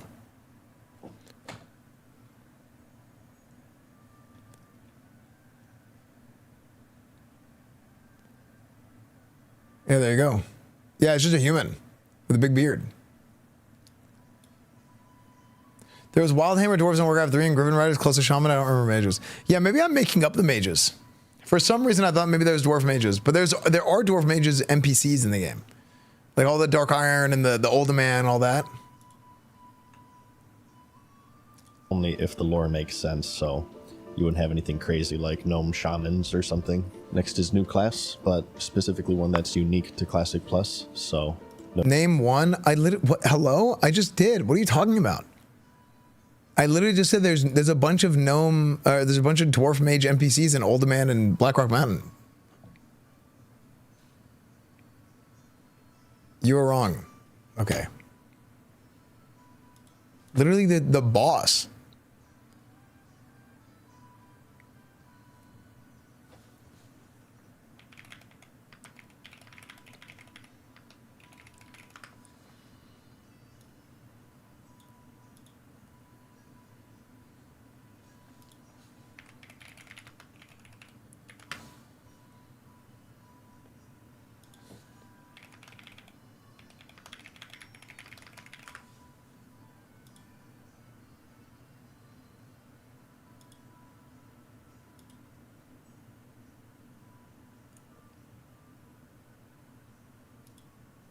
Where is it?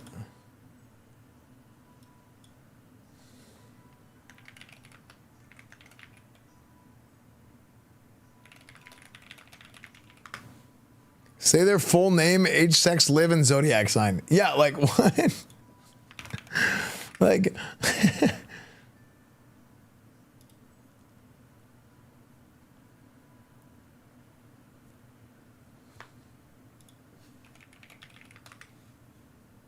No coach, not yet. Eventually.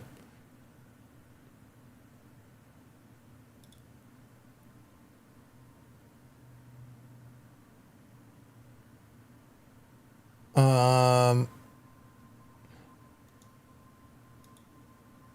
Death Knights or monks or anything. And this one surprised me with 42% saying no, and behind is yes, but only completely new classes, followed lastly by the ones that we've seen from other expansions. This one, if you forced me to guess, The Shadow Forge Geologist. Yeah, I'm just trying to think of their names. Since people get so excited for new classes. I'm not saying I disagree with it, but if you're on the no side, I would like to hear your reasoning why. Should Classic Plus have new classes? No. Yes, the ones we've seen, but also completely new classes. I kind of think no, because I think you start adding new classes and then it ends up turning into a huge balance issue. But like, I just think on launch it should be no. Followed lastly by the ones that we've seen from other expansions. This one, if you forced me to guess, I would have thought that it would have been a resounding yes, since people get so excited for new classes. I'm not saying I disagree with it, but if you're on the no side, I would like to hear your reasoning why. My guess is that it would just be too far of a leap, and it wouldn't feel balance like is bad. No, it's a nuanced. It's like a nuanced thing, right? Like balance. Too many people look at balance in the wrong, like within the wrong scope of things. The original collection of classes are so iconic to it, which I agree with. But at the same time, you have other options here that I feel the same way about, and they go the opposite direction, like no 40-man raids or Lion Shamans and Horde Paladins. So, yeah, this one surprised me.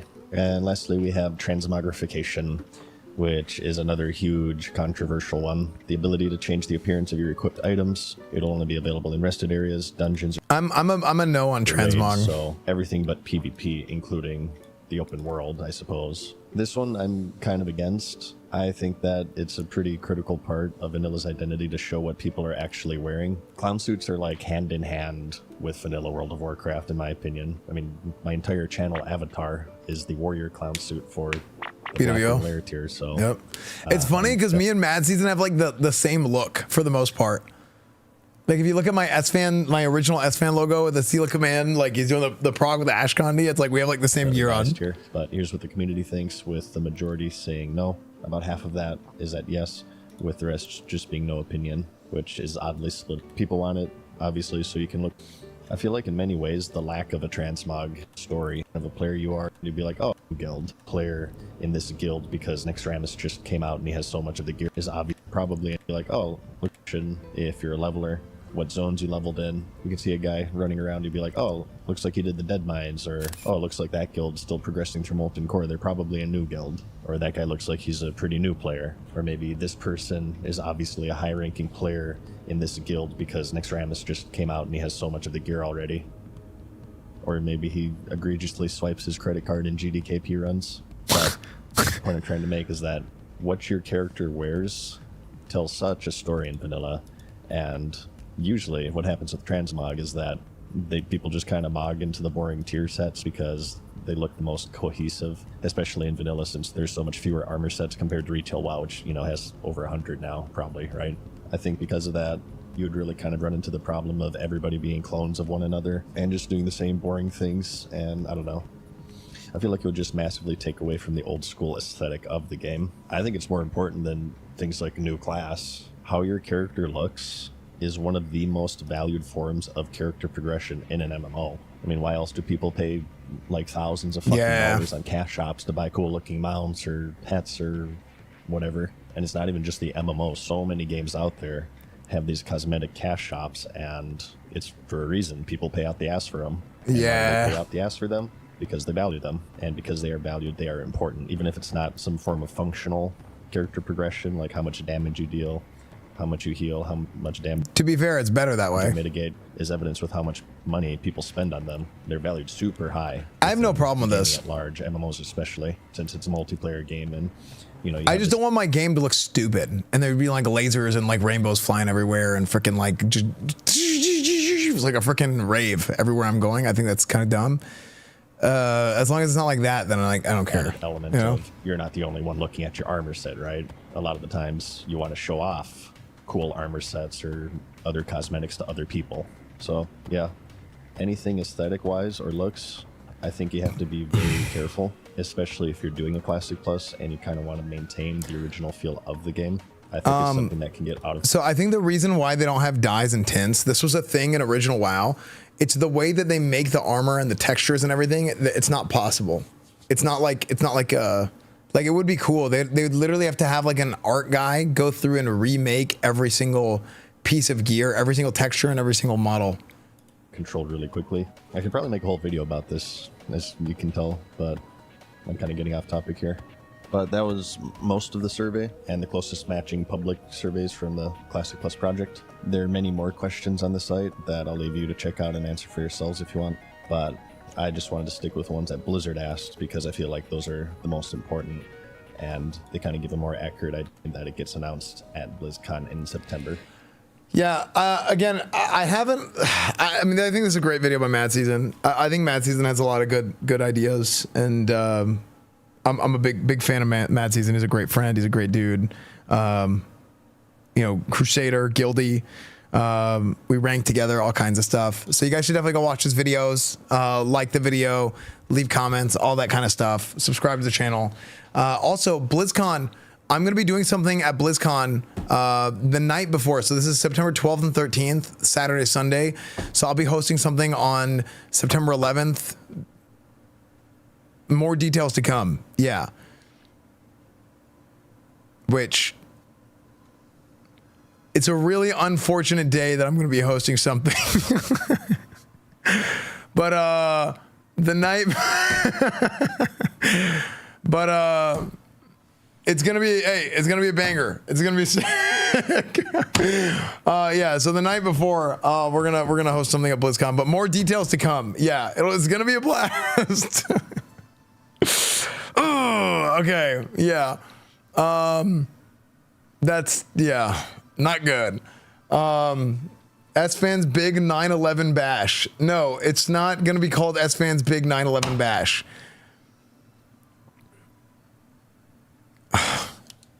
There's something coming, but I'll give you more details as stuff gets finalized, but I'm planning on it. Yeah, it's still... Porsche 911. It's the best. Dude, the dictator is so funny.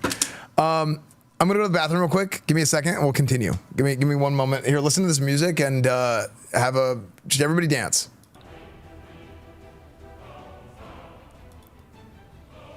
Wait, what is this? This isn't dancing music. Chat, dance.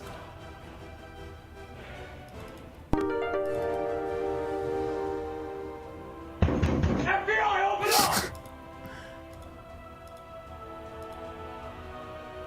Wait. All right, chat. I'm gonna go bathroom real quick. I'll be right back. And we'll keep going. Can we have order the oil? Okay, you guys want the high? Look, if everybody gives a sub right now, then I'll run the hype train. Here, I'll enable it for right now to where it can activate.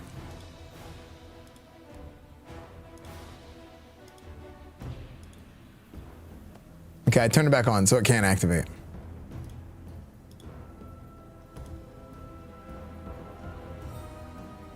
I need this more than you, I think. Phoenix Fire, thank you for the 57 months.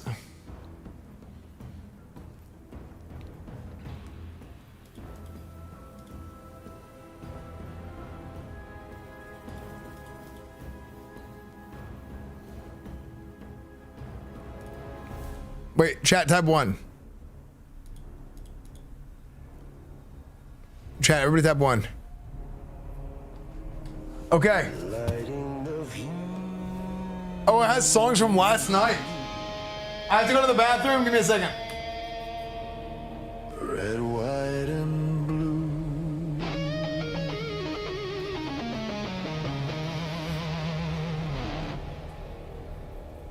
First and subscribe. Becoming the top supporter. In the sky.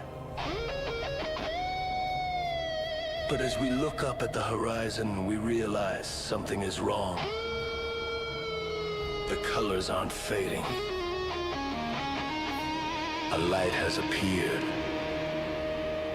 And it is not a star. It is not a plane. It is a fake moon.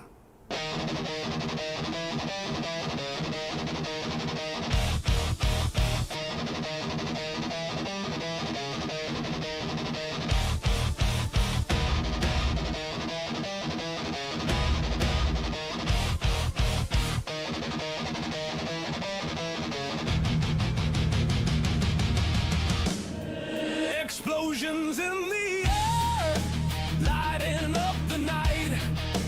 Esfand stands his ground, ready for the fight.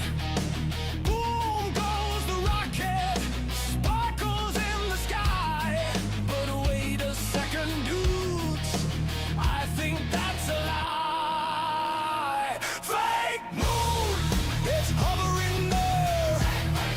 Stare if you dare, it ain't a celestial body, it ain't a piece of rock. The engine starts to hum and the chaos starts to clock.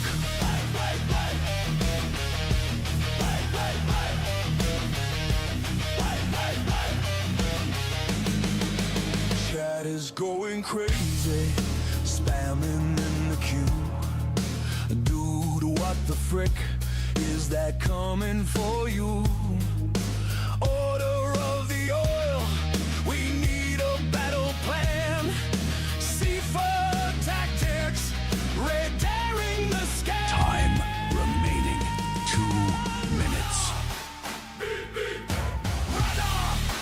Beep, beep. Anomaly. Contact. Anomaly. Contact.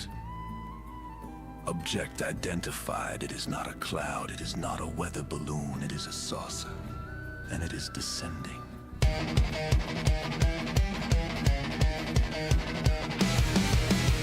The hatch opens wide. Green lights fill the dark. No lasers firing shots. Just a silly.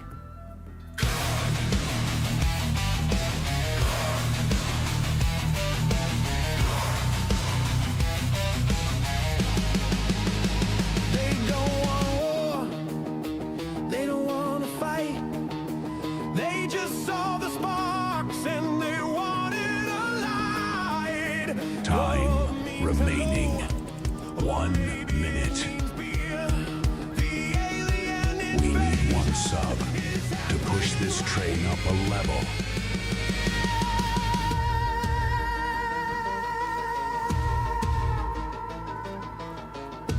But hold on, the Any energy is gifters shifting ride the hard train. to. Any gifters ride hard to. Describe the next song in chat.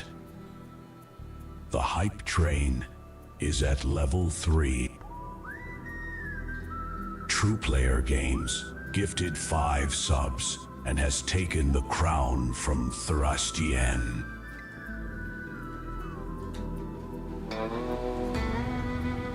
Howdy. Y'all might not remember me. Generic of subscribed. Best damn sheriff Rust Island ever had. 7 years Baby Doinks is going to be a boy. Nice. Congrats, Lord of Doinks. Chat. 3 minutes left. Keep this train alive. True Player, thank you for the 5 giftings. Thurston, thank you for the 7 months. 86 months for Lord of Doinks. Congratulations, man.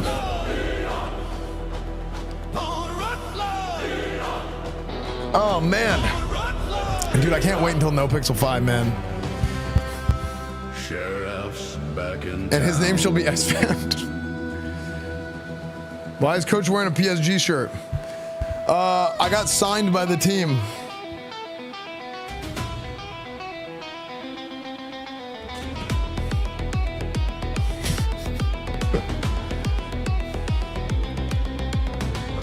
East bought me this, actually.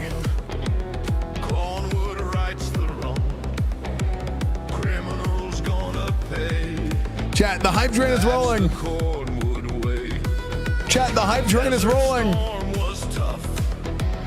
Rust Island was rough, but nothing compares to Crackheads running both. Who's that love you? Who's the best?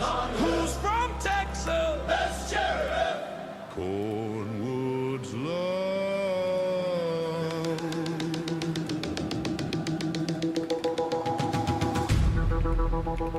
We got a 415 on the hype train. Requesting immediate backup. All units respond. This is former Sheriff Cletus Cornwood. Former Sheriff Cletus Cornwood, brother. We're gonna get to play some games and stuff today, chat. Man, should I play SOD? I don't know why. Today I kind of got the itch to play some SOD. If it's easy to level, maybe I will just do it and just to do it. But I wouldn't actually play. Cause that gives me like better talking points to talk about, like, not now, but I'm saying maybe on Tuesday or something. No, I came back. I played SOD level 16.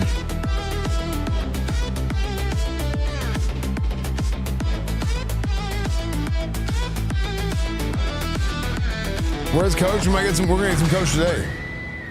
We're gonna get some Coach today, brother. Chat, I want to try a new team. And by the way, for Coach. Like a horse that ain't been watered. Like a horse that ain't been watered. The sun's setting on this here. Who's gonna ride and who's not afraid to face the criminals? Esfand's the #1 rap paladin. Yeah. We're gonna play Miami. I changed my mind on Miami because my Miami shirt that I had disappeared. What to do? Level up the train to unlock it. And I'm giving you about 5 damn minutes. Time remaining. 1 minute. Ride 1 sub to level. Save the train. Save the train. Cornwood. You know what I think would be a good team, chat? True player games. Gifted a sub. First ER. Subscribed. 30 seconds. Time is running out. Y'all remember this night when you cast your vote? Boston, huh? No, chat. The hype train's about to run out. No, it's only level 3 hype train. Save the train. Seconds left. No! No! Describe the next song in chat. The hype train is Does at Coach level Esfand 4. come back tomorrow? We are meeting in progress. The sheriff has Panda spoken. Patrol. Any gifters 22 wide hard subscribed. Gifters wide hard Wintire Olo gifted a sub. The real Croden cheered with 250 bits. The real Croden cheered. Attention all personnel. We have a code red. The What is paladin this song? is planning a party. Wait. He has picked a date. I mean, this is about the event.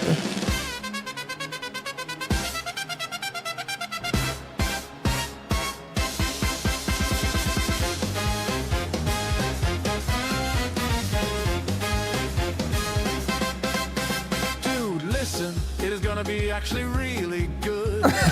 We're making a song about an event it doesn't know about. No transmog, just raw stats, looking like a clown suit. 40-man raids, that's the root of the absolute truth. It's the big bash, gonna be a blast. Chat is typing, moving so fast. It's a banger, nothing can shatter. Wait, why is everyone looking at the calendar? I'm the sheriff of Azeroth, I keep the streets clean. But I looked at the date and I forgot what it means. I didn't mean to cause a scene or a national crisis. I just wanted to talk about the expansion surprises. Slippery slope, too far. Slippery slope, here we are. No transmo, Tatsu ball, hype train ride. Frick, okay. Stay Ladies and gentlemen, we're going to Wisconsin, baby. flooding in. Did you just? Yes, I think I did. I said blast. I said banger on. Wait, is this a song about me playing a...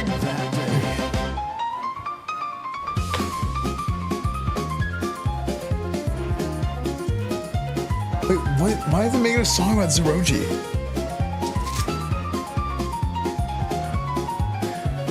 Guys, we're going to Wisconsin, boys. Damage control, spin the wheel. Tell them it's about how the bosses feel. It's a blast of information. Your brand new track is ready. You know what to do. Level up the train to unlock it. Oh no! Chad is mad! Don't go! Esfand is sad! Dude, the hype is fading. Time. Chad, don't let the hype train die. 2 minutes. Chad, we can't let the hype train die. We're gonna go lead Wisconsin to victory. The train is dying. The momentum is stalling. Who can save the sheriff? Who hears the calling? Is it over? Is the train derailed? We need a miracle. Gifters wide hard. Any gifters Describe wide the hard. next song in chat. The hype train is at level 5. Bathaki 1973 gifted 5 subs. Standing alone. We're in it. Wait, He what? stands alone, a beacon of purity in a world gone mad. They tell him to change his armor, they tell him to wear the pajamas, but he says no. What is this song? He is the tank. He is Esfand.